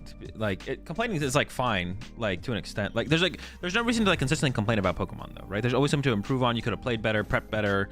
Like, if you're competitive in that, like, that sense. Oh, Shred. You know, I think it's fine to, like, if you just, like, ended a tournament round, it's fine to, like, vent frustrations and be like, bro, I literally had 2 boss in my deck, and I got down to 2 cards in deck, and both my last 2 cards are boss. Like, that's frustrating, right? I can understand that. But, like, some people just don't want to, like, improve at all, and they just want to complain and play bad decks. I don't know. I would say no. I would like, if you haven't, I mean, it depends. Is your opponent trying to be? Is your opponent not your opponent? Is your friend trying to get better? Or are they trying? Like, I would make it clear to your friend and be like, listen, bro, you're playing bad decks. You could be playing better decks. The decks you're playing suck. And you're not gonna see improvement in terms of, like, results unless you just, like, in the Guardy ready to pick up a good deck. If not, just don't complain to me anymore. Because if I had a friend who complained that much to me, I'd be like, listen, you can't complain to me anymore. I can't handle that. So you gotta go complain to someone else. Yeah, don't complain to me anymore. Oh, sheesh, we're gonna get kind of bodied here. Actually, we're getting kind of cooked. I don't know if we're winning this one, to be honest. I think we're losing this one. Yeah, if you're gonna complain to me consistently, you gotta find someone else. Now, if you're trying to improve and play better decks and stuff like that, then you know, I'm here for you to complain to. If you're actually trying to improve. and get better and play good decks. But they hit the nuts. Yeah, they're kind of cooking. I'm not gonna lie, they're kind of cooking. I don't know if they hit the nuts. Like, this is like a pretty reasonable turn 2 with this deck, I actually think. Boss trap the other Regi. We can for a little while. It won't be stuck forever though, is the thing.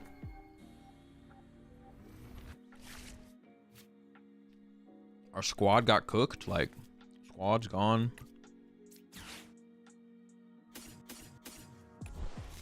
Maybe we should have Colressed first. I don't remember what's on the bottom of my deck.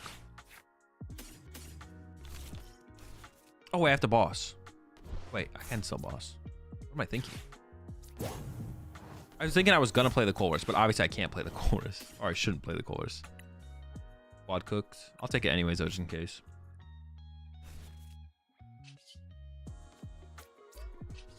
Alright. Item lock. Is there a list for the DooD decks? Yep, it's in the Discord. There's a channel in the Discord called DooD Deck Lists. And all the DooD deck lists, that I play with on stream go into that channel.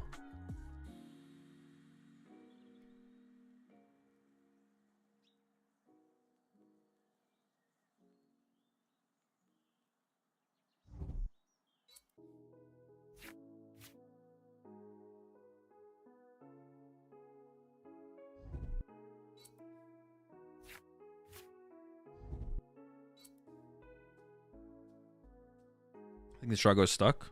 Oh, they have energy though. It's only gonna be stuck for so long. That's a good discard for me.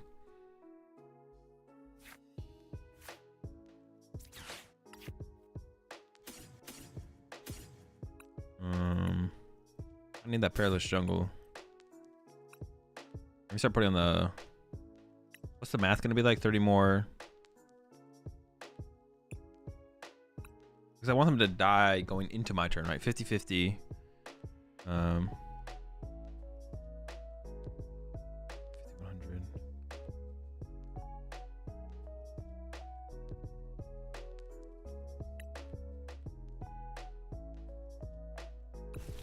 I want to go like this.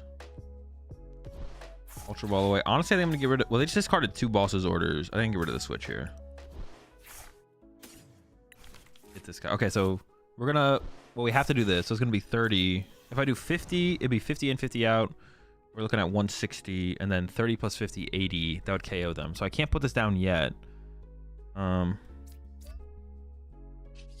I can't put down this neither yet. But if I poison them for 30s, 30 in, 30 out, plus 30, 120, 100 HP left.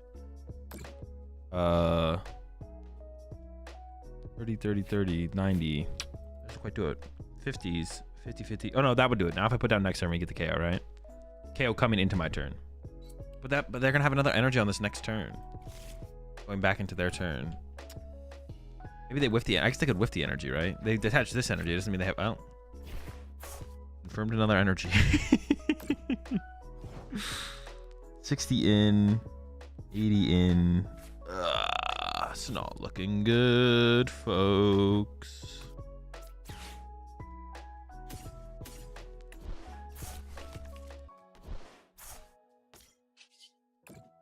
Alright, I mean, I don't got anything else to do anyways, so we gotta do this. Pray Poltergeist? I can't even Poltergeist. I want to, like, lock this up and then try and Poltergeist this. But...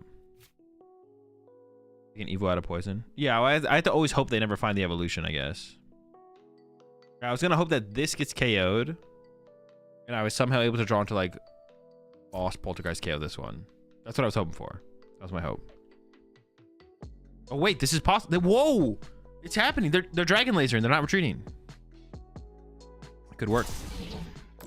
Wait, they didn't even go for the KO. Oh, wait, no. It's not Dragon Bolt. They're not using Dragon Bolt's attack. I thought they were using Dragon Bolt's attack. Energy. Top deck boss. I just put it back into my deck with Palpad. Boss this up. Ready? Boss top deck.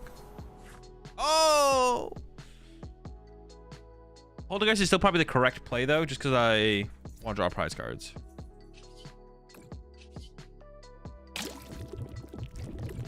Poltergeist, yeah. 1, 2, 3, 4, 5, 6. Okay.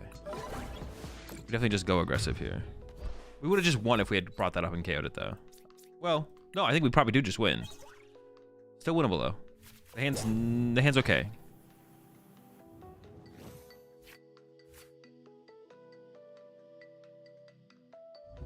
We'll see what they got here.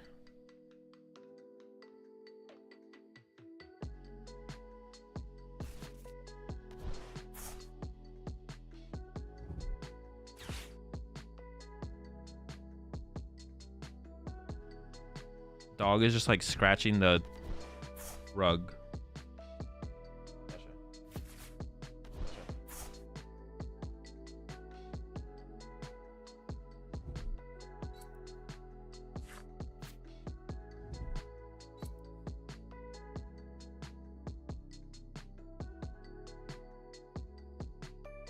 You go outside?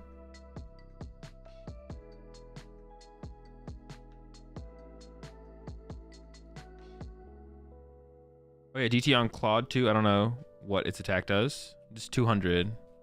Yeah, so boss DTE is a win condition. They didn't KO the Shuppet though, so they didn't KO the Shuppet, but they're drawing 3 prize cards. Poltergeist for the dub. It's in there. Forget the dog. Focus up. Dude, we just win with a Poltergeist probably. Is Dunsparce the best way to play Roaring Moon EX? If not, what's the better engine? Check out my YouTube video on Roaring Moon that I just put out like 2 days ago. Top deck.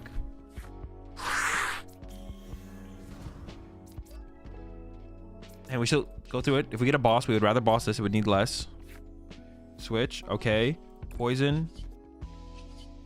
Poltergeist. This has got to KO it, right? 1, 2. No!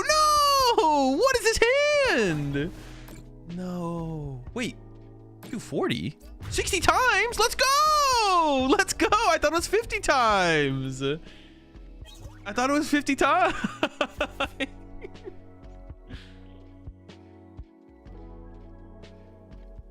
Let's go. We do more damage than we thought we did. All right. Another dub. 10. Roller coaster of emotions? Yeah, big time.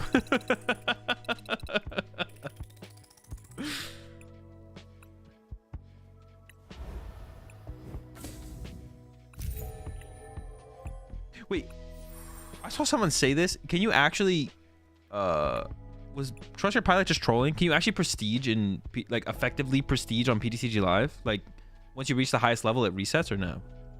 I thought I saw, Trust Your Pilot say something, but I thought he was maybe trolling. Possibly he's trolling.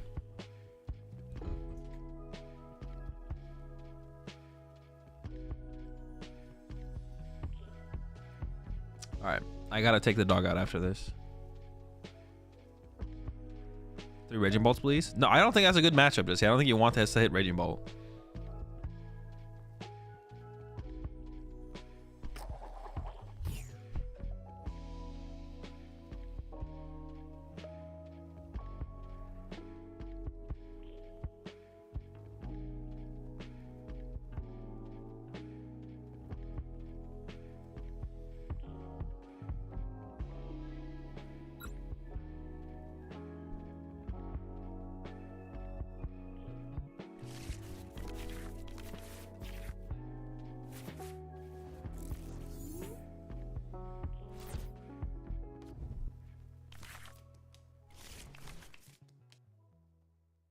I do think she needs to go outside though after this though. So after this game, I'm gonna have to run her outside.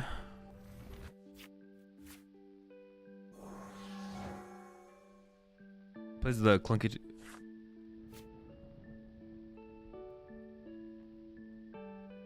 Resets the.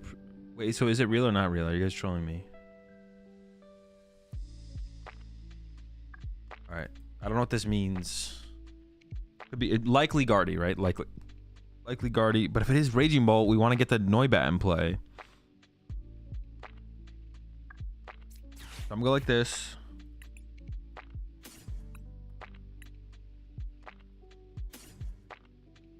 Squad. Down the squad. I could go. I do want to draw with it. I could just get the Noibat and throw it in play, right? It doesn't like ruin my. No, maybe I should go with the Billy draw. I like Billy draw a little bit more here, actually. Oh, I was like, why can't I restart? It's more important having the pivot or having the restart.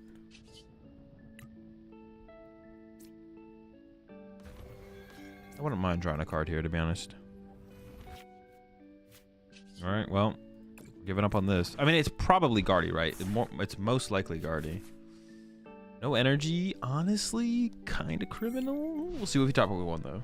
I mean, I guess I specifically want a Psychic or the Luminous energy, though. All right, let's see what's up. 5 supporters. I mean, I'm down for the supporters if I can attack this turn. Let's see. Ultra Ball. Oh, Ancient Box. Okay, I did not expect Ancient Box. That's one thing I did not expect. We need the, yeah, we need the bat back. We need the bat back. Do they even have an answer to Noivern? They don't even have an answer to Noivern. They just get bodied by Noivern. Oh, all right. Well, we're a ways away from it. We definitely just go into item lock to open things up. Oh, we're weak to dark. Oh my gosh. Miraidon if they play it. Well, they probably don't play the fire energy. They play Miraidon, but they probably don't play the fire energy. So Shred's not like realistic. Almost no one plays the fire energy.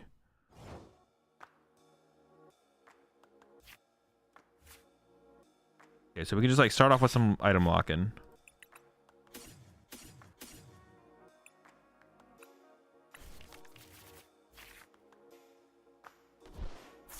I need like Turo the Squawkabilly out of play next turn. Yeah, Turo Squawkabilly out of play. Find the Noibat, get the Noibat into play, Super Rod the Noivern back into the deck, find the Noivern. It's a lot. It's a lot. It's a lot of work. See if we can get there. Do they ever just KO me this turn? 1, 2, 3. 1, 2, 3, 4, 5. 6. I don't think so, right? If they don't bench another Roaring Moon, do I ever just go... Okay. Down boss. That's big, actually. I ever just beat them through... Like, what, do I just ever... Like, if they don't bench another bat... Roaring Moon here. Not a bat. It's kind of like a bat. Do I ever just Poltergeist? I don't know. I don't think so. I'll just use Quagsire. 280. Maybe that's the play. I don't know. I kind of just want to Poltergeist them here, to be honest. Just take the knockout. Because it might be awkward for them to get into another moon next turn, to be honest. I could just go...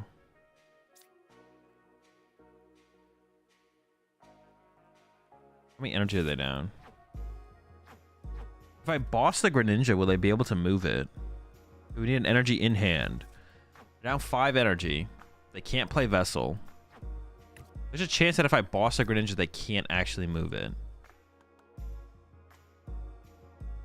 Might go for that angle, actually. I like that angle. Let's go for it. Let's go for it. I'm okay with this. They run Penny. Some run Penny. Yeah, I'd say but most probably run Penny. I think they have it, though. Or Kieran. Yeah, they could have Penny or Kieran, I guess. I'm still fine with this, though. That's still like one more card. It's like the same. It's like increase their outs by 1. But it's like the same. It's the same restrictions on the card. Like they need to have the card. Okay. In hand right now. They did have it in hand right now. All right, that's not great. It's not great. We still need to find Super. I might need to start I might need to start getting aggressive with their Pokestop here, to be honest. Yeah. I'm gonna like Turo this up, push this up. I still need to get this off the... Oh, hold on. All right. Pokestop. If we'd hit Super Rod right there, we just have the play. My bad. Throw this. Retreat to this. Double turbo here. Pass. Knock out this. 3 prize cards. If I can Turo the Mew out of play. We just need to find Super Rod. We need to find Super Rod. That's the card to find here now. I also need to not deck out as well. Not decking out is also actually like a thing. They are down boss. They still have Palpad. Might play Prime Catcher, but I'm just gonna play like they don't have Prime. And they won't get access to Counter Catcher anytime soon. If at all, this game. So they don't have a ton of Gust effects. I feel like I do have a decent amount of time here, to be honest. They play the Artisan, so they probably play the Secret Box. Okay. Pokestop, Pokestop, Pokestop, Pokestop. Or Super Rod, Super Rod. Not Pokestop, Super Rod. Also Pokestop.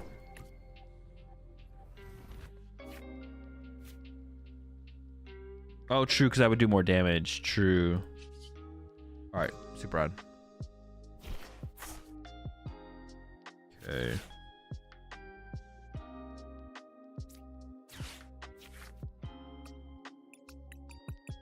All right, it's in there. I was like, we also didn't know if it was in there or not, to be honest. I get like Turo Culvers here, I guess. Because I need to like find the Super Rod. I mean, I could get it all off this turn, but.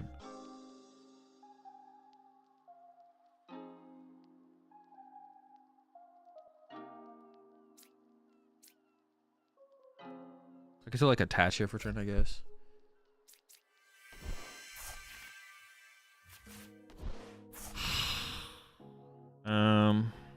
It's not a Super Rod.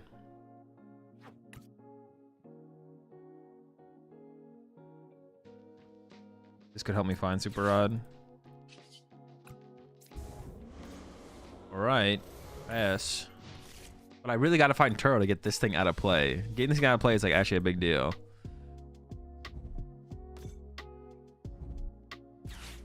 Okay, they're still drawing cards as well. They have now less cards in their deck than I do. Yeah, they now have less cards in their deck than I do. Would bench maybe incentive and better? No. Because then depending on how many Palpads and stuff they play, they might be able to gust enough Pokemon. I don't care about Wooper. Wooper, I want Wooper to, well, I guess I gotta use it to like do poison damage, right? I guess that's fair. I think I start with Pokestop. If I get the Super Rod, then I can Super Rod back and then Salvatore into play. Okay. Now I have to Chorus. Dude. Oh my. It's so bad. I don't know how we ever win, to be honest. I don't think we're winning. We have no cards left in our deck. We have nothing. Oh no. Alright, well, we retreat. Make things awkward with this, I guess. No, but I can't afford to use this next turn, so I'm just gonna go ahead and throw this out there. I think I'm like hoping that I top deck Super Rod here.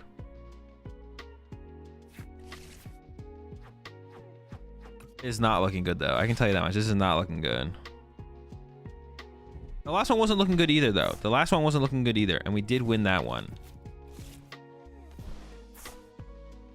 Damn, just the Flutter Mane start means it could be so many different things. I should have like played for the idea of Noivern probably more heavily though, to be honest, because like there's a lot of things it could be, but a decent amount of them where they open the Flutter Mane is like the Noivern is decent against, to be honest. Ancient Box was highest odd. I don't know if that's true though, Jesse, because like it's played so much less because it's played so much. Yeah, I don't even know if that's true, to be honest, right? There was a chance, of course, but. Because the meta share is so small, the amount of Flutter Manes in the other decks might be higher. See, so now I have to like play Chorus to get the Super Rod. And I guess this thing and this thing. And I gotta recover the squad. This, I guess. I don't have a Shuppet Aura.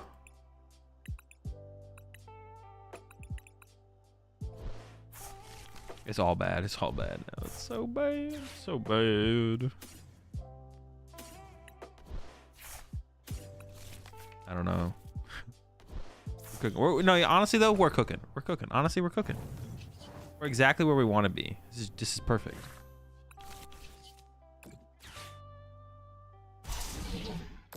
Exactly where we want to be.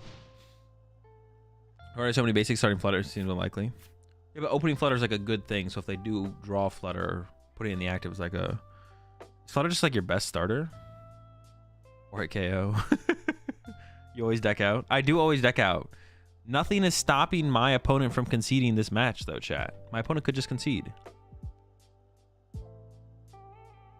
Nothing is stopping my opponent from just conceding.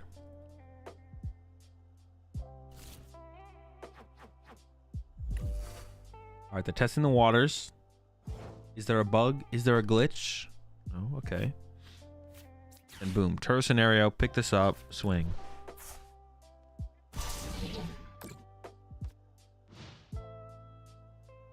Play to our outs. Exactly. Play to our outs.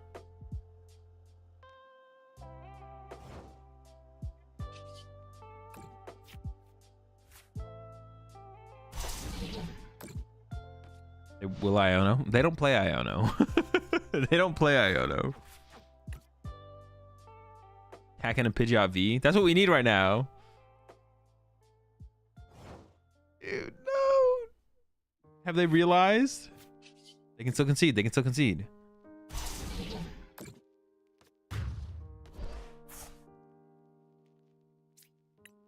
Not like this. All right, concede. You can't win. You can't attack my Pokemon. You can't never draw your last prize card. I win. I win. You have to concede. No, they noticed. All right, we do end on a 10-game win streak, which is still pretty sick for the Banette Noivern deck. That's still pretty sick. But that is an under on the prediction overall. So, oh, I guess the doubters are walking away big time here. But I can delete this deck now. The Tinkaton has been dethroned for this month by the Banette Clodsire. Banette Clodsire Noivern. All right, we reset back to 0. Let's see what deck we're going in with next.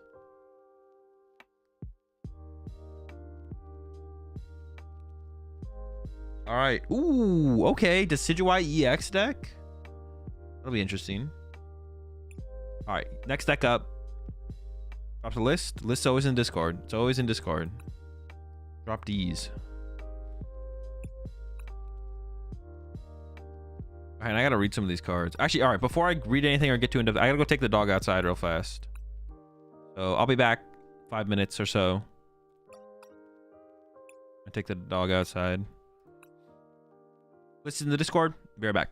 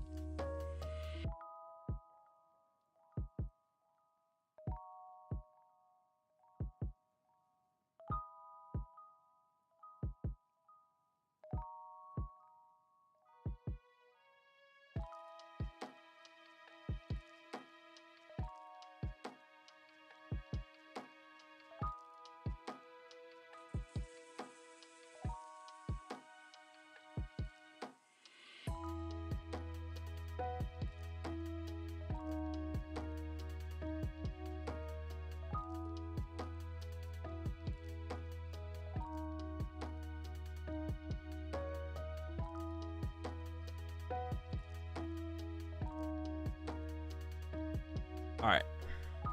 Dog has been taken outside. Time is Decidueye. All right, let me read these cards real fast. 130-30. You can switch with the activists on your active spot. You can switch with the bench. Okay. 30 free exchange power on your opponent's active Pokemon. I assume we're... Oh. Okay.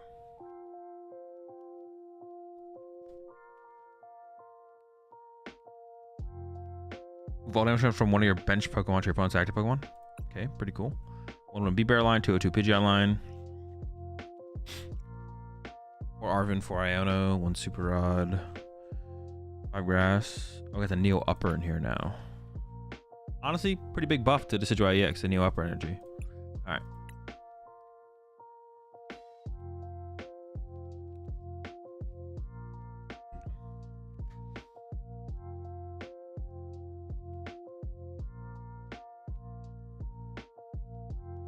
One day we'll have good channel point rewards and stock up with all the... And stocking up will be worth it. Dude, we just need like a high... We just need like a... We need a way to have... There needs to be like channel point leaderboards. So that way like the... That way you can like... With the predictions, you can like predict to try and become like #1 on the leaderboard. But...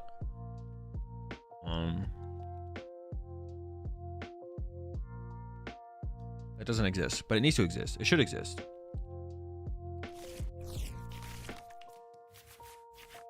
Will I ever test Lost Box Dragon Ball? I don't know, maybe. But there's like no Rotom or anything in here, right? Or Cleffa? No Cleffa? Alright. I mean, that kind of sucks. I would like Cleffa and Rotom. Both. Hey. Can I borrow that? This thing's weak to Psychic.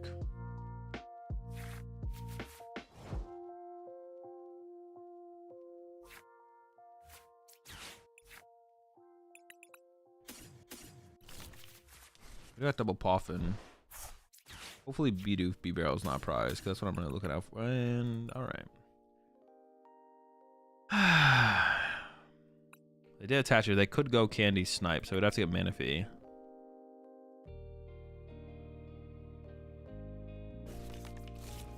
So Manaphy plus... Actually, my hand is just dead. My hand is dead. Manaphy Pidgey. I do want to establish Pidgey. Manaphy Rowlet. So Bidoof was surprised. There's no heavy ball. Top deck mode. Rare Candy top deck would be nice. Okay. Who's the biggest hater in the PTCG community?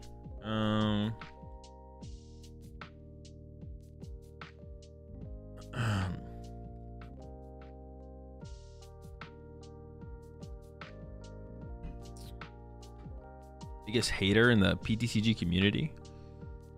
Good question. I don't know. Who is the biggest hater?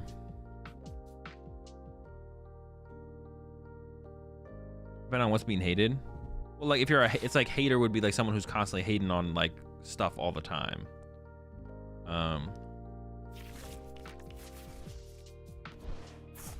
Did I miss the predictions? I want to say yes. Oh, did I not put a prediction up for this one? All right, we're probably about to lose this game, so I'm not gonna put a prediction up. I'll do a prediction for the next one. It's got to be Frank. No, Frank Diaz. Maybe. Probably a decent shout out. Frank Diaz, the biggest hater. Dude, they're lost on my Rowlet. What?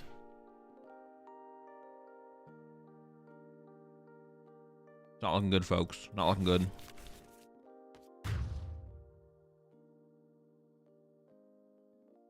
These haters Felicify for sure. Yeah, but I wouldn't say Felicify is in the Pokemon trading card game community. Like adjacent to it. Okay. Honestly, I kind of want to keep all this stuff. Let me just Iono. Yeah, I don't really want to get rid of anything.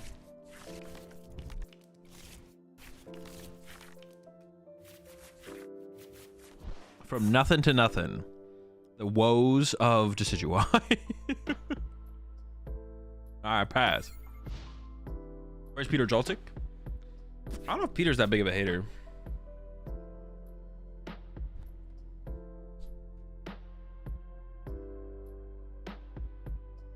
So top deck Candy Angle. Shoot. Well, I mean, that still leads to so little though. We didn't have an energy established at this point. 10 win streak into a hot 0. Hey man, most of the dude decks aren't making the cut, you know what I'm saying? But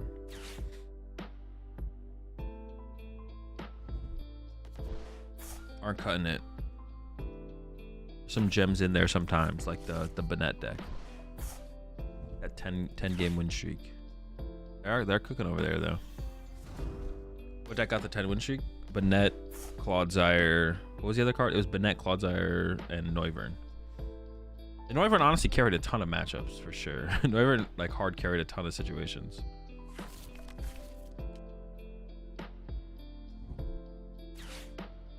There's a lot of games that we would, a lot of matches we would have just lost, and then we just like board locked with, or locked them out of the game with the Noivern.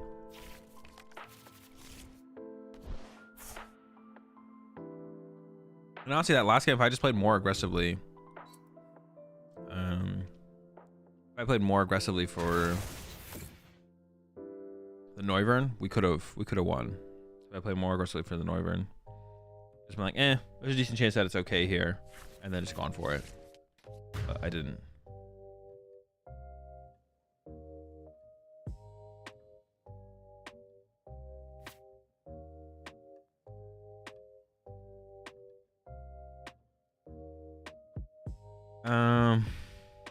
It's got to be the Rallot send up here. Dude, they're also lost loading all of my birds. I'm just gonna run out of attackers soon. All right.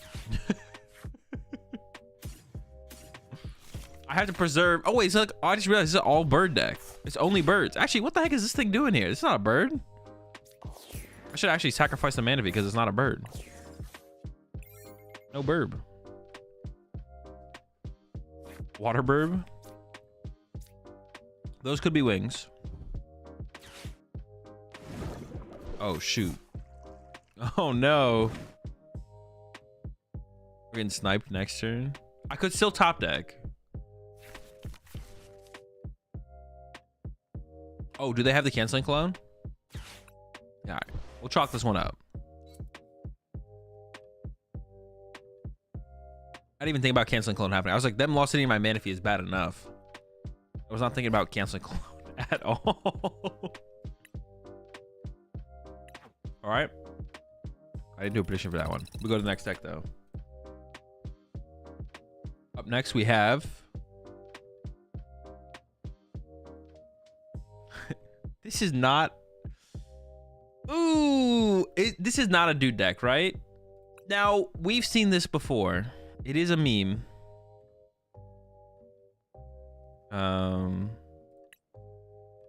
But it's Golden Go. It's Golden Go, but hold on. It is the 4 supporter Golden Go deck. But I feel like this is still, Golden Go is still too good, right?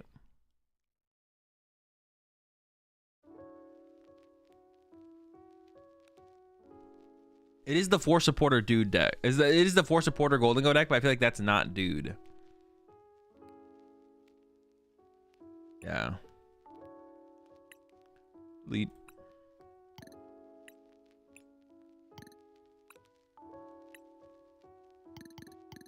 All right, let's see what we got next. Delete node load next.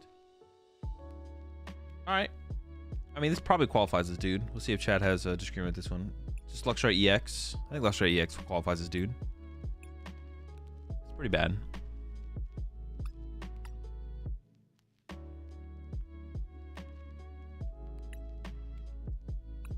Doesn't even have, what'd you say? The Gardenia? Yeah, it doesn't have the Gardenia. How can it be dude, right? The lack of Gardenia.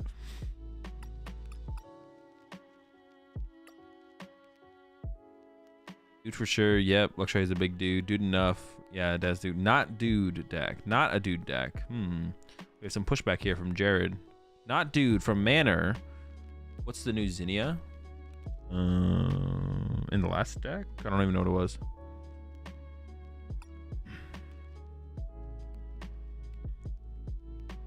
Dude enough. I feel like this is a dude deck. Yeah, I think this counts. It's not like, it could be, you could look at it and be like, this is definitely a cheesy deck. It's not, this is not more cheesier than like the Banette deck though, for sure. Like this is as cheesy, if not more cheesy. Or it's as cheesy, if not less cheesy is what I meant to say. I wouldn't say it's more cheese than the Banette deck. Banette deck was hella cheese. This is the exact 60 from YouTube though. My YouTube? No. My list was different than this, if that's what you mean. I've never seen this 60 before in my life. All right, predictions up. Over, under 1.5 to begin with. No. This isn't the list that I made on YouTube. This is different. We'll submit his own deck for DooD. Predictions up, predictions up. What do you think? Will we get 2 wins with the deck? That's the question.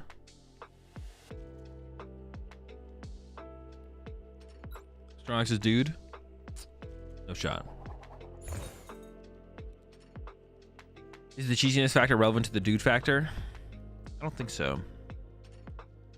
That is, those decks do generally get like a lot of wins, the cheese factor, if they're cheesier. I kind of want to go second and set up, right? Yeah. Also, we can get like turn 1 Luxray V attack. Not quite with this hand. This hand would have been better going first for sure. We're up against Baxcalibur. All right. Yes, this hand would have been better going first, definitely. But the deck overall feels like it's better going second.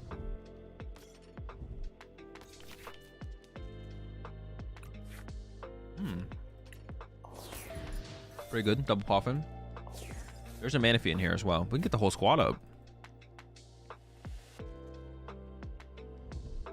I would like to turn 1 Luxray V attack, but we need a top deck like a Switch or a Double Turbo. I get the other one off the 4 Steel Stone. Oh, I'm currently gonna have to play my Ultra Ball though. I don't know if I want to do that. Well, turn 1 Luxray is really, really good. It's pretty good. I would have 0 follow up though.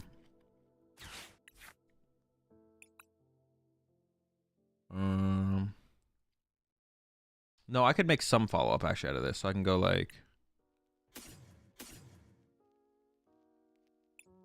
Look at this for a second.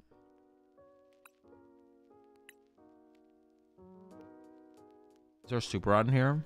No. Let me just make sure the Luxray's in here. Luxray is in here.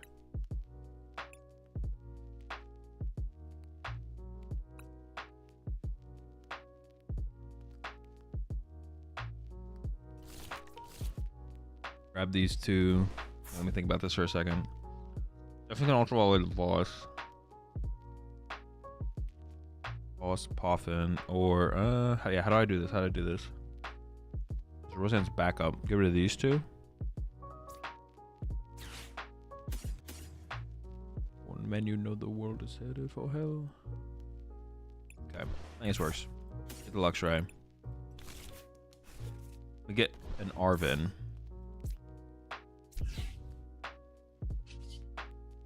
Or Alchemy. Arvin. And there's a rescue board. Oh, the rescue board could be prized actually. So I can go for this for a rescue board. Okay, rescue board. I could grab Ultra Ball. Then Ultra Ball by Palafin plus top deck to get this thing. Okay. Then I don't play the Palafin though. If I don't play the Palafin, I don't get down any Shinx. The question is, should I go grab some Shinx or nah? Currently leaning towards nah. We're gonna go with nah. We'll see how this goes.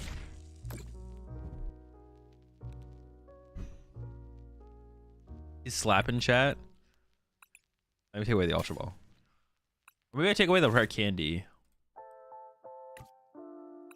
This gets B-Barrel. Look at the top 7 cards of your deck. You may reveal any number of water Pokemon and water energy. I could get rid of the rare candy, but then this gets B-Barrel. I don't want him to get B-Barrel. I really don't want him to get B-Barrel. I'm gonna take away this. And then hope that the Candace does not find. We hope that Candace does not find Baxcalibur. You went for quests? Is that a quest? Oh, it is a quest. Didn't we see it the other day? So they just took their Baxcalibur deck and then put some of that supporter in there. Interesting. No Baxcalibur, no Baxcalibur, no Baxcalibur, no Baxcalibur, no Baxcalibur. Oh!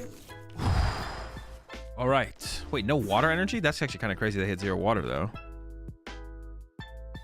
Yeah, it's actually crazy that they found no water energy there. Or maybe they chose not to take them on purpose. That'd be interesting why they wouldn't take them, though, to be honest. Maybe they're just going to concede and be like, well, I've completed my quest. I'm done. I played the card.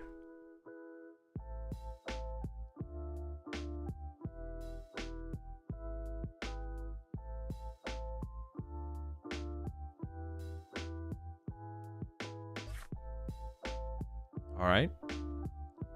I guess that works. I mean, that's a dub. That's a dub, right? We go again.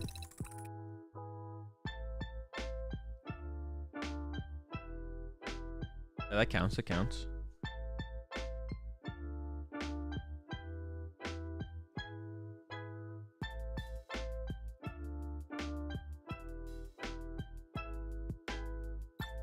Can we get 2, though? That's the big question. Can we get 2 wins in a row with the deck?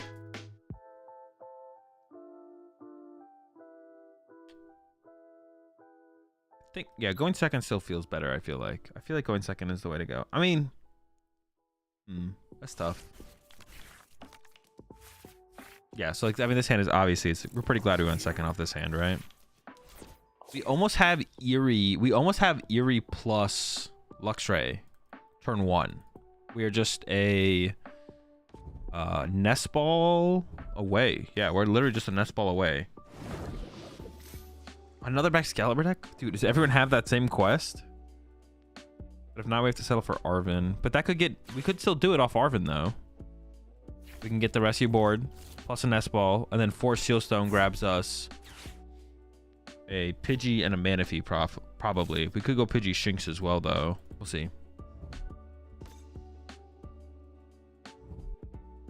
They're gonna have at least... Oh, but they still have concealed cards as well. So they'll have at least 1 water energy in their hand. I would like to... I mean, Eerie plus Luxray here would be pretty good, though. Like, that would be a pretty good combo to throw at them. But it does come down to the top deck. The top deck will probably go for it.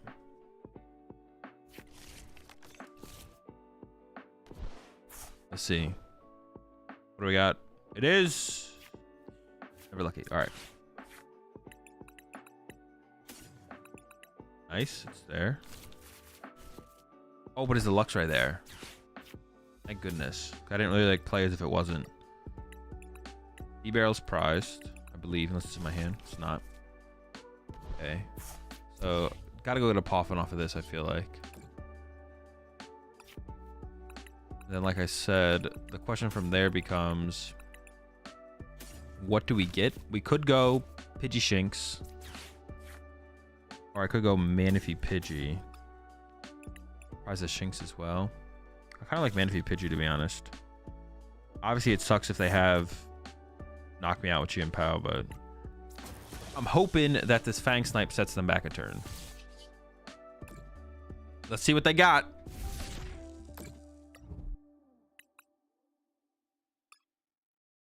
Definitely the candy. It's for sure the candy. All right. So they're basically living off of Shivery Chill, but it's not unreasonable that they would draw out of this, to be honest. It's not unreasonable. And I got a Pokestop to work with. Okay, okay. I guess we can use that as well to help us. So the top deck Pokestop. So their hand is Water, Water, Water, Backs, Rod, Superior. Okay, that's good. The Ultra Ball can become a B-Barrel. I know they have 2 Superiors in hand. So these are the big draws here. Concealed card draws are the big ones. Yeah, they drew into one of the cards is a B-Barrel, and one of the cards is a candy. All right, not what we wanted to see. Well, all right, that's fine. That's fine. We do have TM Devo. It's prized. Never mind. We don't have TM Devo. We do have Eerie. We know there's a Super Rod and a Superior. Okay, there's not a Super Rod. We know there's a Superior in their hand. So we could go like sacrifice the Squovet plus Eerie or something this turn. We're not in a terrible spot, I don't think, though. I don't think we're in a terrible spot. We know this is a Superior, and they're going to draw with B-Barrel here. So we could get some big item hits here still. Yeah, we get some big item hits here. There's at least 1 Superior in their job. What deck hit 10 wins? Banette, Clodsire. Noivern. Is Pokemon your job? Yes.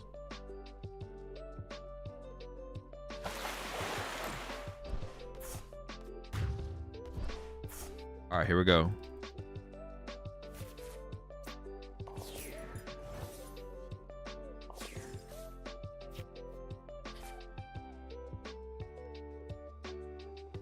I'm gonna go Lotto.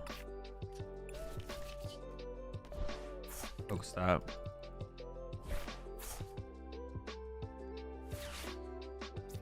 Eerie.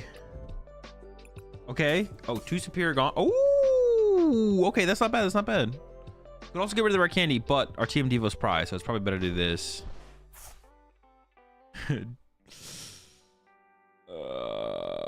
I can vacuum the Pokestop to limit their. Oh, I should check their whole hand. I didn't check their whole hand, did I? Yeah. Doesn't show it anyways. 2 rare candy. The deck plays 4 rare candy. Boss actually doesn't even seem like a terrible play on the next turn. I want to vacuum their Pokestop. Honestly, I think I'd get rid of a rare candy here. Get rid of the Pokestop. Top deck Ultra Ball or something. There was in the Nest Stash, just chilling pass. And then next time we maybe just go boss trap this and like hope that's enough. They are down 3 superior and a super rod. So I mean that's something. That is something. We need to find 4 prize cards left. Oh, that's annoying. I might have to do this, but I'm scared of like canceling Cologne. It's correct for them to Iron Bundle here for sure. But now, yeah, now I'm scared of canceling Cologne. Then I feel like we just lose. That feels tough to beat, to be honest. Ooh, hands is also tough to beat. If they have it. Is the lightning even in here? The lightning's not in there. But yeah, hands. If hands start swinging, that seems tough. But maybe I go boss hands. Try and trap it. No, well, no. Bossing hands is probably not correct. It would force them to have their 4th superior though to like attack with it, right? Or should I just bring up the B barrel? That's the question. Yeah, what do I boss here? Boss B barrel or boss iron hands? Still going through a lot of cards here. Not sure. I don't know which one to bring up. I think I do want to bring up one next turn. Maybe I just go for the hands and hope they just don't have access to this or the lightning. If they do get the lightning, we're obviously in trouble. But they would need to find like Vessel and Superior. I think it has 4 retreat cost, so it's not as easy to attack with as the Chien Pao. All right, let me think.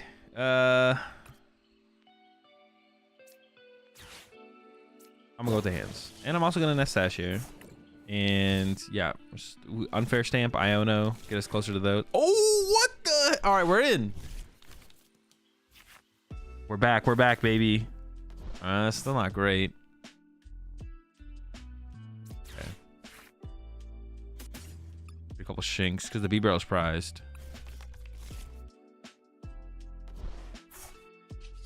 Well, that's what we got. Pass. See what they can do now. That was a pretty crazy squall bet right there for sure. All right, what are they gonna have to put together here? They're down. How many do people usually play 3 super rod now? What is the going? What is the super rod count people are generally playing? I don't like that. I don't like that. But no, because they can Pokestop into it. Yeah, I don't like this. I don't like this. They can put like Vessel Superior on top. Oh, they got Vessel, but they milled the lightning. Yo, that's huge. That's oh no, dude. I thought we got him there. That was insane. They put the Vessel on top. That's their last Superior though. I don't know if that matters in this situation, to be honest. It is their last Superior though. It's almost crazy. Is it fine, Eerie the catcher? True. We could Eerie. We could go Eerie Punch, right? That could be the. We could draw into that directly here through the stop. So send this up. Draw for turn. Use Pokestop. Maybe I use this first, actually. Use this first. Get an energy. Okay. No, I think I Pokestop first. Okay. So I could Eerie, but then I just lose the hands attacking again. So it has to be Arvin for Candy. Ultra Ball away, Palafin switch for Luxray. Candy Luxray attack. And then get rid of the Prime Catcher, right?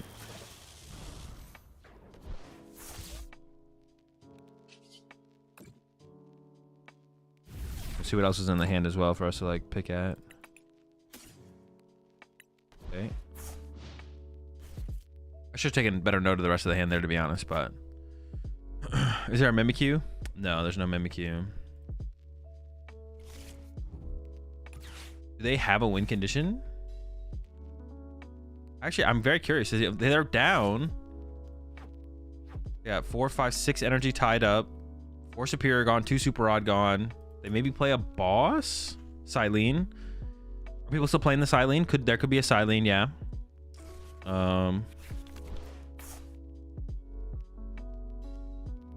Codebreaker or boss, Greninja draw. I mean, they can't play Codebreaker and boss on the same turn, so that wouldn't work. But next turn, they could put it together next turn.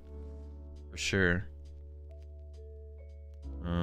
Do I try and Iono them into these cards and then punch them? Probably, right? Because they set them up but didn't draw into them. So if I can go get Iono, play Iono, draw them into the cards, and then discard one of them. Is there an Iono in here? There is. And go like Palpad. Oh, I maybe should have hit the stop first, actually. Iono boss. There's also bossing B-Barrel is probably pretty good here. Because this thing can currently retreat. There's the Iono. So now I Iono them into the cards they set up on top of Cybermanic, and then I discard one of them. Assuming... Oh my gosh! What is this draw? This draw is insane! I think I just candy out the other one, right? Just to protect it from stuff. Oh, I only got to see one of their cards, though. They only go to one card. So they still... If they put it at the second card... Oh, no! But let's see if they were smart enough to do that.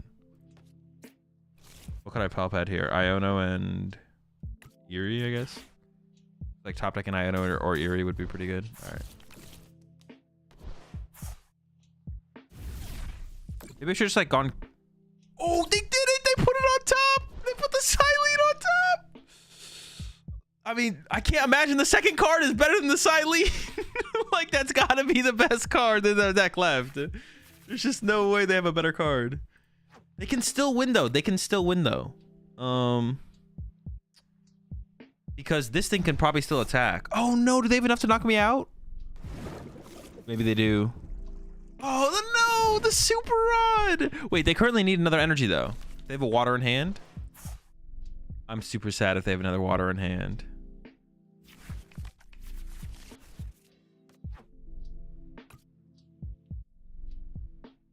Or they miscount one time? 10 short, maybe? 6? 7? No, that tracks. Yeah, they drew into a lot of water energy there. Dude, it just like stopped for a second. That was a roller coaster of a game, though. Holy smokes! It just like went from 0-1 to 6. 6? That was definitely a roller coaster of a match. All right. We did not continue. So we hit the under on this one. And then a reset on the win streak. All right, so let's see what we got next.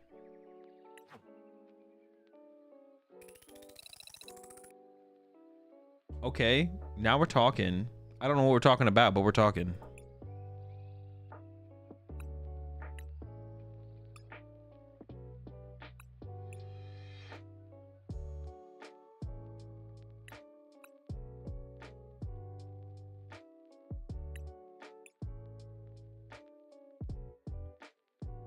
If only could have found that one turn to boss backs and kill it.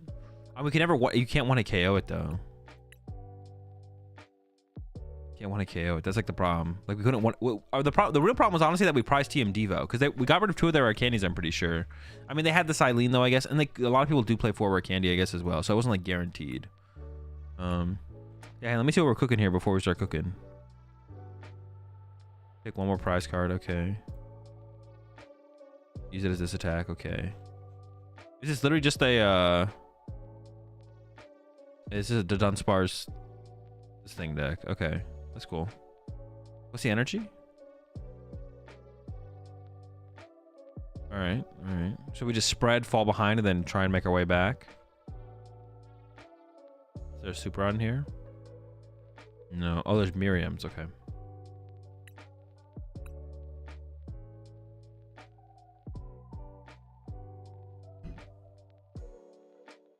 I thought Valiant wasn't allowed, or am I tripping?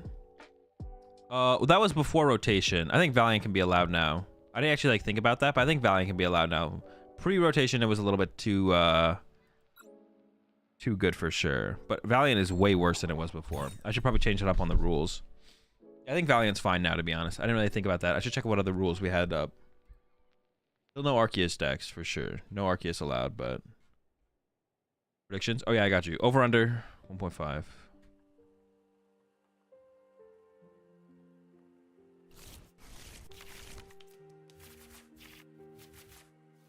Well, got half our energy in our hand. Arc sucks now. Should be unbanned. No, Arc is still very strong in DooD format. All right, 3 mulligans to work with. It is the Regi Drago deck. Okay,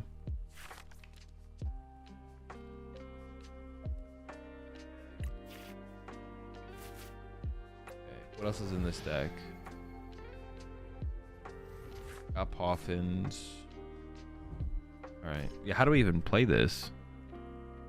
Yeah, push it 2 months there. Him.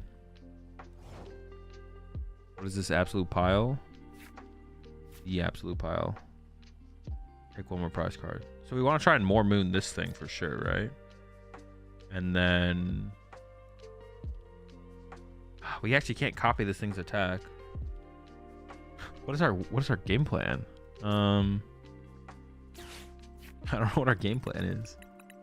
They draw power though, that's for sure.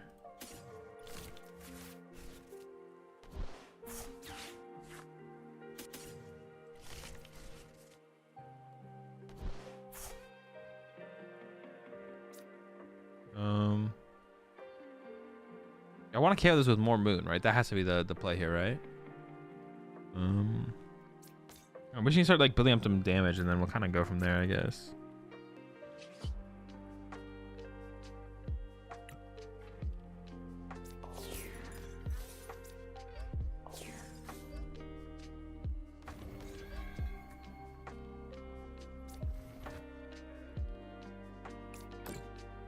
Well, there's also an Ursaluna in here as well. We do have Ursaluna in here, so towards the late game we can go for some big knockouts with Ursaluna. So we should like piece together some prize cards beforehand, and then we do have like a stronger late game, I guess, for sure. So we'll see. We'll see what we can do.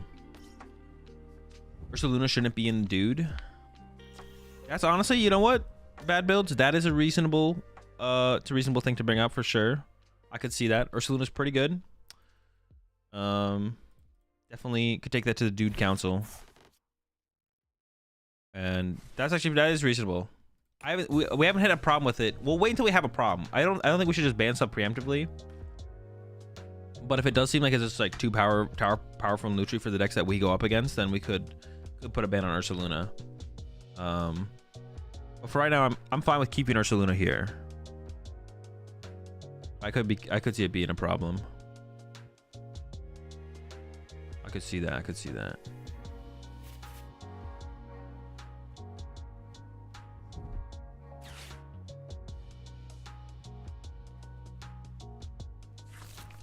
So you gotta stream Elden Ring DLC like everyone else? You gonna stream? No. I haven't even played through Elden Ring yet. Arceus has gone from meta. Surely it's okay to be in DooD now. I think Arceus is still too good for DooD. Even when it wasn't that good in the meta, it was still broken in Dude. Dude, that's so rude. Why are they coming after my Dunsparce like this? Oh wait, they don't even guaranteed have it. They're just like playing cards.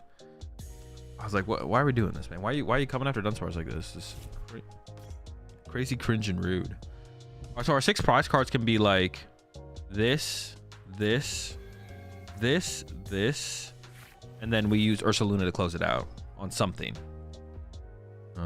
That can be our game plan here. I don't know if I prize any, but theoretically, if there's 3 in here, copies. I mean, this copying any of their attacks isn't very good, right? Yeah, not really. All right, so get the Sparses. All right, draw some cards.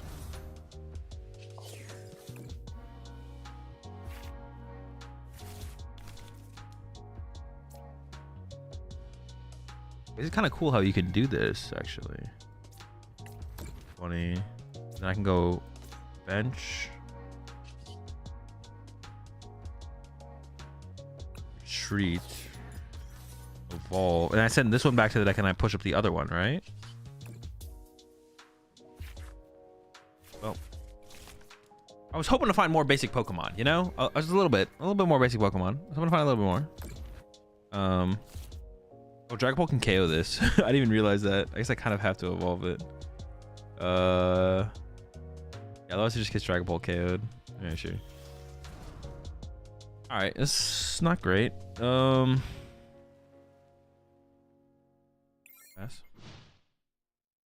We have Thornton, no Super Rod. I already said that, right? No Super Rod. We have Thornton. Yeah, I was hoping for like a Poff in there to get some more baby Dunsparce into play. But unlucky, I guess. What do you think of my deck? I was at work, so I didn't get to hear your thoughts. You submitted the you appreciate the 55 months there, B-Jam. You submitted the Banette deck, right? I mean, it was working. That's for sure. It was working. We got 10 wins with it. All right, will they pull off an attack this turn? They gotta give it at this one, is what don't they? Azul, do you or anyone in chat happen to know the best site to get updated competitive deck lists? Yeah, limitlesstcg.com, and then go to major tournaments and then look at major tournament results. Yeah.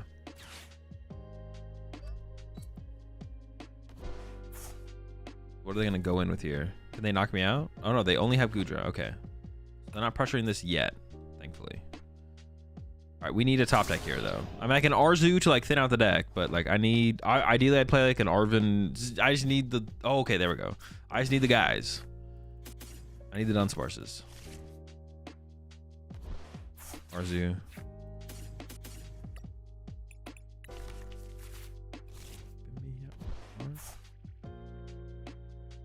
Which card make the most sense here? Go down to 50 versus just switching. I think switching makes more sense, right? So switch. Back on bits. Retreat. Bits. And then anybody else could love you like a... I may as well put that there, to be honest. So we're gonna go this, KO Cleffa, build up more bits on this. Okay. I think it's... Oh, they can kill my Dunsparce with Dragapult? Dude, this matchup is terrible, bro. It's a good thing they don't have Dragapult here. We would get... This matchup is awful. What the heck? Alright, it's fine. They don't have Dragapult yet. Dude, why does the guy have 60 HP? What the heck? Why is everyone so squishy? Alright, we'll be okay, though. Like, currently for how it's playing out, they haven't found Dragapult. So we're doing okay. All right, that's rough. That's tough. My hand was good. My hand was really good. I liked my hand. What does this even do? I don't know. This is worse. I don't like this. What does Miriam do? 5 from the discard pile. I mean, I guess we gotta hit him with the Palin, right? Get rid of both of these. Get 2 Dunsparce things or whatever. Man, this is a terrible card. This card is so bad. I've definitely read this card before because it's familiar as soon as I read it, but gosh, this is terrible. What an awful card. It's so bad. All right, I'll push this one up first. It's just funny how bad this card is.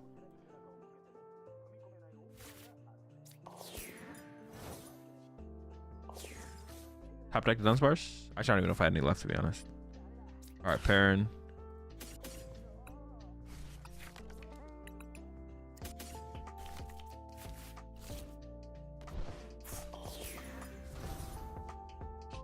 Here we go. Runaway draw. Not what I was looking for.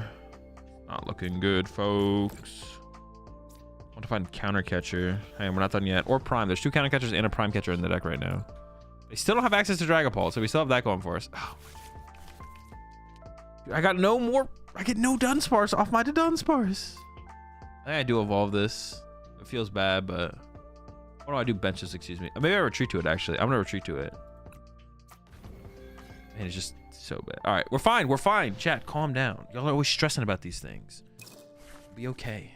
I don't even know what we're doing. Probably it's Iono, right? Iono should dig for the gust.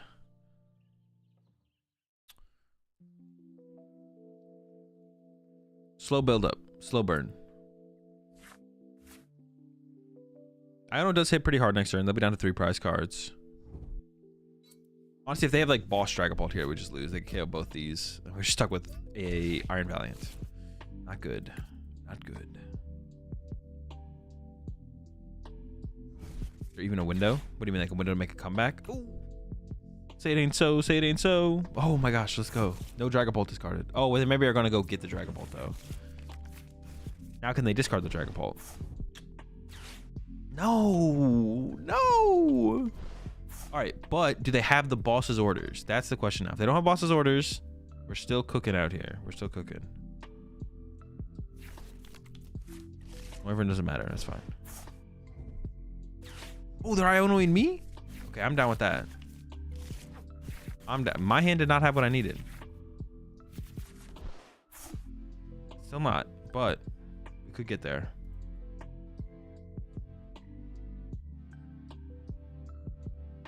Now that they have Dragapult, do I even want to bench Dunsparces? I don't even know if I do. Tax man.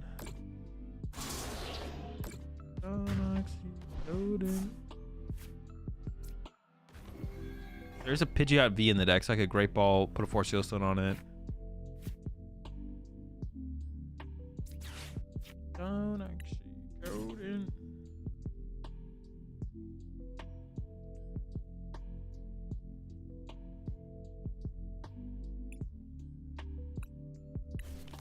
Do I even want to bench? No, Benchy Dunsparce is fine here, I think, at this point. Well, actually, do I want to use Thorn or something here?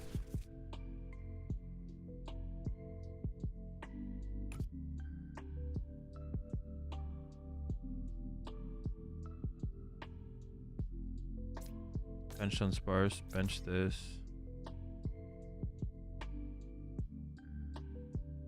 4-4 on the switch cards. How many do I have left? A lot.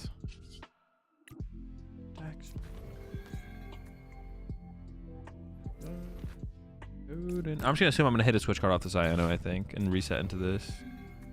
Maybe I should just no, that's still not correct, I don't think. Yeah. If I want the extra cards off the prize cards as well, I could KO this for 3 prize cards now with the more moon. I need a switch card and a counter catcher. Now I gave them a 2 prize turn, I guess, when I didn't need to.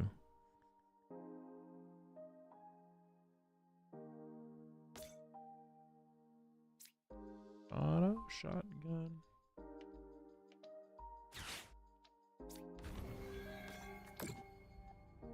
What else does this deck even play?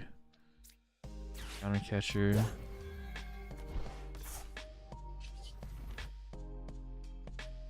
More moon.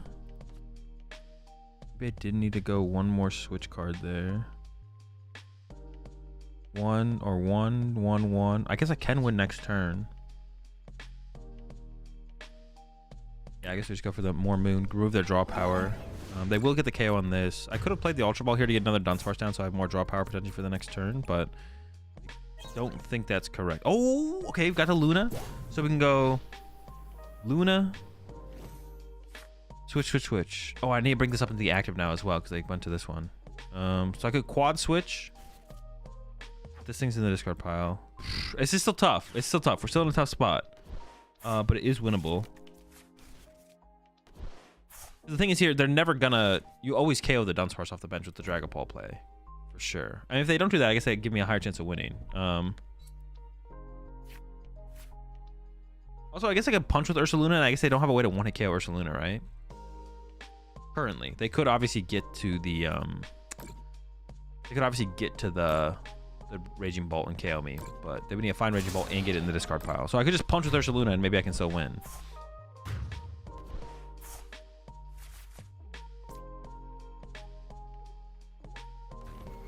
Saying this up is correct. I'm gonna switch card into this, and then I can choose what to do from there. Oh boy, it's not good. What do I have prize? If I knew what I had prize, I could make like a different play. Maybe I'd hit him with the...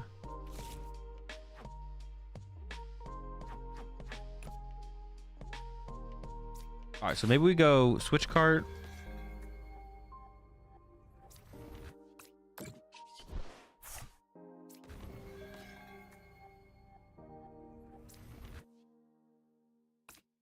KO the Cleffa. Let's see what we get.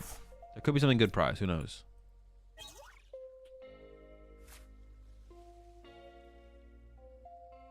They don't have a way to want. They don't have the Raging Bolt play yet, right? No. I go bench, attach. I can't get to the active. I already retreated. I mean, it just has to be like this then.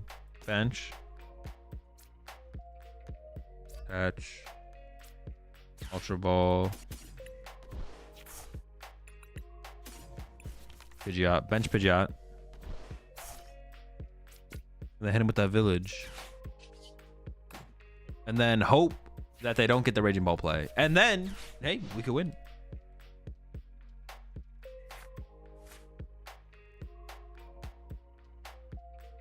Possibly. There's no Raging Bolt. No, what is this? No. No. Oh, this was not part of the plan. I could have got Ursaluna in my active.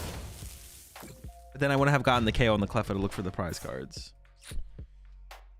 Radzar's not part of the script, bro. Well, sometimes unlucky, I guess. All right, that's another under, right? Yeah, Radzard is not part of the script. The energy on Blood Moon Ursaluna doesn't matter. Yeah, I mean, it doesn't matter. But I mean, it's like the same thing as discarding it, right? So it doesn't really make a difference. Energy in play is probably better than not. Yellow climb too high. Possibly. All right, see what we got next. Delete and load next deck. This one gets deleted. No, I think this is DooD enough. For a second, it is Monkey Dory Frostlass, but hold on. It is Monkey Dory Frostlass, but, and that is a pretty powerful combo, I'm not gonna lie. Well, that didn't work.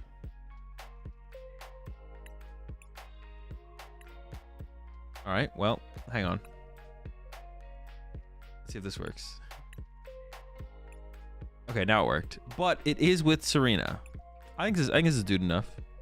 It is the Monkey Dory Frostlass combo, but it's not with all the other cheese. Pass? What's the stadium do? Shuffle your hand in your deck and then draw 5 cards until your turn ends.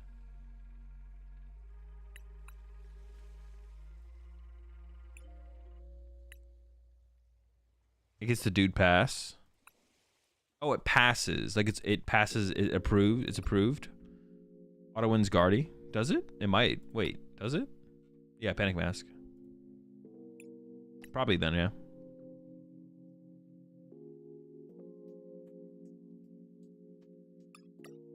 All right. I don't know what was wrong there. If I actually had the wrong deck copied to my thing, or if it was that was on PTCG Live side. Could have been. This deck is too good, IMO. Really? You think this is too good? There's no shot. I mean, I did second guess it myself a little bit. I think it's on the edge. I'm down to run this one for sure. You want to see more Venomoth Frostlass? Honestly, I kind of want to mess around with that deck a little bit more myself. Maybe someone put it in the DooD. Submitted it for DooD. We spent a lot of time on this deck pre-NAIC. Hey, Frank, I've put a lot of time into bad decks before thinking that it could be good for a tournament. Sometimes the decks you're prepping with to play at NAIC are just DooD decks the whole time, you know? Predictions? Oh, yeah.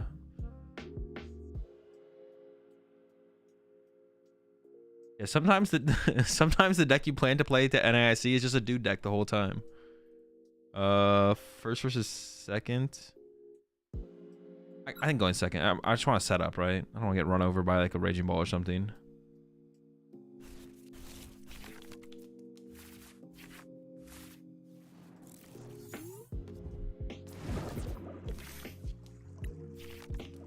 Turn 1 Cleffa hand, it looks like.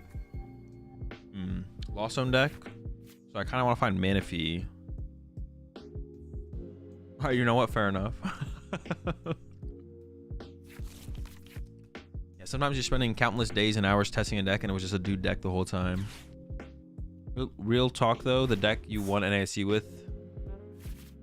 The deck I won NAIC with was a DooD deck. That is far from the truth.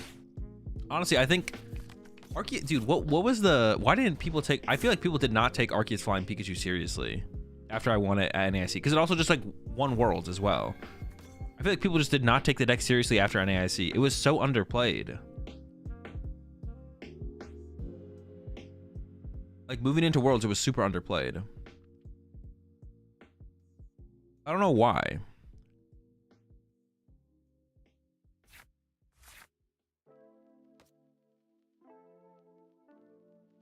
Because that's like one of the reasons me and my group played Ice Rider. Because you beat Flying Pikachu Arceus, but...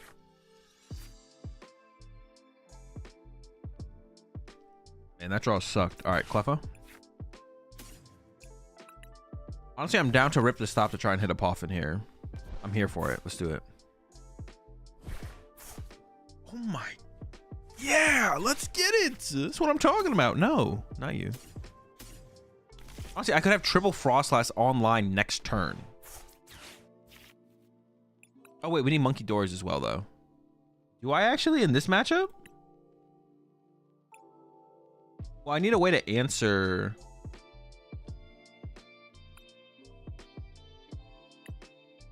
I don't know if I do want... I don't know if I do need the Monkey Dory right now. Let me think for a second. What do we got in this deck?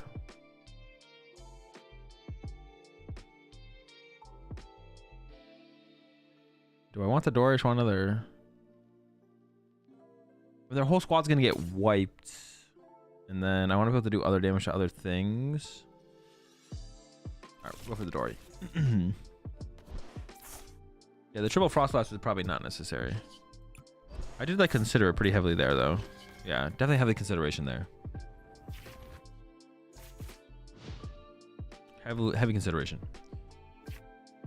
Gonna melt your own Manaphy. True, I would also melt my own Manaphy. That is true. We have a trapping Pokemon? No, we just like main attack with Serena. Why didn't you play it then? Well, that's not what I said. I didn't say it was like a broken BDIF. I just said no one took the deck seriously. I don't know how you got why didn't you play it then out of my statement.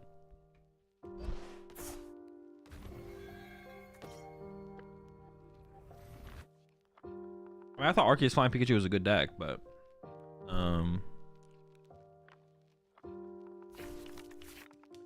we played the Ice Rider deck because we wanted to have an advantage against it. But there was like no one in the tournament playing it. But like it performed like super well because the top 3 decks were all Arceus Flying Pikachu. Yo, appreciate the tier 1 sub there, Donnie. Welcome to the Rat Pack. Raw to Hope, but we got plenty of Palafins. I guess if I getting Iron Hands here would not be great. Yeah, getting Iron Hands here would not be great. But I do have the candy thing here, I guess. Let's punch it. Did Arc Peak just beat Lost Box? I'm talking about Arc Peak before Lost Box was a deck. Arc Peak when it won Worlds in 2022. Before Lost Zone stuff was even a thing.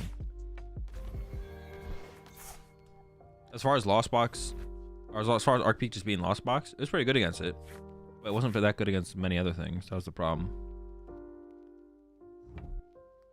Can I play Miraidon or POW? Yes, but not today. I hate strawberries. How do you hate strawberries? Oh, they got the hands. Alright, this could get pretty tough. We'll see. We do have triple Comfy in play, which is pretty good for us, though, I feel like.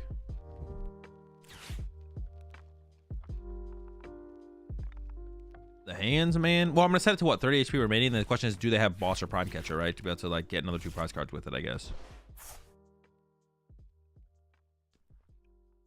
I hate pineapple, bro. How do you guys hate fruit? Like any fruit.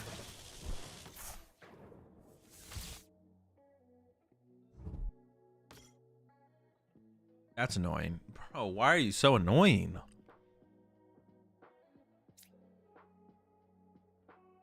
Yeah, I'm still scared of Greninja, right? So I have to push the monkey. All right.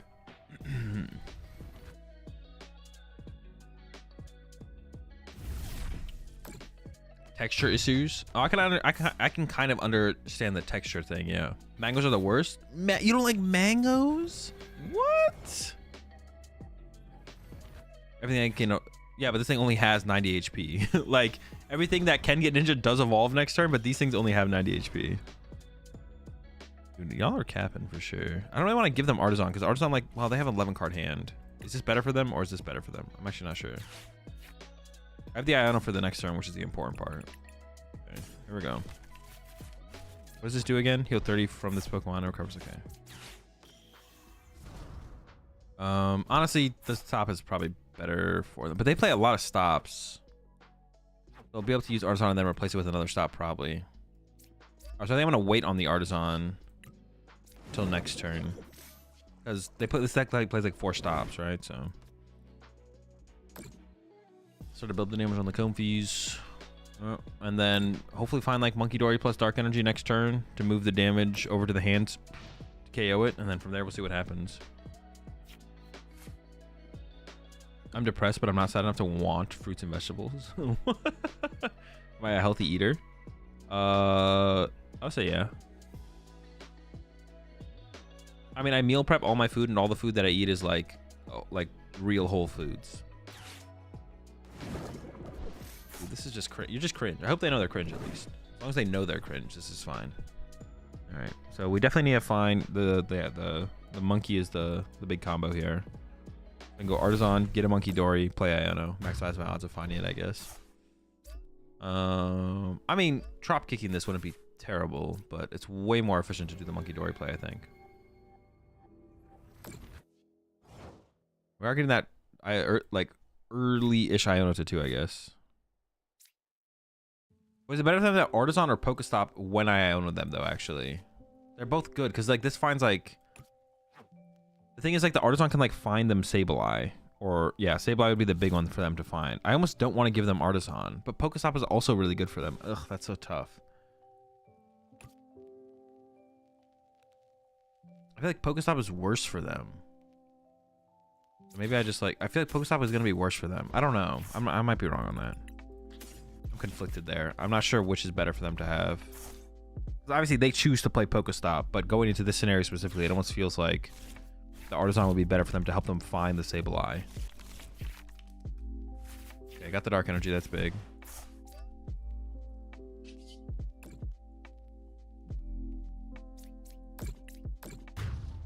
Oh, I guess I can never use Drop Kick if I attach Dark Energy here. But that's not a big deal.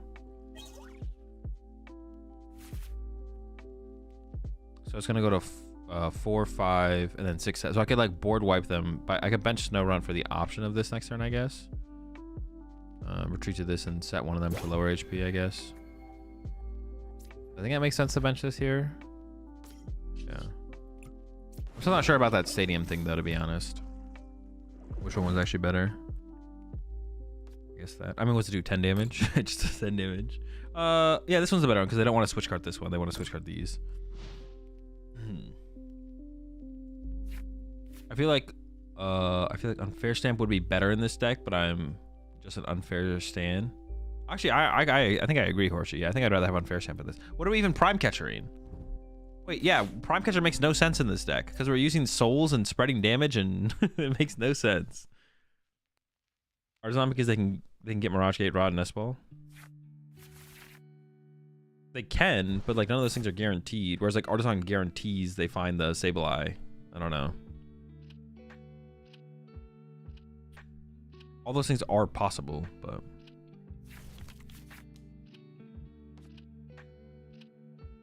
yeah, it's tough. Maybe it depends on like the composition of their deck currently as well. They had like 2 gates, 4 super rods left, so Stop's gonna be like hitting some pretty good cards. But also like, I don't know, it's just a tough call. I miss for stuff like hands and bolts. Hands and bolts. Does it make that big of a difference though? Can you just like play a counter catcher and not like do like the same thing for you most of the time? But how does that even matter that much in those matchups? What they lost on? Colruses? They lost on 2 Colrus off of Colrus? Is that what just happened there? Does it show it up? 1 Colrus. There's already one in the loss on, I guess. Well, I have no supporters here as well, so I'm not feeling super confident in this situation. But who knows? Maybe it works out.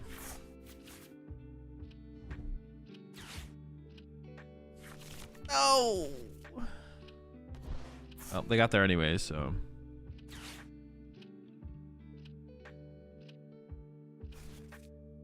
Artisan guarantees Sableye and shuffles the deck into Iono. It does shuffle the deck as well, I guess. I don't know how important that is in that situation specifically, but Stop is random.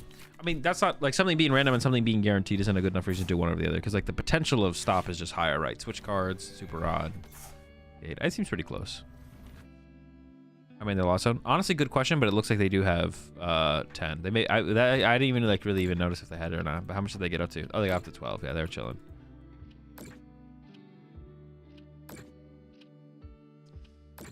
Well, you know what they say. Never lucky. Right though. They're just too fast. They're just too fast, man. They're just too fast. Can't compete with that speed. Elite and load next. And we've got... Someone was talking about this deck earlier. Alright, so I can delete this one. Got the Bramble Ghast, of course. Wait, dude, why is it doing this? Wait, it's gotta be the program thing. Who's doing the wrong deck? There we go. Bramble Ghast. 51 HP for each prize card your opponent has taken. Dude, this deck has gotta suck. There's no way. Well, I better suck. It's a DooD deck. If it doesn't suck, then get rid of it. How many Pineco are in here? 2. This kind of feels like a deck where I want to go first, to be honest. This kind of feels like a go first deck. Ah, of course. The milk. Gotta have the milk.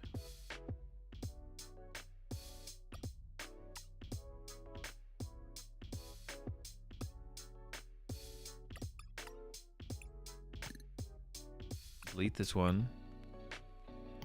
Set this one active. Delete this one. 10 wins, new deck. Let's go. All right. Ooh, did I pay out the last prediction? I did not. So we hit the under on the last one, and then we got a new prediction over under 1.5. What do y'all think? Will we do it? Will we not?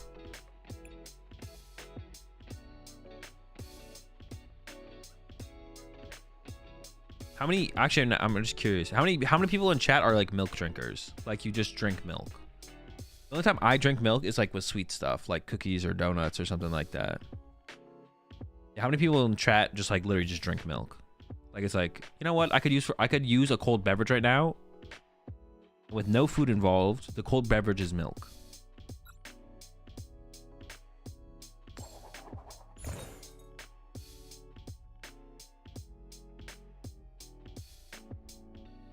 I was saying this feels like a go first deck, right? I'm drinking a gallon of whole milk every week. Well, I can't tell if you're trolling or not, Slab. But I feel like I believe you. Sheesh, a lot of milk drinkers.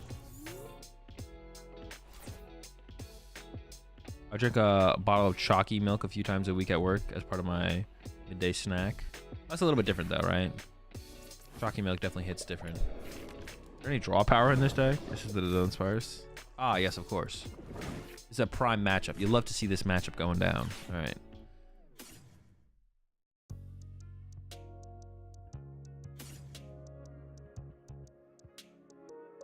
Oh, but if I don't get... Oh, how am I going to play this, actually? Hold up. Shoot, how are we actually going to play this? Actually, maybe this is a go second deck because it plays 4 Arven and 2 TM Evolution. Maybe I should have gone second. All right, so I feel like I got to play it like this. We're going to give up these. This is not how we want to play this deck, but we're going in with a turn 2 guard press. Because I didn't get a Bramble down turn 1, so... Stop drinking normal milk. Are you a criminal? What does that mean? Maybe with cookies, but definitely not an everyday drink for me. Daily smoothies. Nightly tasty treat. The macros are too crazy. Tasty treat.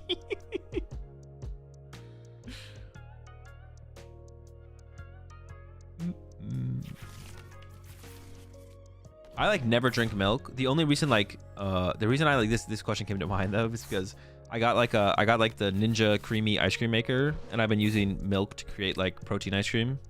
So it's like the most milk I have drank in my life is probably within the last week, like in a week's period. I've been having like protein ice cream like every single night. I've been using milk, so drinking milk is a government psyop. Honestly, I could see it because drinking milk by itself is definitely crazy. Being convinced of doing that is wild.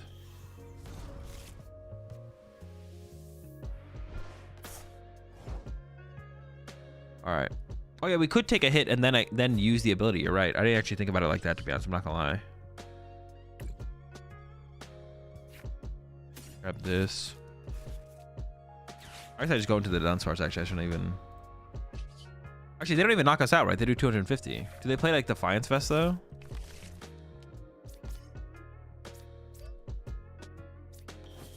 Yeah, do they play Defiance Vest? Because then I gotta be scared. I feel like, right?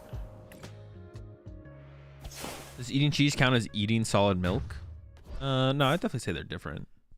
I mean, they taste different. The point is like the taste. I'm curious how many people actually like the taste of milk. You get the guard press buff. Oh, true. We do have the guard press buff. So yeah, even if they do play Defiance Fest, we don't get KO'd. I guess they could have maximum belt. That would be the only thing to be scared of. I don't know if this deck plays maximum belt though. Yeah, guard press going kind of crazy here actually. All right. 0 to hero. It's happening. Oh my gosh. Palafin EX. 340 HP. 250 damage. It's crazy out here, man. It's crazy. The Palafins are wild. Will they find a way to get this thing back into the active, or are they going to give me... Oh, so lucky, bro. Okay. I don't mind that, though. We'll take that. We take those. I maybe should have attached that. I don't think I was using the TM Evos ever. I probably should have just attached it. This hand though, whoa, hey, hold on. That's kind of a, I kind of like that. I kind of like that inclusion, to be honest. I haven't seen that before in here. I like that. I like that. Definitely vibe with that. I definitely vibe with that. That's like, that starts to make up the damage, get you to higher numbers, maybe sooner, faster. I don't know how good it is, but it seems okay. Also, if you're switching to the bench, might as well do a little bit of damage when you switch in. All right. The Dunsparce for next turn. I mean, I think we just check this, right, and see what happens. We're hoping for a heads. Okay. Those things gonna have 200 HP. Do I just like fully overload it and then try and go for the knockout? That's got to be the... Well, they could set up another one, though, and knock me out back. Give it 300? Yeah, and we can give it 300 HP as well. True, true, true. We did prize our Heroescape. Okay. If we're going all in on this one, then we should just get some Dunsparces.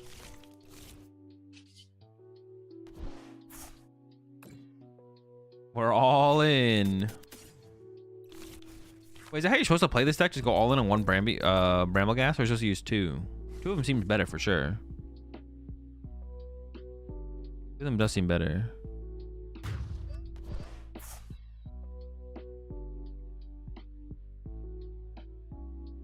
I'm all in on 1 at this point. I guess you could theoretically knock out 2 Fortress and then still be fine, but... Alright, here we go. Flip some coins.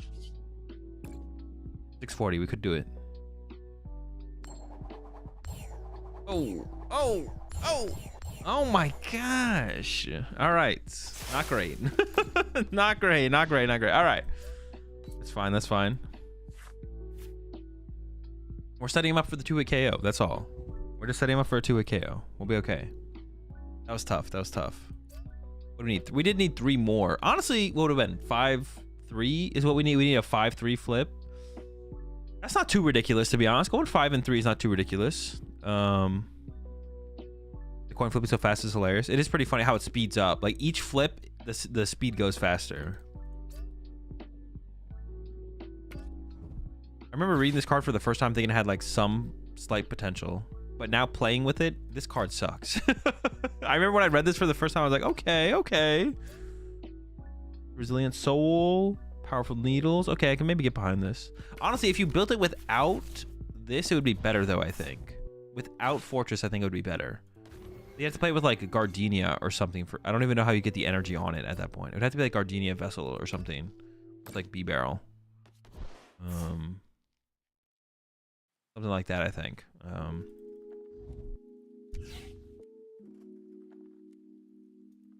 Steel Mask Energy Switch. But putting those week 2 prizes in play seems like such an L though. You know what I'm saying? Putting the... They have like those week 2 prize Pokemon in play. We're trying to have powerful Bramblegasts, not weak Ogrepones. I don't know. That's the only reason I don't like the idea of the Ogrepons getting involved. Honestly, this thing's kind of scary now. Oh, wait, we play the milk, though. We could milk this. We could milk the Bramblegast. Oops, give me a Dunsparce. Now I start to build up the next one, right? I definitely start to build up the next one now. Oh, wait, hold up. I can do this, too. Hold up. Now a TM Evo. See, like, I wish I could attach this right. See, like, okay, so some of the things we can... Like, see, I was able to put that down there and immediately click on this. But I wish I could, like, use Town Store and then... it feels like the shuffling is the thing that stops you. Yeah, it is the shuffling animation. When the game starts to shuffle, it doesn't let you interact with other cards. For whatever reason. I don't know the reason. I don't think there's a good reason. But it takes away your access to your other cards. Even on flips, I wish this was faster. Honestly, just get rid of flips. Fuck flips.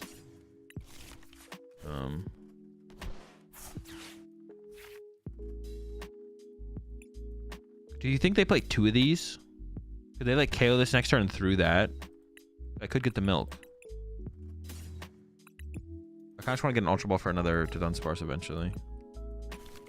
I honestly shouldn't have put that in play because I want to Ultra Ball away for it now. I could go... See, like right here, I should be able to evolve this, but I can't. Because like the stupid shuffle animation like stops you from interacting with the rest of the stuff. Which is like dumb. It shouldn't do that. It should let me constantly interact with the game. I'm down to draw 3 right now. Also, like right here, when I evolve, it should let me click on it and like click the ability and stuff like that. I don't know, it's just annoying. Oh, I got the milk. Now we definitely can't get KO'd by that, so just yeah, we'll get out of range of that just in case. Just in case. All right, touch here. Actually, do I ever want to recover this line? I don't hate recovering this, right? I still have a 1/1 line in the deck, so having just more energy is better no matter what, I think. Oh, I have another one. What the fuck? Where'd this come? Dude, when did I... What? Wait. Did I actually have 2? Am I tripping?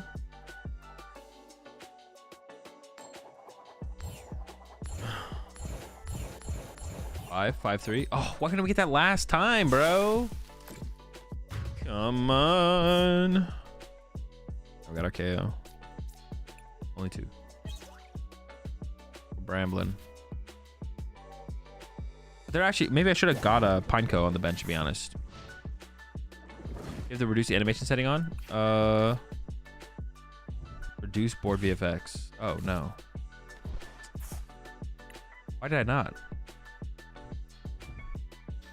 How long has that been there? Or no, I know it's been there. How long have I not had that on? What does it do if I turn it off? What does it do?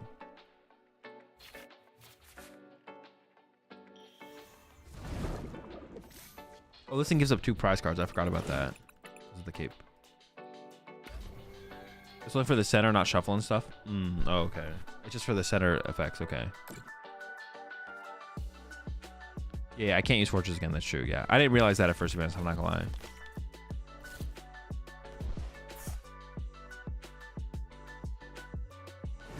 All right, the Palafin's back. They have the draw power set up in the B barrel. Second B barrel potential. It is not looking good, folks, for our hero, Bramblegast. Go Bramblin. I do have a reversal energy in the deck.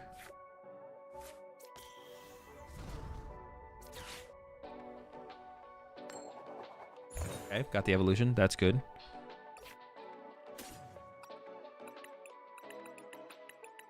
We do have the reversal energy there. Also good. Also a good thing.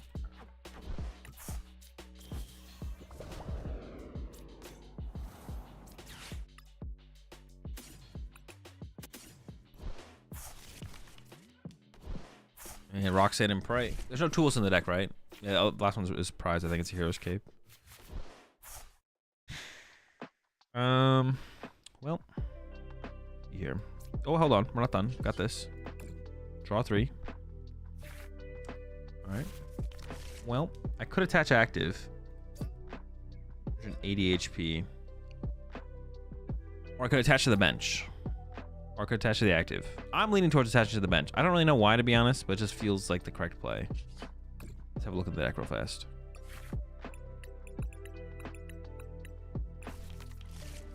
Counter catcher for sure. Counter catcher doesn't do anything, right? Because they need a switch card to already move this thing anyways. So they need a switch card to move this. They need a switch card to move this, right? No, I need 3 energy to attack. I just can't attack here. I'm just stuck. I think I just like attach pass. They could attach hard retreat, but if they attach hard retreat, they're not attacking. So I think I just wait. I'll bet that. Nice. Like we might counter catch the B barrel next turn. Yeah, y'all capping in chat. Come on, chat. You got to keep up. You got to keep up. The attack says during your opponent's next turn, this Pokemon can't attack. This is big. Imagine if you go up against a Palafin EX deck and you think they can attack 2 turns in a row. That's it. You've thrown. You've lost the match. You've lost the game. You're going home 0-3, losing to Palafin to stay in the tournament. What are you doing? Come on, step it up. What's this guy do? Nothing. Wait, same thing. You can't attack next turn.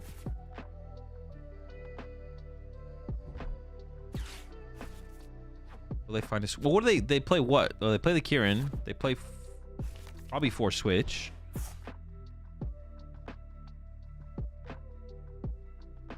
I'm kind of excited for Palafin with the Fable stuff.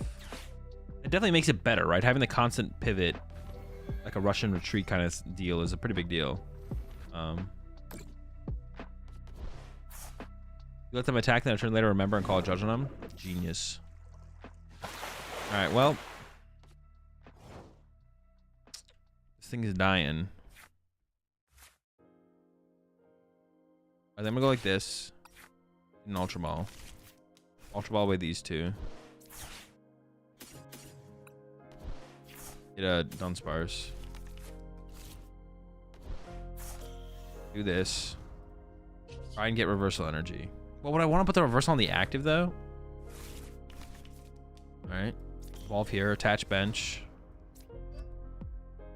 And I mean, same thing as last turn, right? Pass. I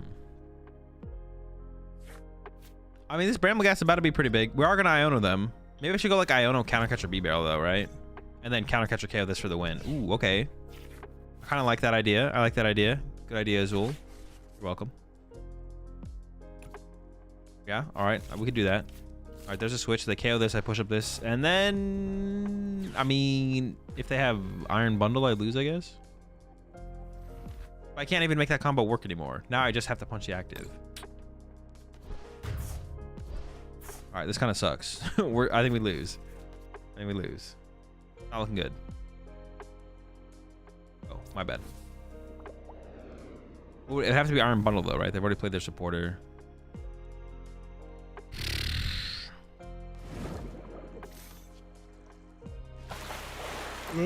They can even harder treat their active to this thing. And then that becomes, dude, I can't win, man. I can't win. Can I win?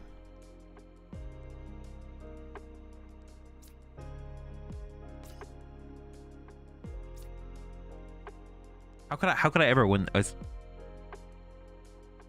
I KO the active, they just go into this and then retreat to that. I would need to, okay, in their hand, they have to currently have every single Palafin EX left that was in their deck, or it could be in their deck. And their hand house supposed to be dead. And I go attach active, punch. They go draw, maybe use B-Barrel for one, pass. I go knockout. Their hand has 3 Palafin EX in it, and then I win. That's the only thing I see. Oh, but I guess they can attach active now and retreat. Okay, there was some value to bringing B-Barrel in the act. But, well, okay, so it's either this win condition where I win through prize cards, or I bring up B-Barrel and hope B-Barrel gets stuck the rest of the game. I guess that could have been a win condition as well, to be honest. All right, Palafin EX. 1, 2, 3 Palafin EX in the hand. Okay, I counted them. I do need a KO this turn. I could wait, though. I could go attach, counter catcher this, pass, and then counter catcher this, knockout. I would need what to get 4 heads here to actually KO this. Let's buy some time. Let's buy some time. Build up some energy on our Brambleghast. Okay, I like this. Once again, we're not playing the Iono because we have to hope that all 3 of their Palafin EX are in their hand. What is it? The deck plays 4, right? Or 2, I guess, because there's one here. They've already played a Super Rod. I don't know if they play more than one Super Rod. Doesn't seem realistic to play more than one.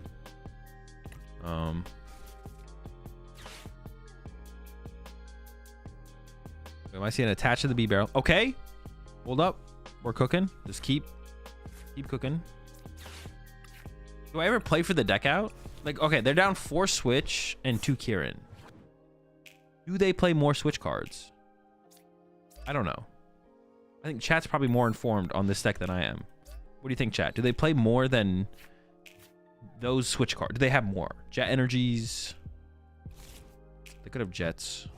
They could play 4 Kieran.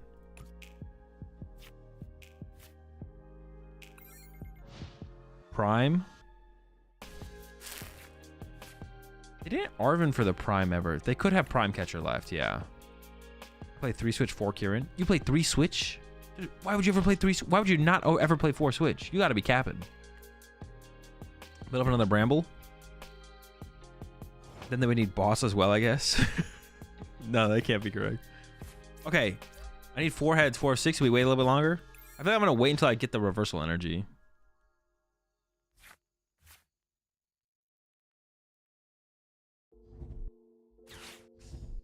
There goes my counter catcher. But this deck does play 3. Oh, that is my 3rd.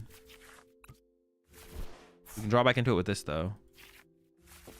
And now they put all their Palafins back in the deck. Oh. Wait, they chose... Oh, that's scary. They chose to attach to the bench. Maybe they think I deck out first, so they think I have to make a move, but they don't realize I have the Dunsparce loop. How do we approach this?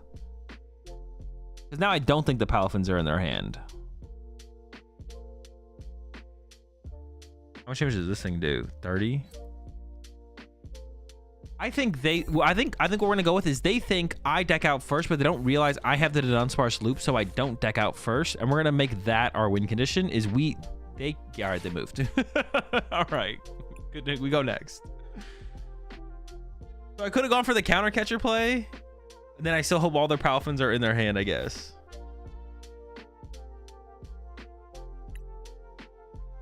All right, next deck. Spite Ops EX. Yo, you guys sent a lot of Spite Ops EX decks. Yeah, I was in the tank on that one. Did not work out. Okay, let's try this again.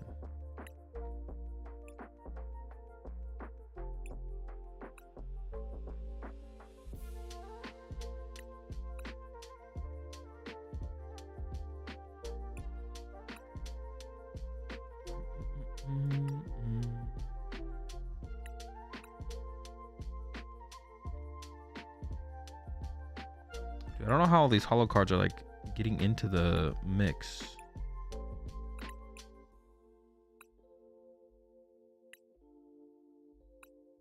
Just one switch.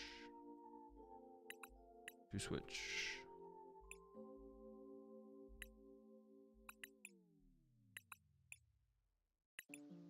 All right.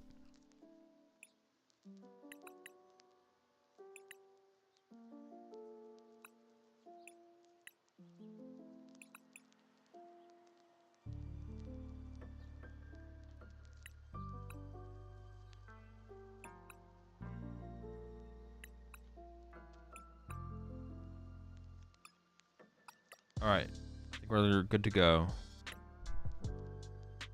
So have you seen the new Star Wars TCG? Yes. Wait. Must contain cards you own. Oh. I played around with it. It's pretty fun. The new TCG, the Star Wars TCG is pretty fun. If I had more time, I would probably actually try and play in tournaments with it, but I don't have the time, unfortunately. But I like it's like unique. Like the way the turns play and stuff is like super unique compared to any other game I've ever played, which is cool.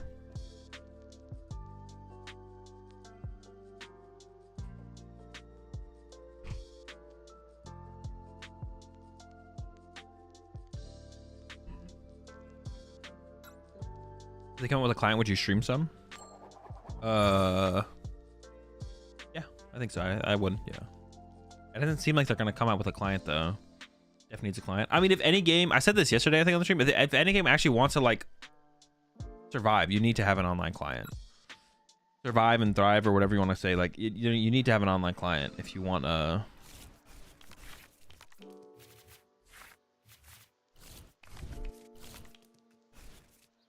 you need to have if you don't have an online client, there's like, what are you doing? You know what I'm saying? What are you doing? We probably should have chosen second, to be honest.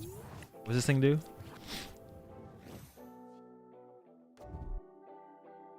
I don't know what this is good against, but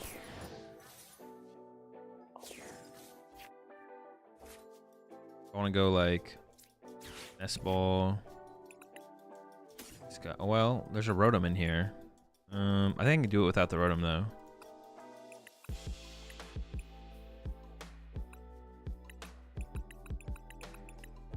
Grab this.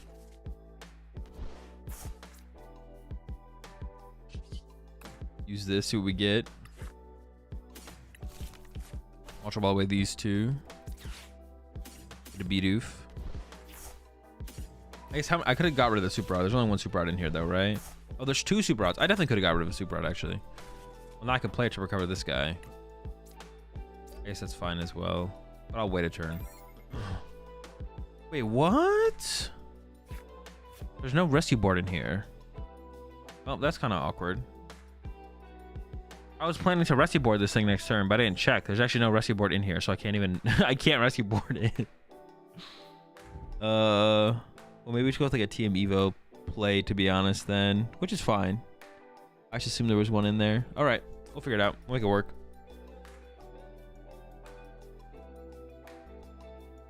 Oh, they're calling for family. I was like, what the heck are they doing with this bird?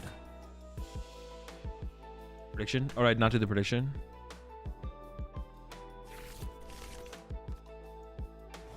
My bad. New predictions up. Over under 1.5. All right. So yeah, I think we're just chilling for a turn here. Double B-barrel setting up. Their hand must suck. They called for family for Rotom. Well, I guess they could have 4 Seal Stone in the hand. You know things are bad when you're calling for family for Rotom. I'm just gonna guarantee it with the Vessel. I'm not gonna Vessel away the Super Rod though. Go like this, draw 3, track customers, and then Team Evo. Interesting. Probably give up the Ultra Ball right here. Although the Ultra Ball's not bad.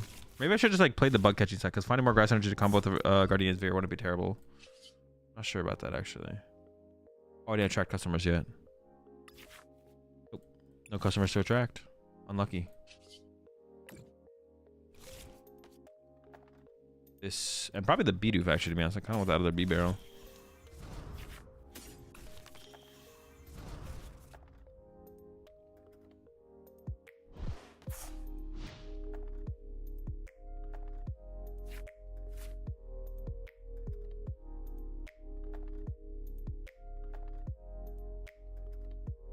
Yeah, what was I saying? Oh yeah, I feel like if like it's a good sign, like if the developers of a game plan for the game to like exist and thrive and grow and be like a competitive game for a long time, I think they would put out some kind of online client. I feel like it's just like so important in the current day and age and does so much for a game in terms of getting people into the game and stuff like that. So I feel like it's like pretty telling if like a game doesn't do that.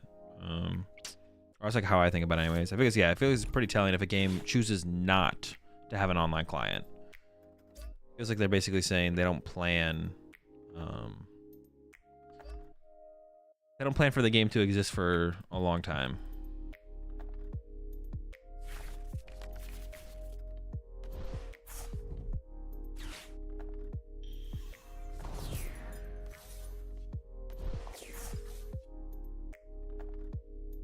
All right, quick search. Probably Candy Zard. That's fine. We do just one hit KO the Charizard, right? With this, yeah, it just dies. A ton of the new players on my locals came from playing live. Yeah, like a ton of players have come from playing live. Like the amount of players who have told me that like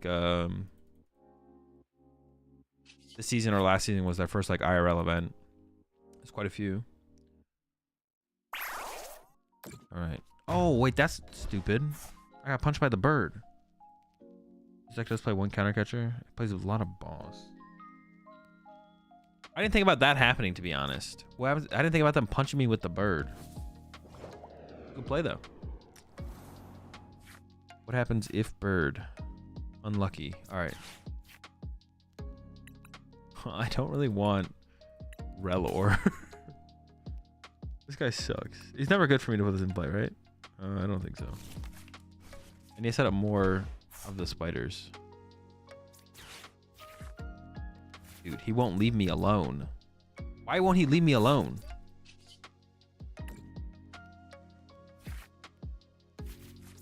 I can go prime KO this though, which I think I will do.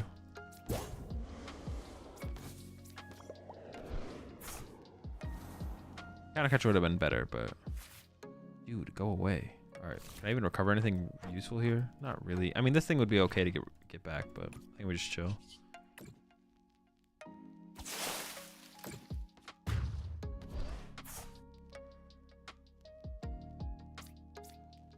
Hey, Charizard and get stronger next set. Why are you a Zard hater though? That was pretty chill.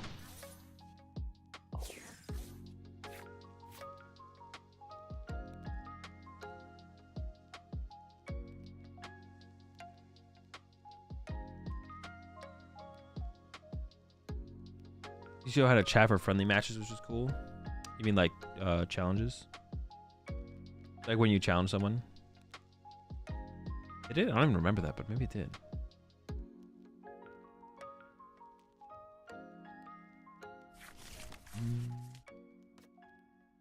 Didn't they get rid of it? They got rid of it eventually though, right? I'm pretty sure they got rid of it eventually.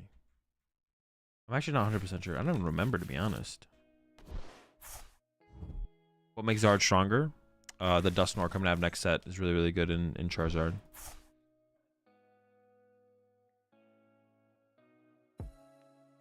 Surely Zard loses a lot of consistency for the power uptick of Dusknoir. I mean, maybe, I don't know. You're like not playing you're basically just like cutting the B-Bear line, which I guess is consistency. So you do lose some consistency, yeah.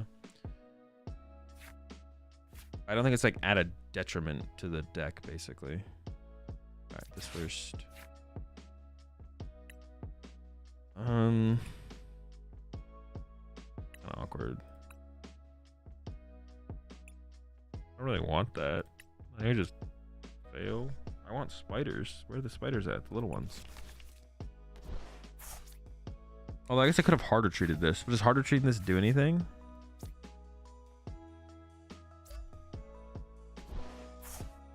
Harder treat.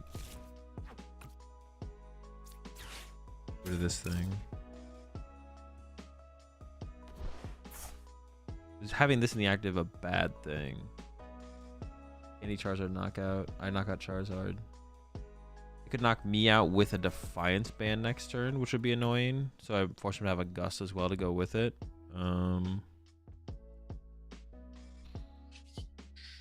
Sure, I guess. I don't know. I don't even know if I should put that energy on that B-Barrel, to be honest. I don't know what I was doing with that either.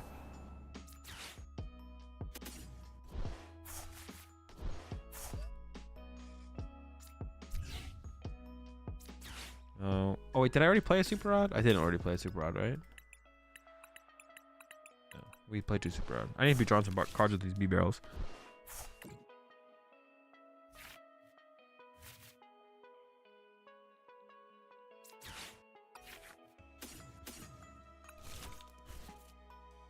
All right, now we're talking. Now we're cooking. So what am I waiting for? Spider. Okay, that's fine.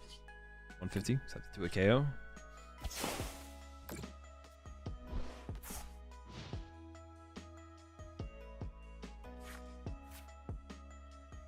So super sick. Drago list with Clops and Fortress EX.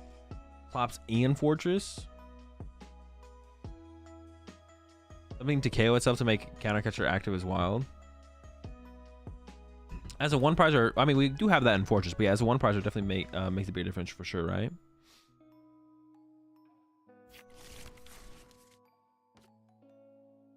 Yeah, most people playing a 1-1-1 line in Charizard because the Dusclops has the same play. Really, Devo TM bodies Zardnor more than other Zard builds. I don't. Why? Why would it?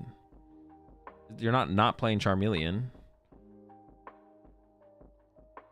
Also, if you're committing a candy to the Dusknoir, you're probably like winning the game that turn, basically. But everyone, I think every list that I've seen plays a 1-1-1 Dusknoir because the Dusclops can be all you need, for sure, in some situations. Or you can evolve up to the other thing. I don't think that you're gonna need bodied that much more than you were. Maximum Bell also works. That works. That works. Sure. I might just bench this guy, dude. Yeah, I'm gonna bench this guy. This guy's just making his way to the bench. What? They're gonna give me the KO plus Iono? They didn't even candy out a Zard there? I benched the Relor. Wait, Rabsca's still in my deck? That bastard? No, I lost on him. I think I'm just gonna Iono to start with here. I'll attach Iono. I thought we took care of him in some way, but all right. Nothing to grab. Burn Nest Ball as well, I think. Although that one I'm a little bit more hesitant to do, to be honest. Yeah, definitely a little bit more hesitant to do that because I could have held that if I draw to the Super Rod, then I get another Spider in play, yada yada.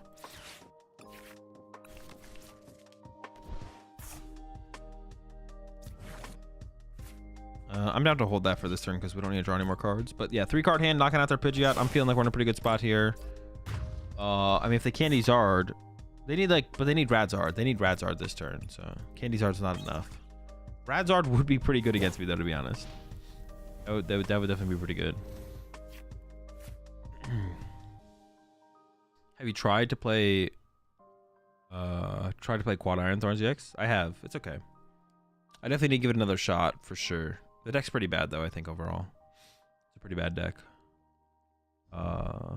There's too many tough matchups. Too many tough ones. But you got like especially like the Guardy matchup. Yeah. I'm playing PTCG live on my phone and can't pick energy of retreat. Anyone else have this issue? Is it with a Monkey Dory that has a psychic energy on it? You're either 100-0 or you're losing. There's gonna be a couple matchups that are a little bit more in between, but that is how most of its matchups go for sure. There's a goal. It is. Oh yeah, that is a consistent bug. It's like if you try and retreat a Monkey Dory that has a psychic energy on it, it like freezes. I don't know why. I couldn't tell you why, but have you ever found a meme deck to actually be really good?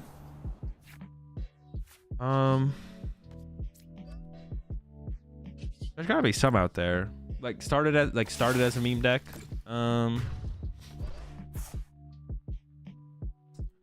They definitely exist. I can't name one off the top of my head. Nagquag. That might fit the bill, yeah. Nagquag might fit the bill. Espathra? Espathra sucks. That deck sucks. That deck's not really good. That deck's really bad.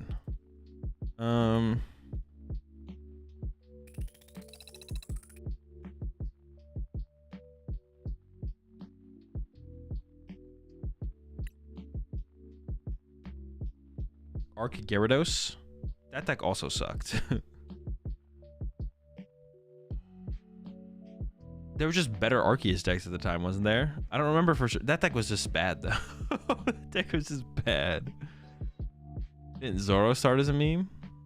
Zoro Box? No, Zoro Box was always just a mid deck, but it like started mid and ended mid. Arceus Aura, though? Nah, that deck also sucks. Arceus Rayquaza? That deck also sucks. Dango? No, Dango like underperformed, I think. I think Golden Go underperformed for the expected.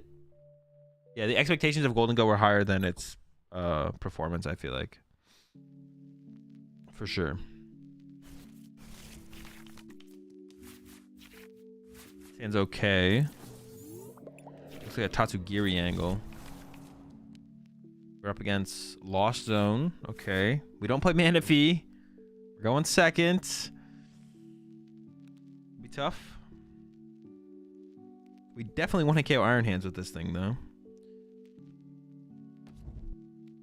Arctur and Umbreon. I mean, those decks are pretty mid. I think they underperformed. Well, underperformed. Nah, they're like adequate. They were like reasonably ranked, I think. I think Arc Umbreon was overrated for sure, actually, though. Arc Umbreon was an overrated deck. Deck was pretty mid.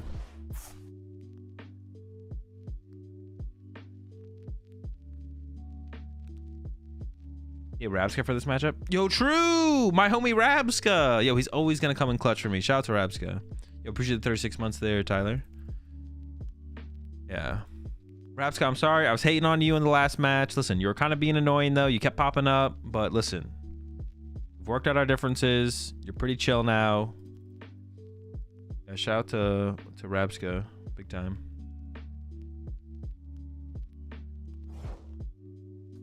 Pretty powerful turn one here. Lost Box, broken deck. Okay. Looks like it's going to turn a lot better.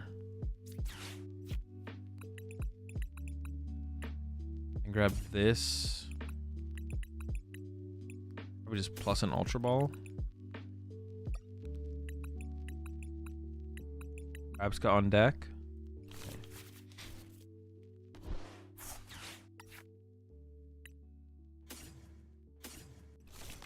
My hand is kind of dead, but I just like set up double B barrel. I was thinking about going for the Tatsugiri, but I don't actually like that, to be honest. I don't like the idea of the Tatsugiri. I think on this evolution, I'm gonna evolve one Bidoof and the Relor. It might be kind of hard to set up an attack next turn if they KO my active, though, because we need to like pull off a Gardenia combo. But yeah, I mean, they went literally bundle pass, so I'm not too worried about how powerful of a turn they might have, but like them getting to a cram attack isn't like unreasonable, of course. In the DooD deck, so I posted a list or a picture. You need to be a YouTube member or a Twitch sub, and if you're either of those, you'll get access to the correct channels in the Discord if you connect your Discord to your YouTube or your Twitch. Hey, what's up, episode? Dude, retreat to Manaphy pass. Pathetic, honestly. Pathetic. I'll go for this. Get a B barrel. I want to KO the Iron Bundle. I don't really care about the Iron Bundle. I kind of want to like draw and then bug catching set. Alright, well now I'm definitely going to bug catching. Bill? Honestly, it's not looking good for an attack here. Ooh, attaching active is actually kind of... Ooh. With the bind down? Not what we wanted. Can combo these next turn to thin out the hand. All right, bind down for 10. I maybe should just guarantee the attack, to be honest. Because I could have Ultra Balled for the evolution and then played the bug catching set, right? Yeah, I kind of trolled that, right? I should just like played for the guaranteed attack here. Uh-oh. Here we go. Now comes the buddy. Now I'm going to get punished. Punished for throwing. Every time. When does Pokemon do rotation? Like X amount of sets? They rotate a letter. So we rotated E. So next we're going to rotate F. And so everything with an F letter in the bottom left will rotate. And rotation happens every February. Is it February or March, chat? It's February or March. It'll happen February or March. I forget when it is. No, it's end of March, right? Doesn't it happen end of March? I think it's end of March. I don't. Are they troll? What happened? It was early April this year, if I recall correctly. I was end of March. It wasn't early April. Well, it's basically same difference. Same difference. Like in that week. Okay. Will we get there? Good question. I don't want to like burn through all my switch cards and then get stuck. I'm kind of concerned with. I'm gonna do this. Oh, just one. I'm not trying to burn through all my switch cards and then go, okay, boss trap, dude. Get him with that bind down. So they changed the date because I remember it being before Worlds. The last time it was before Worlds was a while ago. I don't even remember the last time I was before Worlds, to be honest. Yeah, post-COVID, it's been in end of March, beginning of April. Or yeah, first week of April. First week of April. Since post-COVID, it's been first week of April. Wait, so they played a Palafin and got no comb fees, but then they played a nest ball. They had to have like messed up there, and now they think they can retreat. Bro, you can't retreat. I got that bind down, bro. That's right. Play the switch card. Yeah, they're just, I don't know what's going on their end, but they are definitely trolling. Okay. They do have the switch card. Did the Palafin glitch for them or something? It could have, I guess. Yeah, the Palafin could have glitched for them. That is fair. That could have been the outcome there. We just had a rotation. Yes. They're asking when is rotation. First week of April. Wait, yeah, well, that really wasn't that long ago. I didn't really realize that. Yeah, first week of April, rotation. Wait, what do we have access to before rotation? That's like not that long ago. What were we playing with before rotation? I don't even remember. Mew. Shout out Mew. Dude. Gosh. Okay, now I have to burn something here. I'm just gonna burn the switches. I'm gonna do it. Can't stop me.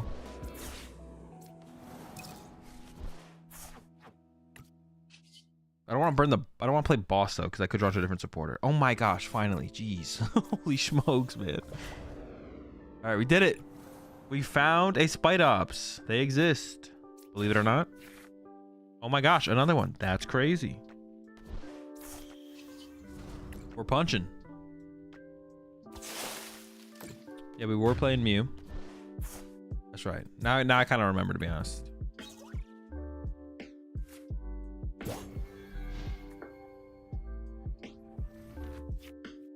We lose B-Barrel with rotation, though. That's kind of sad. Goodbye, B-Barrel.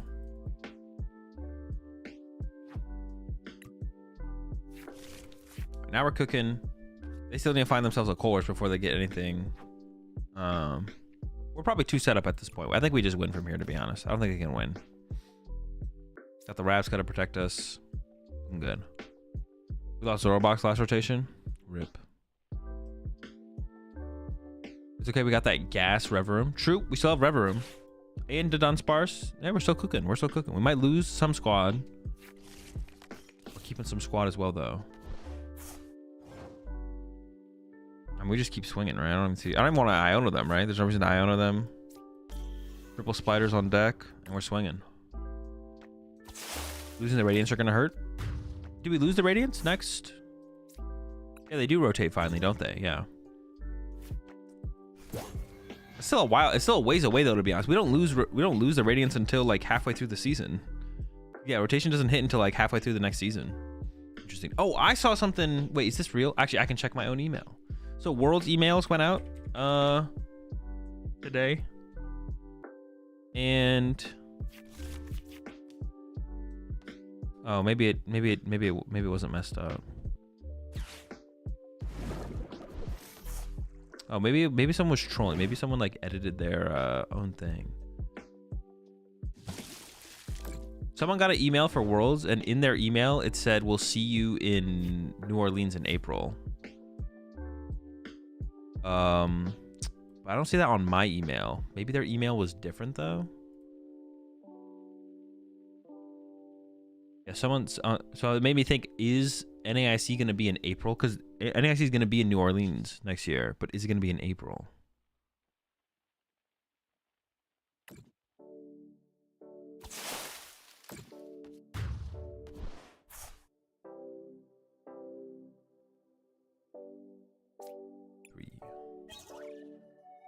It was the stipend email? Yeah, but I got the stipend email as well. Oh wait, the stipend email for for what?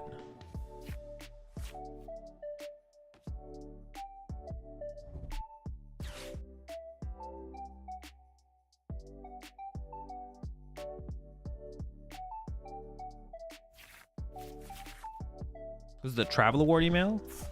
Or was it the stipend email for Worlds for the tier 2 invite? Yeah, see, I don't have one of those, so I have a tier 1 invite, so I wouldn't actually, that makes sense. I wouldn't get that email. Makes sense. Last night, apparently, separate to the Worlds email. UIC will also be in New Orleans. I'm talking, yeah. All right, so we hit the over on this one, right? We got 2. Over. Yeah, that makes sense. That makes sense. Spider getting dubs. Stays getting the dubs. Dude, I want to click it, but if I click it, it's just gonna pop up again so soon. I'm not gonna click it. Yeah, so I wonder if that was a, I mean, it was an error of some sort if they said New Orleans will be or it's like, look forward to seeing you in New Orleans in April. But yeah, did someone like mess up the information? Is that like a slip up and now we know NAIC is going to be in April next year? That would be like a whole, that'd be 2 months back. Or maybe just like, it could be 1 month, a month and a half, if it's at the end of April. That we would be setting, NAIC would be pushed back a month and a half from where it was this year, and this year was already pushed back a month from where it normally is. That would be interesting. That means like it's gonna be like a shorter season, which I'm not theoretically against, but I'm wondering what they're doing with like the structure overall if they did do that. It's still a considerable amount of time, especially depending on the how set releases line up. Yeah, definitely. Maybe EUIC in June. Although maybe it does make sense to push NAIC back more. Well, that'd be still kind of weird though, right? It would still be kind of weird to do that because there's no OCIC anymore. So there was like that huge gap in the middle of the season where there was no OCIC this year, or it felt like a big gap. I just want them just to release the schedule for next season. I just want to. Now I just want to know. Now I'm actually more curious. But I wonder if they'll release the whole schedule at the same time, or if they'll only give us like half of it, and then we'll have to wait for the second half until later in the season. Nah, Worlds in Australia, they took OCIC from us. Nah, I don't know about that. Worlds in Australia?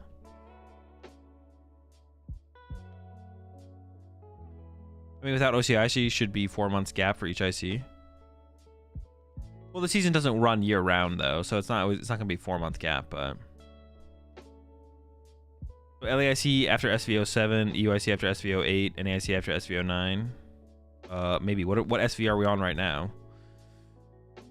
We'll have one more major set release probably before. We'll have two major set releases before LAIC, I think, right?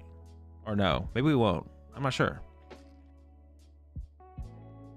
I hope they release it soon. I need like 2 months lead time to request vacation time.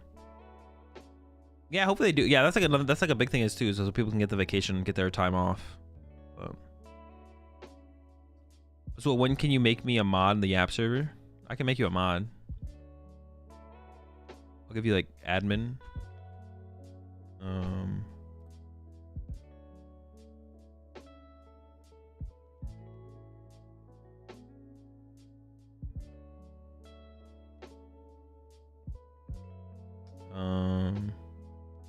Dude, where are you? Oh, okay, I found you. How do I make you how do I do it? Where's the role thing? Dude, why is this so difficult? Oh, I don't have an admin role. That makes sense. How can I like make you like an owner of the server? Dude, Dude, it won't let me like interact with it. I have to like make a role. I'll do it later. Brother, please. I have to like make an admin role. There's no admin role. I feel like I gave Boo permissions. Oh no, Boo has no permissions either. What does mod view do in Discord? Oh, I'm like learning. We out here doing some learning. Yeah, I'll make a role and I'll mod you.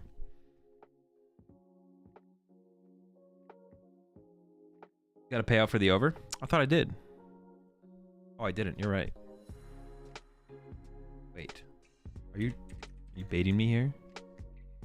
I guess I didn't.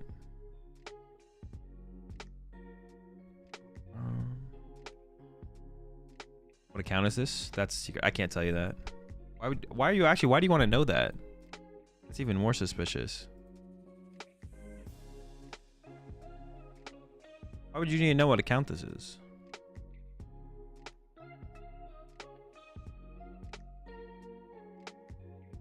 All right, chat. That's gonna do it for me for today. I'm gonna head off. Good stream. Got through some more decks. Hit a 10-game win streak. We'll pick it up with the Spite Ops EX deck next week. But yeah, we got 10 wins with Banette, Clodsire, Noivern. So next week, another DooD stream to close out the month of DooD streams. I'm gonna find something to write here on Twitch before I get out of here. If you want more content from me, check out the YouTube channel. I'm uploading roughly daily over there, so check out the YouTube channel if you want more content from me. Let's see who's on TCG Live right now. I don't recognize any of the names here, to be honest. I'm not gonna lie. Might send you all off into the abyss. Yeah, I'm gonna go ahead and abyss y'all. Have a good one. Later, Azul. Check your Discord DMs when you get a chance. I will. I saw the message. I haven't gotten back to that episode, but I will. I'll get back to y'all on that. Yep. Have a good one, chat. See you tomorrow. Tomorrow we got. What are we doing tomorrow? Maybe some Sablezard. Finally work on Sablezard.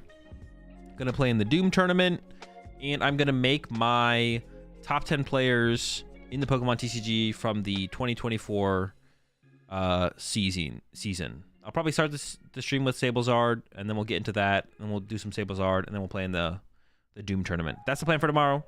See y'all then. Have a good one.